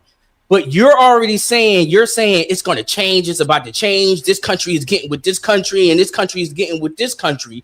You don't even realize that you're speaking war against yourself. Because if all the other countries did say, you know what? America think they bad because they got the baddest motherfucking army. But let us all get together and we could take them out, because that is a possibility if all of the United Nations got around and all of the other countries got together and said we all going to jump the United States. That's why I proposed the question the way I did. I said, do you want all the other countries to come and jump us? Because we're here. And we're safe because we have the strongest army. But if all the other countries come, that means war on us. For us to change, you think the president's going to be like, you know what? Y'all right. We ain't going to let y'all jump us. Go ahead. We're going to liberate the world. It's going to be death and destruction on your soil. I yield the floor. Okay, now I'm going to answer you. All right. I know for a fact, based on my research and my education and all the rest of that the rest of the world has no intention to do that. The rest of the world just wants to be left the hell alone by America and by Europe. And they don't want to be raped anymore. Okay?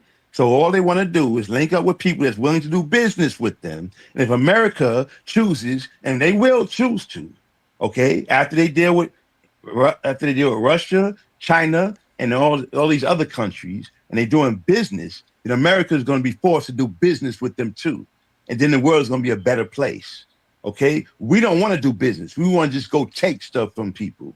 All right? But now this is a new time, a new era of time where we're going to have to humble ourselves and do business with people. And that makes the world a better place. We ain't got to go to war. Nobody on this earth wants to go to war with America.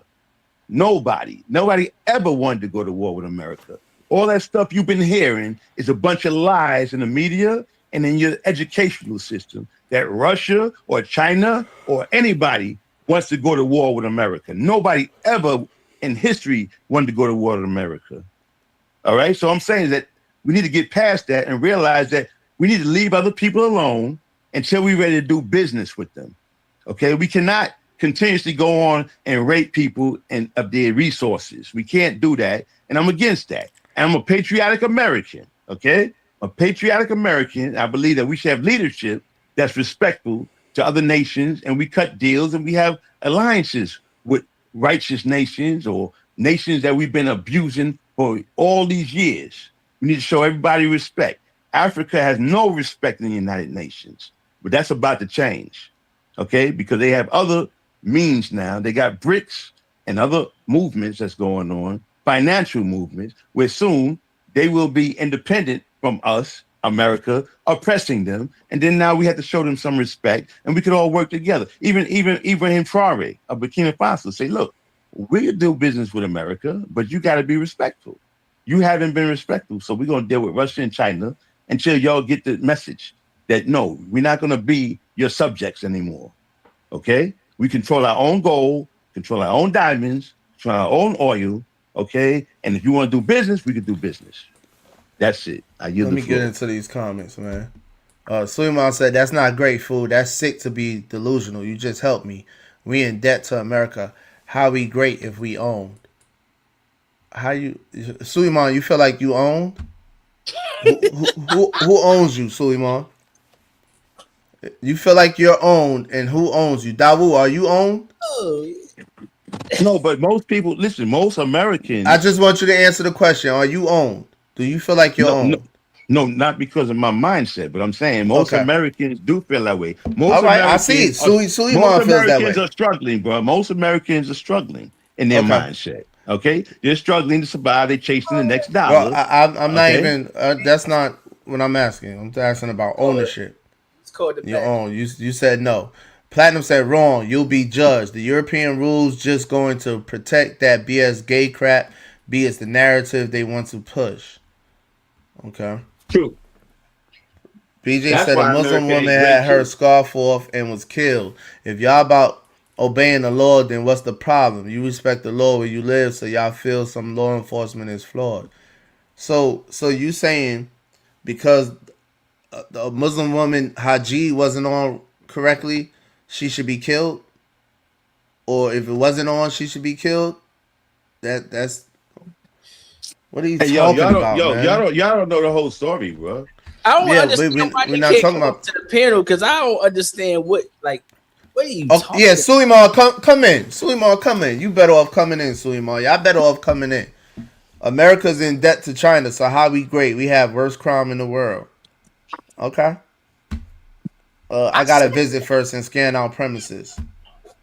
We actually too free, fool. Waking up tomorrow and saying I want to be identified as something else and it's acceptable is crazy. I agree with that too, Platinum. Fool, we believe you want to be where the best is, but the points why it's great or greatest is not solid. Making money here is not a good reason. America is purposely destabilized other countries. It's more than just about making money, though. But y'all fighting. Go ahead. Fighting. I got 3 more, y'all. Hold on. Fighting and killing is not the most effective liberation tactic long term. Raising the consciousness of a people has more impact. Allah already shows America's flaws and evil. America rape others. The Liberian. What is that? The Liberians left once they got. Oh, Liberia. Okay, and their ancestors were slaved here and sacrificed a lot here as well. Liberians. The liberties to do what, fool? Others can have opinions too in their countries. What we really fighting for? Freedom to sin against God, homosexuality, drugs, nakedness, murder, adultery, fornication.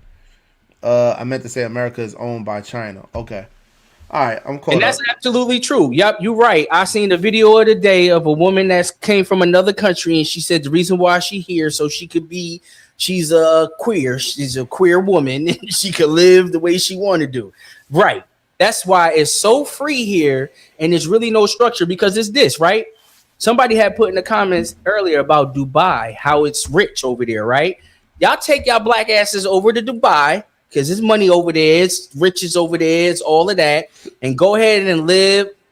Go ahead and do your thing because BJ asked people questions like, well, why y'all still here? Like, where you gonna go live at? But y'all still over here talking about how bad America is, and you act like I'm champion from the facts that people from all around the world risk their life to get in this country. We started the conversation being upset because of an executive order that's getting immigrants that was on a temporary visa in the country because they refuged because of an earthquake. So they was here because America let them in. But now that the temporary order is coming to an end, big bad America again. Everything is big bad America. But y'all won't take y'all asses out of big bad America.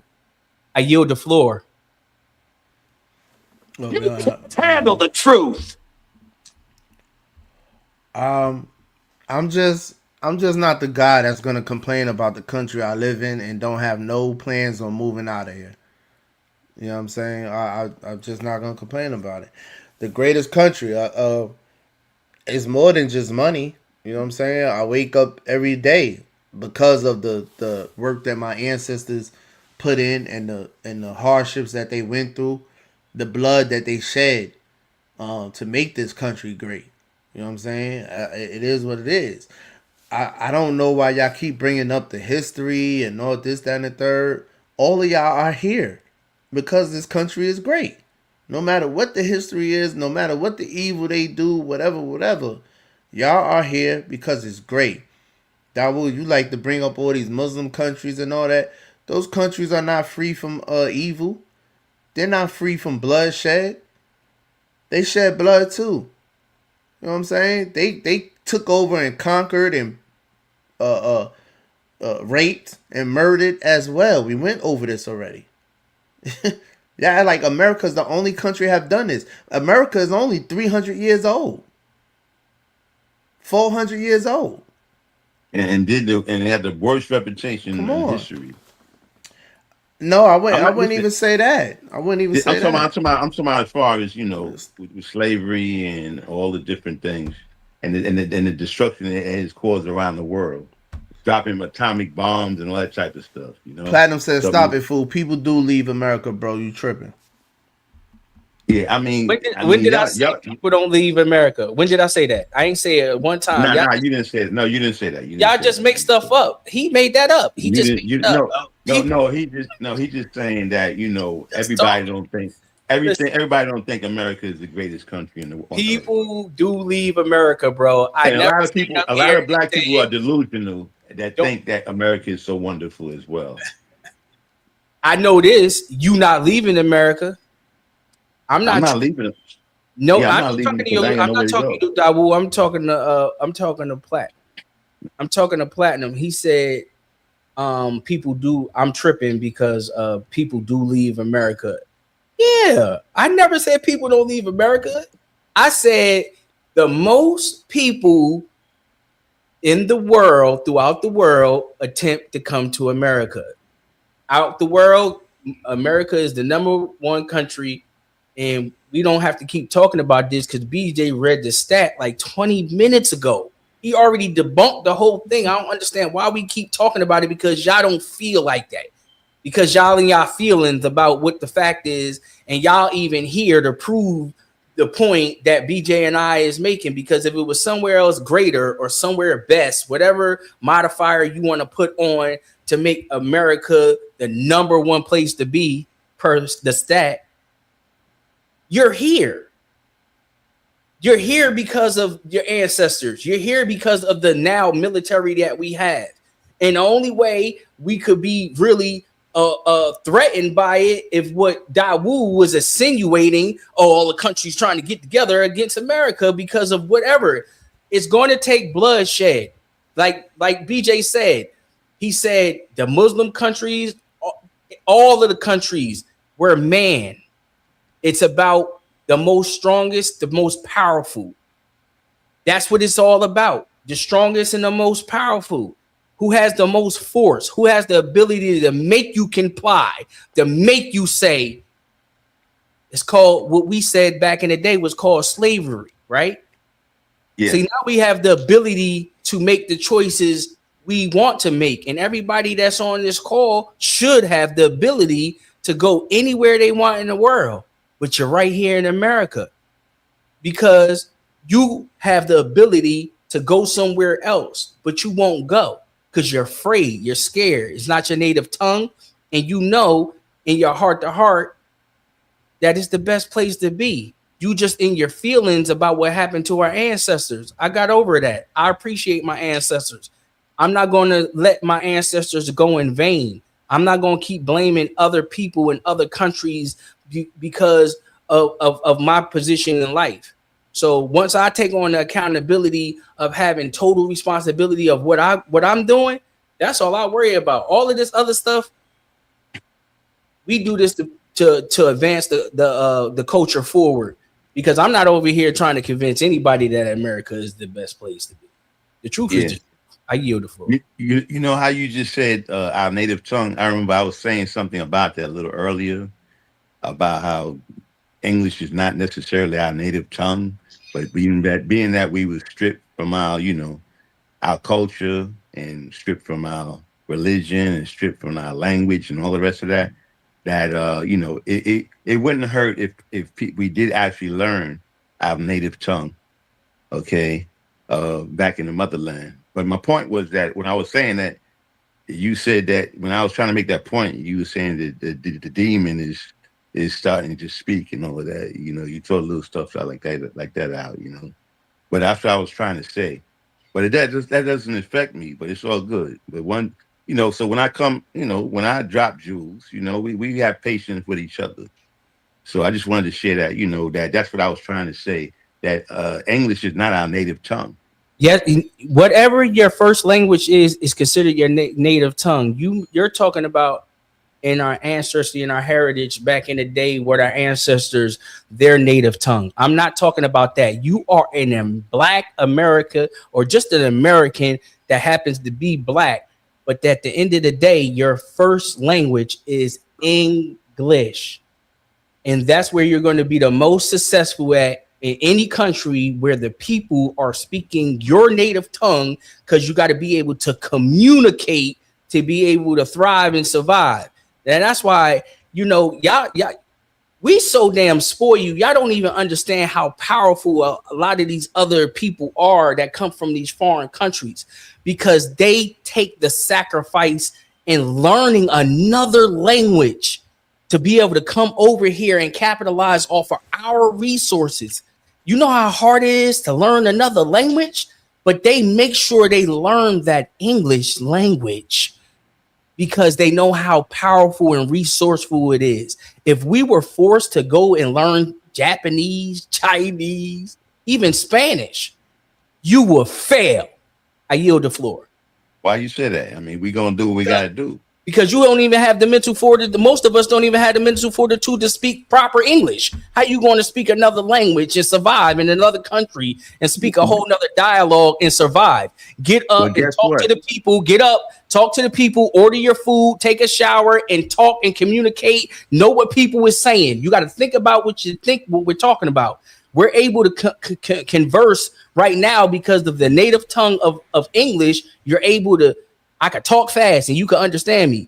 But if I started talking in Spanish right now, you wouldn't understand me. So understanding is the key of life. If you can't understand what's going on, you can't grow and thrive. I yield the floor. Go ahead, Dawul. Well, guess what? In America, okay, a whole lot of people can't get jobs today if they don't speak 2 or 3 languages in America. All right, so you're gonna need to learn Spanish, like Biden told you. You need to get behind the Hispanics, and you're gonna need to learn another language if you want to get a job here. Because now we got multilingual people in America, and they taking all those jobs, the customer service jobs, and things of that nature. That's what I'm saying. Where communication type jobs that if you can speak 2, 3 languages, you're more valuable than a person that just speaks English in America. Hey, fool, Platinum said you wrong again, fool. I definitely have big plans to lead this country. And when you ask why people don't leave America, ask yourself why some folks can't leave the hood to the suburbs. What are you talking about? Why are you bringing up something? That's called moving the goalpost. At the end of the day, go right now, bro. Ain't nobody talking about what you going to do. Ain't nobody talking about what you about to do. if America is all pissy poor and all of this, that go to the best place right now, bro. What's holding you back? Why would you want to be somewhere that you think is so bad? Like, go. Like, you ain't gotta. I'm not trying to convince you that it's good here, man. The stats show that. I'm here. I'm good. Because right now we destroying his country. We destroying his country right now. Yeah, but that's what I'm He saying. can't go right now. He can't go right now. Maybe in his feelings, and I don't know I don't know his heritage. I don't know like people's heritage. Platinum is Haitian. Yeah, y'all don't know mine. You know what I'm saying? So it doesn't really make a difference. I'm not trying to personally attack no religion, no ethnicity, any of that. I'm just saying the facts. And it seemed like the facts, and I already know because I got a whole sign that say it, because the truth irritates demons. And we've been over here for like the last hour. I'm about to get up out of here because I don't really can believe we've been debating for the last hour about America being the best place to be, when not just the stats show that everybody on here is thriving from being here. Go. I've been traveled to these foreign countries. I didn't travel, and there's a lot of places I haven't even been, but I have a limo service, and I have executive people that come from all around the world and trust and believe this is where is at. I got billionaires. My clientele are millionaires and billionaires from all around the world, man. I'm not just talking because I got lips. These people come here and get to the bag because this is where it's at. I yield the floor. Instead of telling us to go, why don't you just say, be patriotic Americans and make America better? Man, I ain't got to tell no grown man what to do. I'm just saying this. If you're going to make the argument that I'm about to go, because to tell you the truth, I have a plan in my bucket list to make sure I do have property abroad. I want to definitely make sure I got property abroad just in case I need to get out of America for whatever reason. So I'm going to make sure my son, myself, my wife have a valid passport because I want to be able to leave this country and go to my other country and live life. So I'm not on some like, yo, I ain't never leaving America, blah, blah, blah, blah. I actually plan on retiring out of America because I could get more for my money. I could come back here and do everything because majority of the stuff I'm going to be doing is what I'm doing right here. So I could do this from anywhere in the world. I ain't got to be in America to do what I'm doing right now. So I can go anywhere in the world. So to get more out of my money, yeah. More than likely, I'm going to retire up out of this mug. I yield the floor. I agree. We should all be patriotic Americans and make the most of it while we're here. And if we want to have things going on elsewhere, then it's all good. But we patriotic Americans, meaning that we support positivity and we support politicians that represent, righteous causes that we respect.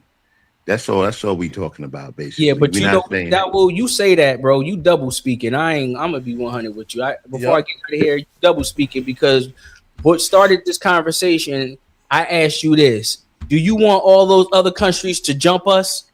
Because you was insinuating like, yo, it's about to change. All of those countries about to get together, and I said, do what? They're going liberate. They're about to liberate the world, and I said, liberate the world from who? Got to be from us because you the same. We the one that's oppressing people and doing all of this bad stuff. From evil, right? Yeah, so that's coming to bring war on America. That's what brought us all up. Now you talking all this patriarchy stuff, man. Pick a side, bro. Hey, listen, try to understand me. What I'm saying is that the leadership that we have, and we have had, has been evil. I'm saying we need to create positive leadership that's not evil. And promote positivity throughout the world. That's what our objective. We're not trying to go nowhere else. We're trying to make things better here. We don't have to support the evil. We don't have to support giving money to Israel to go kill people over in Palestine. We don't have to support that. We don't have to support a lot of the evil things that we support. Our tax dollars support that. That's who supports that. All right. Well, you don't control where your tax dollars go. No, what I'm saying, when we vote for different people, they vote. They have votes in Congress and in the Senate, And a lot of the leaders that we vote for support evil causes. So I'm saying, people's consciousness need to be woken up as to who they're supporting, and people who are supporting evil need to be taken out of office. We should never vote for them. So I'm just saying that, just for fun, okay, we can support positive people that we know is doing the right thing with our vote, just for fun. But right now, we're not even on that level, that we even knowing what's going on in the world, because we want to be ignorant to what's going on all over the world. We don't care about what's going on all over the world. So we stupid. So we vote for individuals that vote for causes that's leading us straight to hell. So I'm saying it don't have to be like that. We can support positive people who are running for office that's going to vote the right way, the way we want them to vote. Hey, can you that tell would be me? a righteous cause. Can you tell me a positive person that you're speaking of to vote for? Who are you speaking of? Well, I the closest I could come up with, but I don't support him. The closest that now, I like Ma'am Dammy, the mayor of New York. I like him, but he running with the gays, so I can't vote for him. You know what I'm saying? But if he wasn't down with that LGBTQ thing, then he would be the dude, because he's doing a lot of good things. Like what? He's doing a lot of good things as far as just name one. I mean, he speaks out against Israel. He's the only politician that openly speaks out against Israel and the evil that's going on over there that I see. Okay, and he's doing a lot of stuff for New York as far as he's helping the people who are struggling with the rent and this, that, the other. He's helping them out, and he's doing a lot of things. I have to write a list of things that he's doing, but he's doing a lot of positive things, and he's winning the hearts of the people. And I don't see him selling the people out. I see a lot of people complaining about Mom Donnie. About what? I just see them complaining about. But what they say? Him. What's the complaint? I don't know. I'll try to find a clip for you. Yeah, because most America people assassinated. He could actually become a president. He could actually become the president, man. No, he can't. America assassinated all the great leaders. Let me go through these comments right quick. America assassinated all the great leaders who possessed threat to American imperialism. Not one competition don't make you great. I don't know, man. Y'all just. I say one thing. Y'all done came with 20 different narratives about one thing I said. I said America is the greatest country in the world. To me, my opinion. And y'all just coming up with everything. Okay, whatever. Food dropping truth. Life insurance, passive income, and passports important. Those other countries have no history of wanting to jump us. Maybe the American government. America's leaders are corrupt. They send in innocent men to go die for corporations and false flags. It's common sense to see the patterns of these warlords. The righteous disassociate with this. Okay. Mm-hmm. Yeah, and for what you said earlier, like I said from the very beginning, it's like I'm not going back and forth. I said that America has been representing evil, just like America supported apartheid. You remember that? America supported apartheid, all right, for the longest, all right. America supported evil dictators. America supported what's the dude's name over there in Iraq? That went against Iran. America started a war against Iran with the dude Saddam Hussein, right? That's when he was a devil working with America. So America's always on the side of evil to destabilize countries all over the world and rape them of their natural resources. So all we saying is that we don't support that. Okay, so we patriotic Americans, but don't support nobody up here said they supported it. I know. I know that, but I'm trying to make a clear understanding. I'm trying to make it clear that if Africa liberates themselves from America and Europe, I applaud them. Okay, it's not that I want them to come and kill us and all of that. They're never going to do that. Nobody has ever threatened, even this whole thing with Korea. Oh, North Korea got a missile that could come over. North Korea ain't never threatened to hit America. Russia has never threatened to hit America. Nobody wants to hit America. That's all we hear in America to make us scared. So we go over and do stupid stuff in their countries. and they'll try to overthrow them and keep them down. So we need to wake up and realize and not be a part of that crap. That's all I'm saying. You know what I'm saying? It's like they pose no threat to us at all. No country on this earth poses a threat to America. None. That's what makes us the greatest country also. Okay, whatever. My point is that but we the greatest, but we freaking evil with it. Okay? We're the greatest and we're evil with it. And we need the members of America need to say, you know what? Not in our name. Whatever you do that's evil in the world, not in my name. And that's basically all we saying, bro. All right? Yeah. All right, man. That must be your phone. I'm gonna let him leave. Appreciate you, fool. I'm out of here, man. Appreciate y'all, man. All right. Peace, fool. Peace. Let me see. Where I'm at? Oh, right here. This is another thing that makes this country great too. Stuff like this. Stuff like this is what makes this country great. The PTA, the parent-teacher group at your child's school, one of the people who founded it was a black woman from Thomasville, Georgia, born just 7 years after slavery ended. Her name was Selena Sloan Butler. She grew up poor in South Georgia, raised by a mother of African and Native heritage. Missionaries gave her an early education, and she graduated from Spelman at just 16. Years later, as a young mother in Atlanta, she couldn't find a kindergarten that would take her black son. So she started one herself, in her own living room. That was only the beginning. In 1911, she created the first Black Parent-Teacher Association in America. Because the white PTA would not include black families, she built a national one of her own. She later advised a U.S. president on the welfare of children, and her portrait now hangs in the Georgia state capitol. In 1970, when the two organizations finally merged, she was honored as the founder of the PTA we all know today. From Thomasville to every school in America, did you know a Georgian helped start the PTA?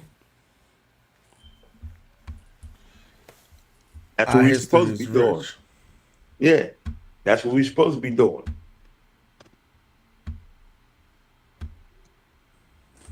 Let's see something. I'm gonna get up out of here in like 20 minutes. I got some more clips to go through. All right, man. Peace and love to the family, man. To the warning of Booker T. Washington. Black Americans were doing best in this country before the civil rights movement of the 60s under Martin Luther King. We were thriving and prosperous in the 20s, the 30s, the 40s, and even the 50s under the leadership of men like Booker T. Washington, who emphasized on self-reliance, on hard work, on family structure, on building our own businesses and ownership. And under this type of leadership and ideology, which was actually Republican ideology because Booker T. Washington was a Republican, Black Americans built prosperous economies and cities all around America where we owned the land, we owned every house and every business on the land. These were known as the Black Wall Streets. You're probably familiar with that term. Well, this just wasn't one place in Tulsa, Oklahoma. These Black Wall Streets were all around America. When black people were not focused on what the government can do for us, feeling inadequate and feeling like we can't get ahead, we were focused on what we could do for ourselves. Booker T. Washington must have been a prophet because he released a warning of something that he seen coming. This warning was about the worst threat to what black Americans had built for themselves. There is another class of colored people who make a business of keeping the troubles, the wrongs, and the hardships of the Negro race before the public. Having learned that they are able to make a living out of their troubles, they have grown into the settled habit of advertising their wrongs, partly because they want sympathy and partly because it pays. Some of these people do not want the Negro to lose his grievances because they do not want to lose their jobs. Does this type of warning, this type of message, and these type of people sound familiar? Because this is exactly what took place in the civil rights movement in the 60s. This was the message that was being pushed by black leaders, namely by Martin Luther King. America freed the slaves in 1863 through the Emancipation Proclamation of Abraham Lincoln, but gave the slaves no land or nothing in reality, and as a matter of fact, to get started on. And so emancipation for the Negro was really freedom to hunger. It was freedom to the winds and rains of heaven. It was freedom without food to eat or land to cultivate, and therefore it was freedom and famine at the same time. And when white Americans tell the Negro to lift himself by his own bootstraps, they don't look over the legacy of slavery and segregation. I believe we ought to do all we can and seek to lift ourselves by our own bootstraps, but it's a cruel jest to say to a bootless man that he ought to lift himself by his own bootstraps. And many Negroes, by the thousands and millions, have been left bootless as a result of all of these years of oppression. You see, these successful and thriving black economies were destroyed by white mobs, and the white mobs were a part of the Democratic Party. They destroyed the black independence and black self-sufficiency, only for a few decades later for Booker T. Washington's warning to come to pass, and for MLK to push this message that would cause black Americans to realign from the Republican Party to the Democratic Party, the very party that destroyed our self-sufficiency and independence. You see, our alignment with the Democratic Party was the beginning of our downfall. That's why we have not been able to recreate what took place with the building of the Black Wall Streets in this country. And Martin Luther King's democratic message and ideology continues to be pushed into the black community today by people like this, like this, like this, and like this, and many others. So the question is, why would Martin Luther King Jr. do this? Why would he bring black Americans out of the ideology and party where we were prospering to a party that literally destroyed our wealth and our self-sufficiency? This is a question that many Americans have no idea what the answer is. This is exactly why I wrote my best-selling book, How the Democrats Won the Blacks, From Physical to Mental Slavery. This book gives the true origins of both political parties and reveals the true events that caused black Americans to realign from the Republican Party to the Democratic Party by the leadership of Dr. Martin Luther King Jr., all backed up by historical documentation and government reports. If you want the true history you were not taught in school, my book is available now for order on Amazon. You can find the link in my bio or just simply comment the word book and I'll send the link right to your DM. What's up, Kurt? I'm out of here in about 15 minutes. Yeah, I was trying to get home. I was listening in. Yeah. Boy, I had some comments, but I couldn't make it home in time. Damn. When Dawood them was in yeah.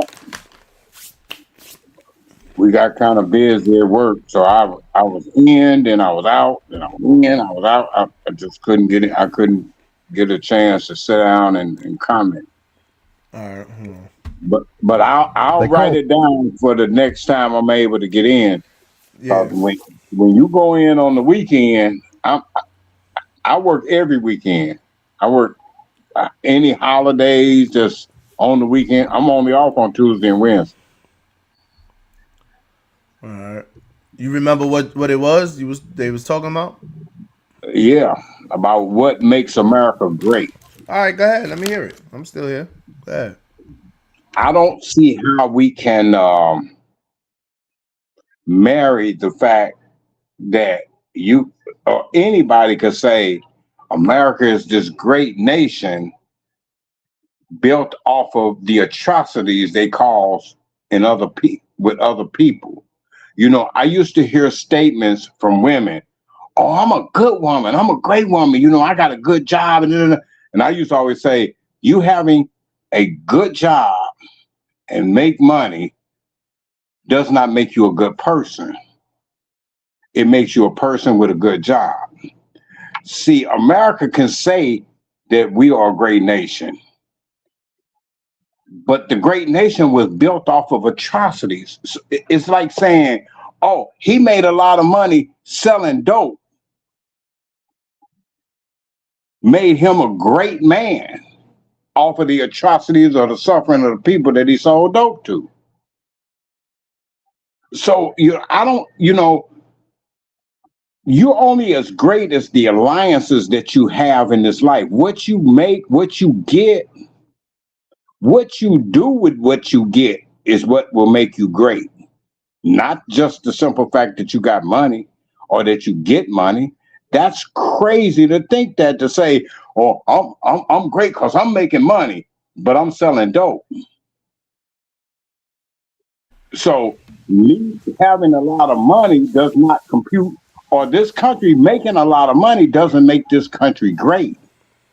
You have freedom of speech up to a point, because if you say in your freedom of speech, "I'm gonna kill the president," you going to jail.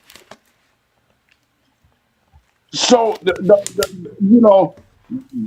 miscues that we talk about what makes us great, what has always made America great is the alliances that we built. We can't say we great because we gave Israel a whole bunch of military bombs to kill children. Let me ask you this question: is America great to you? Is America the greatest country in the world to you? No. Okay. So what country is greater than America? I see China as a great nation because, and let me explain this. They call China a communist country, but China is thriving. You don't see China involved in all of these wars. They got 3 times as many military people and weapons as America. What makes America a great military might is because of the alliances that they have or had. You know what I'm saying? That's what's making America a great military might, is because of the alliances. But when you come down to sheer numbers, if you could fact check me, when the last time you heard China being in a war? It's been years. And I'm talking about not just years, decades. They haven't been in war with nobody. So all of their military buildup is just that. They got just as many nukes as us. They just don't use them. We talk about how they treat their people. So you would you go move and live in China? Would I go and live in China? No, because I don't know China. But by sheer numbers, I do know that a lot of the Chinese people prosper greatly. How you know that? Just by the sheer, if you look at the economics, we have these trade wars with China. If you notice, a lot of stuff made in China, made in Japan, these Oriental countries. So what about the child labor that they have in China? Them 5-year-olds that's working in factories and stuff. That's a part of their greatness. That's why everything is made in China, because it's cheap labor. It's cheap labor in China. Hell, it's cheap labor in America. But see, we talking about see this is why I don't even like having these conversations with y'all, because you're gonna compare making 50 cents an hour, $1 an hour in China to what minimum wage in America. Compared to what in China, that 50 cents an hour is the equivalent of maybe $30 an hour here, because of the cost of living is a lot cheaper. See, we go according to these narratives. It's just like I told you, I talked to Sade. She paid what, $200-300 a month for rent. She spent $16 and was able to buy enough food to last her all month. You see, we don't see. We just hear the narrative that we hear through our mediums, that all them is shithole countries. But it's just like they said Libya was a terrible country economically, but they had free schooling, free medical, you know what I'm saying? And, Gaddafi had that country great. But the narrative that we gave the people here in America is that, oh, no, we got to go over there and destroy that. You see, America, you can't say I'm great because I got this strong military and I've committed atrocities and have made. That's one of the reasons that make the country great. A powerful military is one of the things that make a country great. Good economy. Um, No, no. See, you can't say me killing somebody makes me great. I didn't say that. Well, that's what military does. Every country has a military. But every country don't use their military and kill people. All right, but that's what you're saying. That's what you're saying. You're saying because I'm saying we have a great military that I'm saying we just because we able to kill people or drop bombs or whatever, that's what make the country great. No, I'm not saying that. I'm just saying our military is the top in the world. That's one of the aspects of making our country great. Y'all have too much. Y'all have too much. Too many emotions in what makes a country great. No, I don't have no kind of emotional attachment to that. See, because I've been in the military, and see, military is designed to create atrocities. You can't. All right, China has a military. Also, all the top powerful nations have militaries. I don't care what is made to whatever. I don't care about none of that. All the powerful countries have militaries. Oh, okay, exactly. Okay, America has the best military. Says who? All right, says me. Shit, ain't nobody challenging them. I disagree. Nobody challenging them. So all right, we could disagree, but cool. All I'm saying is a powerful military. Who has the greatest military to you then? I think China has a greater military than America. And you're saying China is the greatest country. So you're saying what I'm saying. Because they have a great country, they have a greater military than America. You feel like wouldn't that be one of the components to make a country great? Is a powerful military? No.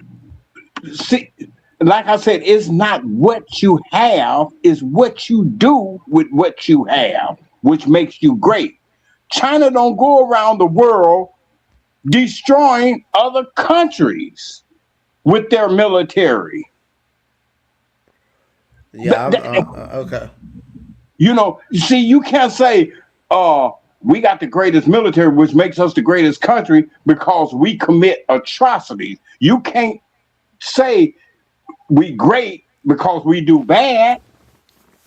I'm not saying that. I'm not saying that at all. Y'all can't comprehend nothing, bro. It's like y'all don't have no open mind to even listen and try to just comprehend what I'm saying. Whenever I say something and y'all don't agree with it, y'all interpret, y'all try to say something else. Y'all say something else that I'm saying. I'm not saying that. I'm not saying any of that. Suleiman said, I love America. I never said I love America. I never said nothing about loving America. I just feel like America is the greatest country. Of course, I should feel like that. I live here, for one. And America is running this joint. Hold on.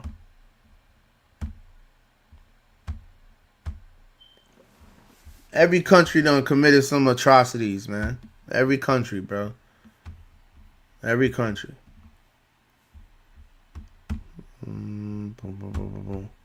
Call themselves Netanyahu, but it's just a stolen name, a Hebrew mask plastered over a European exile's face. His real name was Milikowski, born of Ashkenazi lineage from Poland. Benjamin Netanyahu has neither the blood, nor the land, nor the language of those he claims to represent. His Judaism is not that of the shepherds of Hebron, nor the poets of Jaffa. It is the Judaism of a colonizer from elsewhere who put on the prophet's robe to hide the scent of ashes. Because what he represents today is not a people, it is a machine. A political, military, ideological machine, a machine of steel and contempt. Netanyahu didn't grow up on the banks of the Jordan. He grew up in the salons of New York's conservative elite and the ultra-nationalist sermons of his father, Ben Zion, the hardline Zionist historian. He never spoke Arabic. He never shared bread with a Palestinian. He never had to bury a child beneath the rubble of an Israeli airstrike. He is not from this land. He took it. And yet he decides. He demolishes. He signs the...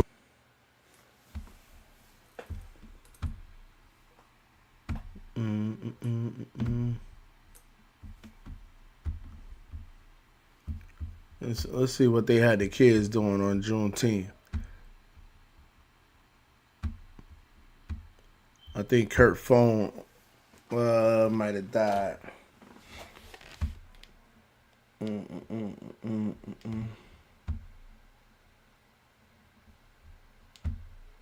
See what they had the kids doing on Juneteenth.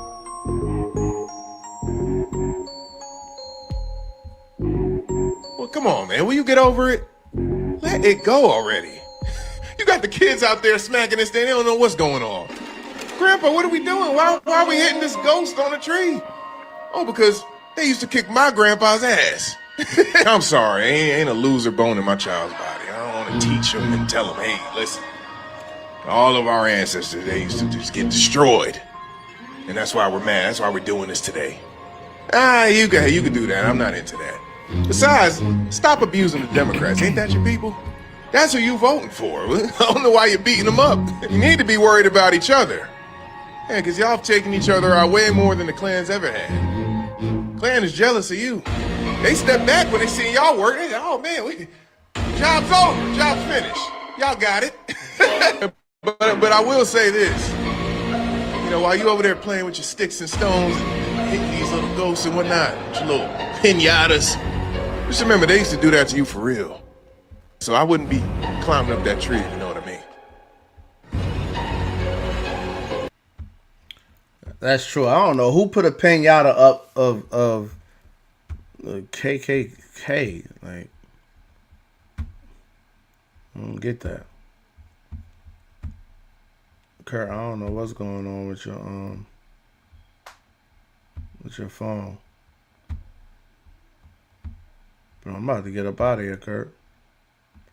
Let me see. Oh no, this was a good one. This was a good one. This was actually a good one. Kurt, one more clip, 'cause I want you to actually hear this one.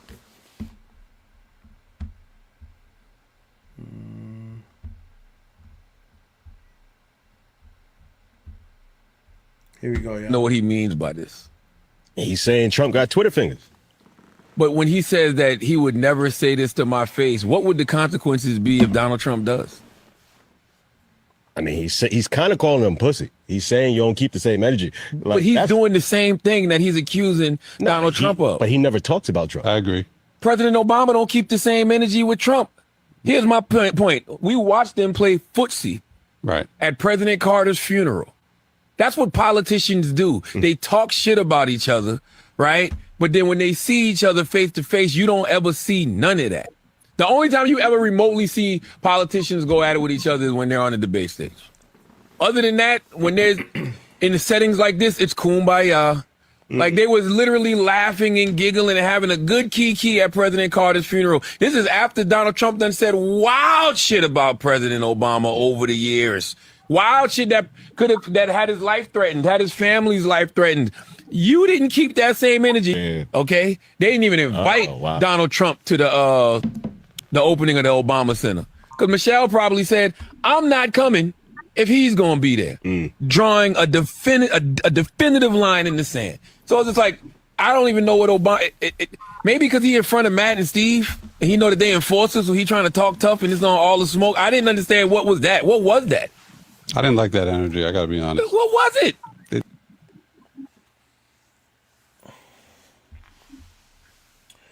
Yeah, I lost my feed. I all right, don't worry about it. I got to put more respect on Michelle Obama's name too. I'm not gonna promote that Michelle is a man thing anymore. I wasn't promoting it before, but I'm not even gonna indulge in that conversation, man. I gotta put some respect on Michelle Obama's name, man. She's actually the real one.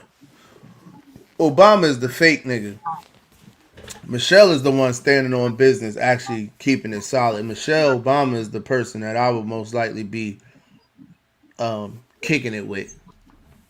Michelle is the real one. You know what I mean? Obama do be on a lot of Obama talk all that junk about Trump, and then when they see each other, they homeboys. And what I did notice is Michelle don't even show up.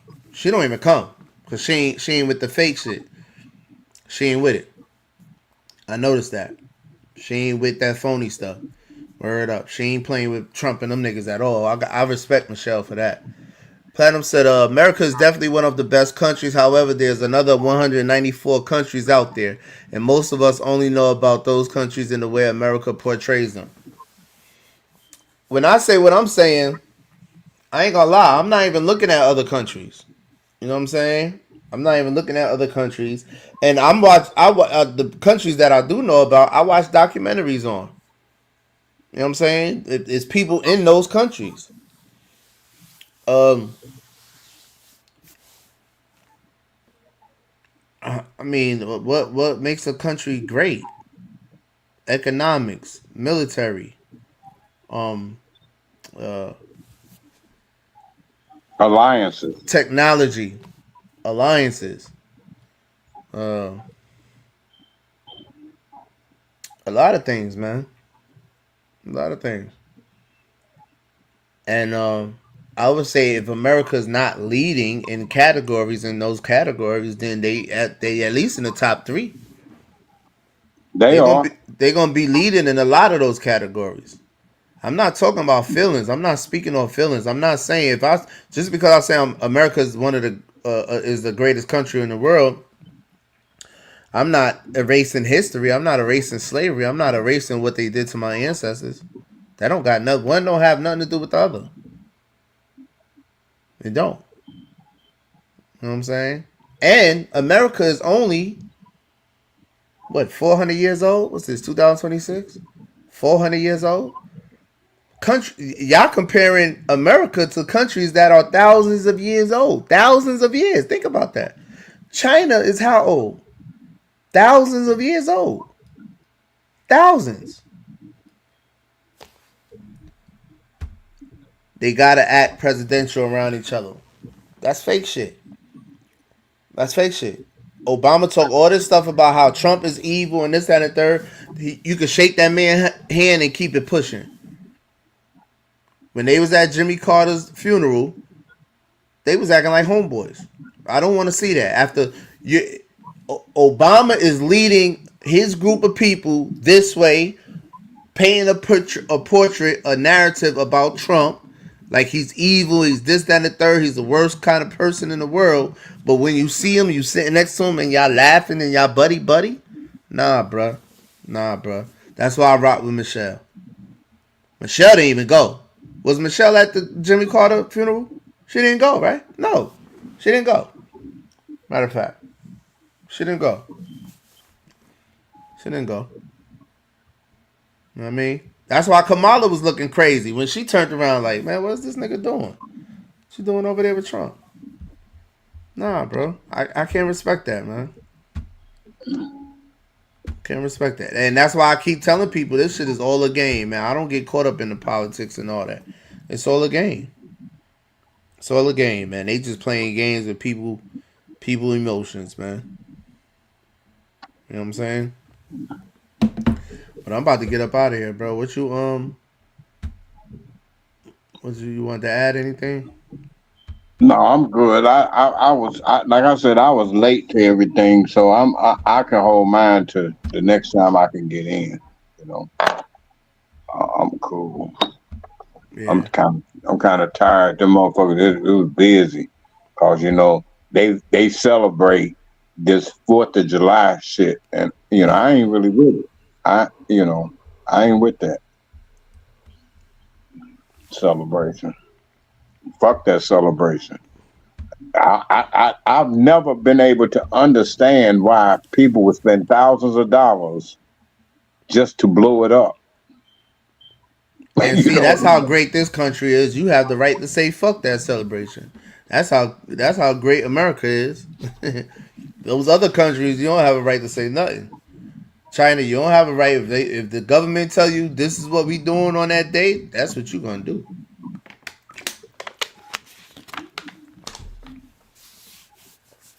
Yeah, I like to say Trump is a dictator. Xing Yang is a dictator over there in China. You know what I'm saying? And China is constantly building. If you ever see China before, I mean, they're prosperous. They, like you can go to some of those cities. I mean, they got skyscrapers like America. They got Yeah, they dope. China is dope. Japan is dope. Tokyo is dope. They dope. It's dope over there. Yeah, all of that is dope over there. I still wouldn't want to live over there. I still don't think they're the greatest country. I wouldn't want to live anywhere but where I'm at because, this is where I'm from. Would I go and visit those countries? Yeah. I was talking to Dawu because, like I said, I met a girl from she was a Congolese from the Congo, and all of the bad stuff I heard about the Congo, they got this disease going on, and the pictures that I've seen of the Congo, they live in huts, and she killed all that for me. She showed me pictures of where her mama was from as opposed to where her daddy was from, and it blew my mind. I was like, damn. The impression that I got from different social media platforms and what I've seen in American media about the Congo, I thought they was living like savages. But you was in the military. You should know better than that, though. But I mean, I ain't never been to Africa. Okay. You never see. I always watch the History Channel. I watch documentaries on these other countries and stuff. But you got to remember those them documents that they show you in American media is their perspective. Like I can remember when they used to show these Africans as in famine countries, babies with fat stomachs and lions and shit. But then when I started, actually meeting people from, African countries, and they were like, those are the rural areas of Africa. You know what I'm saying? Africa have major cities with skyscrapers and they live different, but the media in America shows you just a biased outlook. Even in their documentaries, they're not going to show you the good areas or the prosperous areas because they want you to see. It depends on which documentary you watching. It just depends on which one you watching. Remember, anything you see on any medium is somebody's story, somebody else's story. And until I can't even say how China is or how Russia is because I have not been there to see it myself except through whatever medium that I've heard about them, which is an American slant. So, I've been to countries like down in South America, you know what I'm saying? And because I was in the military, a lot of it was, in the jungles. So that's my interpretation of it. But when I got to Panama, the country of Panama, it's a totally different picture. So, I mean, half of what 10% of what I see in whatever medium, I take it with a grain of salt, because I mean that's somebody else's slanted skew of what it is I'm supposed to see. And until I can see it for myself, you know, I'm not going to have a bad opinion about it, or I'm not going to accept that like even in documentaries, I'll be like, okay, that's what they're saying it is, but do I really know? I don't. What I do know, they're saying it is. Okay. What I do know is, you know, like I said, I know America. I know the history of America, not only from my own experiences growing up during the civil rights movements and stuff, but even through the eyes of my mother, who grew up during the Depression area, when people were struggling to eat. You know what I'm saying? The reconstruction of America. You know what I'm saying? And even her skewed idea about poor. She blows my mind with it. One time I went to the all-you-can-eat place, but I got her some to-go food, you know, because you can't take her in the stores because she'll get confused. Right? I took her to the I took her to the supermarket one time, and then when I looked back in the basket, she had 10 bags of apples. I was like, "Why you got that many apples?" I needed a bag of apples. Well, you got 10 in the basket already. She forgot that she had picked up a bag. But the day I went to the all-you-can-eat place, I got her some steak and when she went to taste it, that tastes like welfare food, because she is so stuck back in the days when, you know, they had soup kitchens and stuff like that. What is welfare food, mama? Food you buy with food stamps. Well, you buy the same food with cash, mama. No, that food stamp food is for poor people. Dawood, your mic is on is muted. Just if you didn't know. Yeah, so I mean, you know, so I hear you now. I hear you now, Dawood. All right. What up, Kurt? Hey, what's up, Dawood, my brother? Okay, so Kurt, here's something documented about a city in Kinshasa in the Congo. Here you go, right here. Is a city that never ceases to amaze with its vibrant rhythm of life and unique cultural features. Every street here is full of life and surprises. Kinshasa is the second most populous city in Africa and the third largest urban agglomeration on the continent. With a population of about 15 million people, Kinshasa surpasses Paris and is the largest city where French is the primary language. Kinshasa is located on the Congo River, directly across from Brazzaville, the capital of the Republic of Congo. These are the only two capitals in the world situated so close to each other. Kinshasa is famous for its music scene, especially the rumba and soukous styles. Residents call their city Kin La Belle, meaning Kinshasa the Beautiful, despite its infrastructural challenges. Hair salons here are not necessarily located in buildings. You can get a haircut right on the street under an umbrella or a tree. Kinshasa is a city. Yeah, it don't seem like they painting a bad narrative in that one about not there. Congo. No.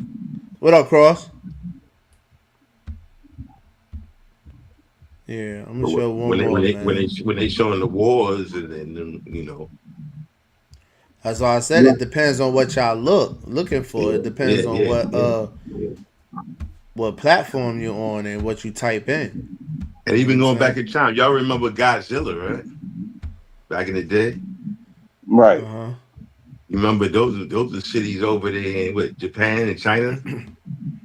Yeah. And so those are big cities.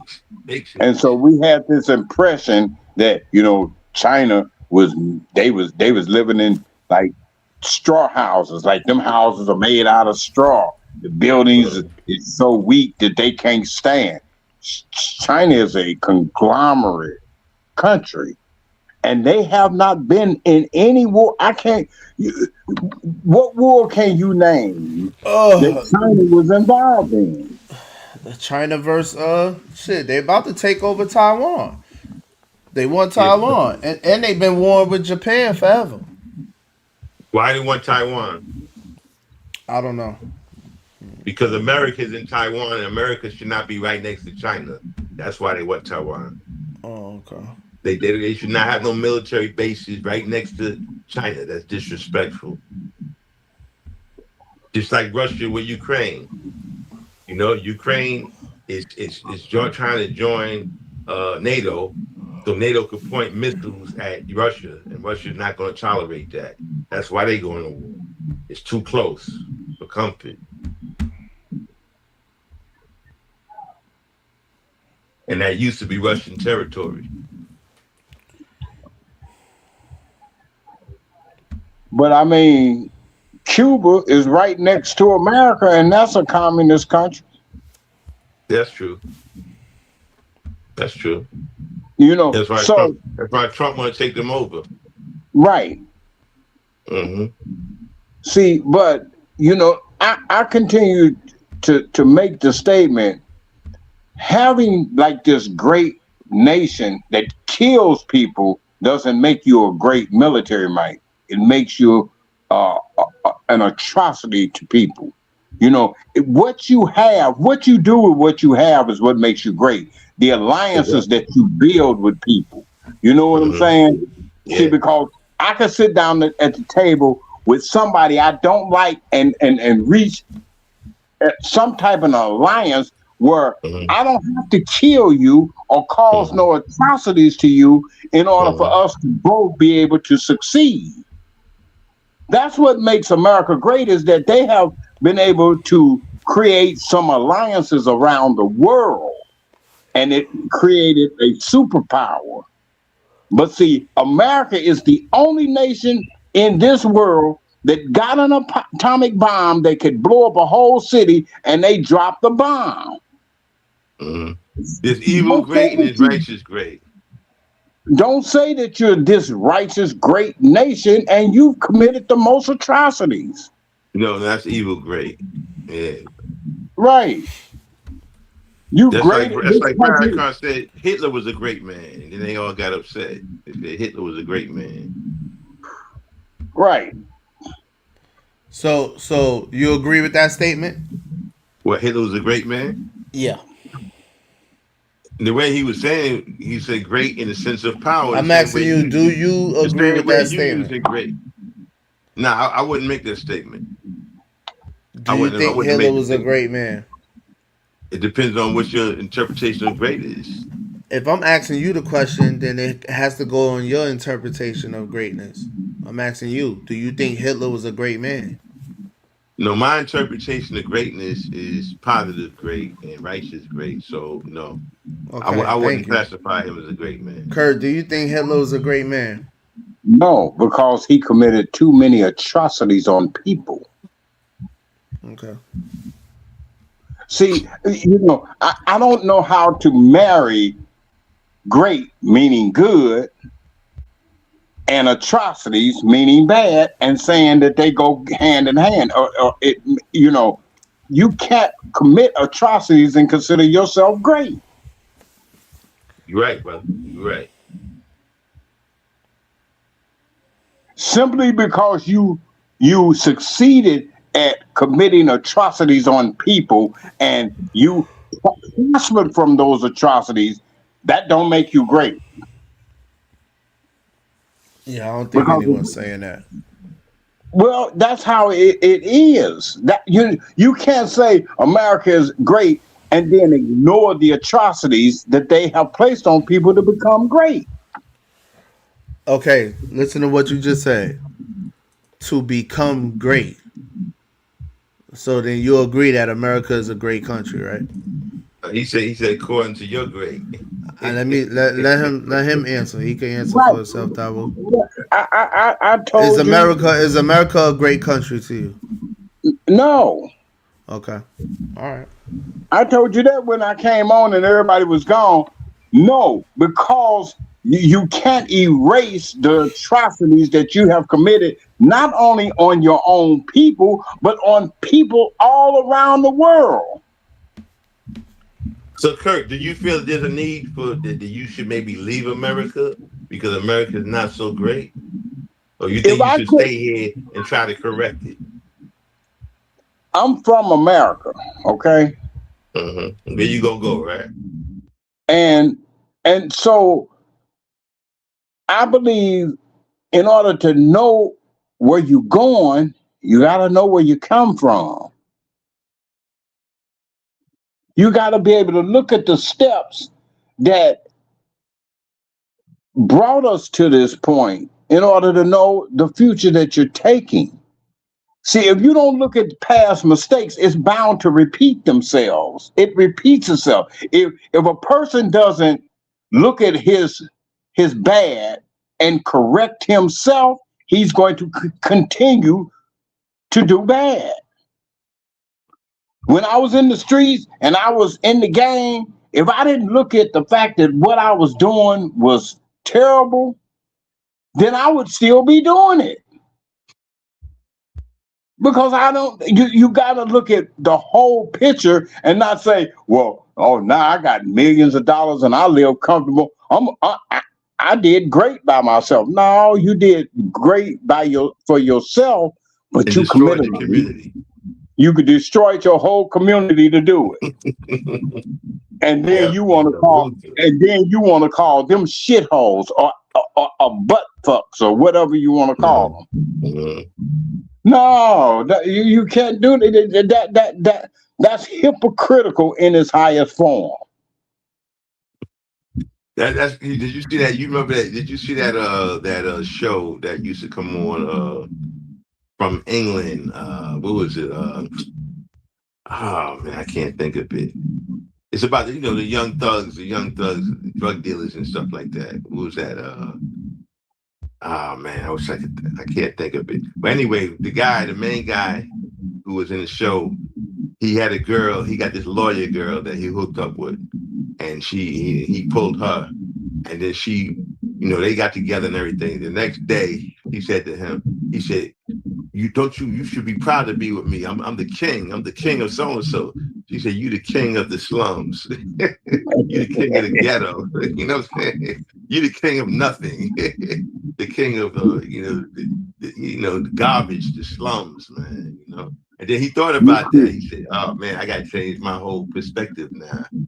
So then she started teaching him how to invest his money and stuff like that. Started linking him up with, he plays in investments and real estate and stuff like that. But he thought he was the man until the woman put him in check. Said, you the king of nothing, man. You the king of losers.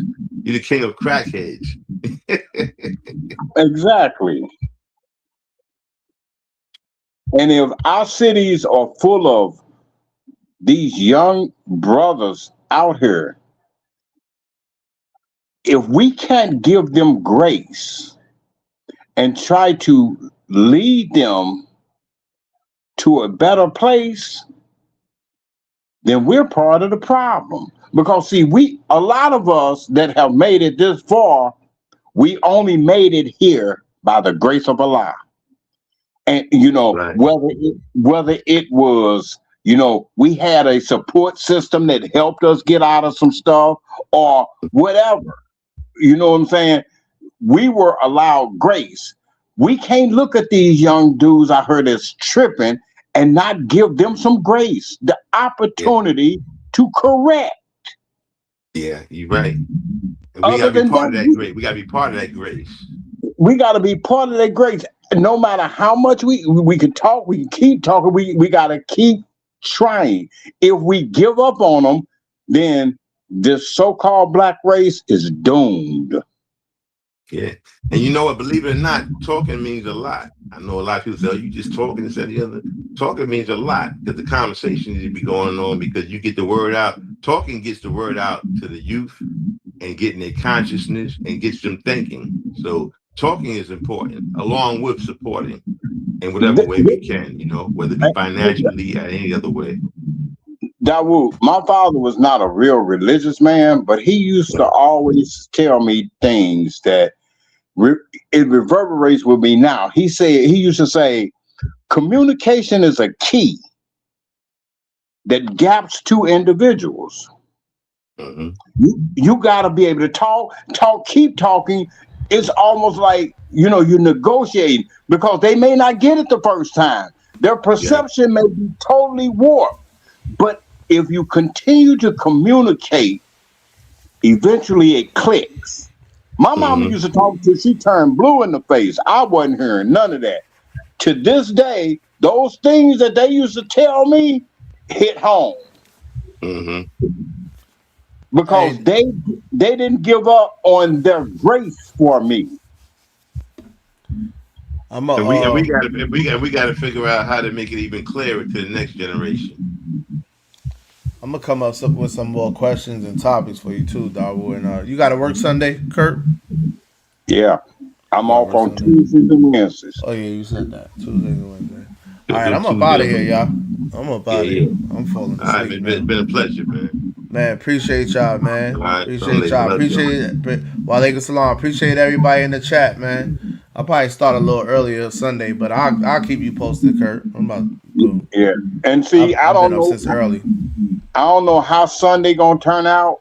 You know what I'm saying? Cause it just all depends. Like with this hotel being fully, it's booked out, right? Sometimes when it's booked out, I don't have nothing to do but sit in the office and wait till a faucet ain't working or a toilet is leaking. Appreciate you, Platinum.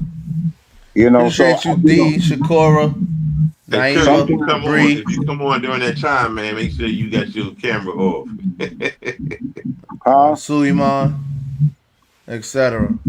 Yeah, I'm gonna tap in with y'all later, man. I'm out. I know Kurt gonna keep going. I'm trying to get up off this joint.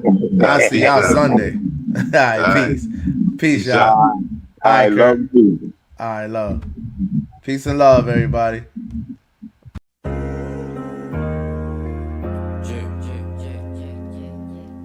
I was a bad son, now I'm a good dad. I was a bad son, now I'm a good dad. I was a bad son, now I'm a good dad. What up? When I was a little boy, I put my hood on my back. All eyes on me and nobody cut me no slack. While bowling up and down, that cold money was all I thought. And daddy was selling drugs, so it made me say fuck sports. Him teaching me the game, felt like he was passing the torch. In front of projects, I jumped off the stoop, not a port. My OGs was my idols, not no Meech or Rick Ross. And remember, to be a boss, life was always the cause. I carry Christ on my back, that's why they call me the cross. And whenever shit was rough, I just hustle and stay my course. And every time I pull myself back on my feet, digging my cleats. Every step I take, rip up the streets. A gun in a vest, some money and weed is all I need. When I hit the block, my mama started losing her sleep. To love a nigga like me is really not for the weak. I became a villain after that 100 bullets ate up my Uncle G. I was a bad son, now I'm a good dad. I'm hands-on, my kids ain't raised by no iPad. I show up every day, if you a man, try that. Can't call yourself a man if you make a child and deny that.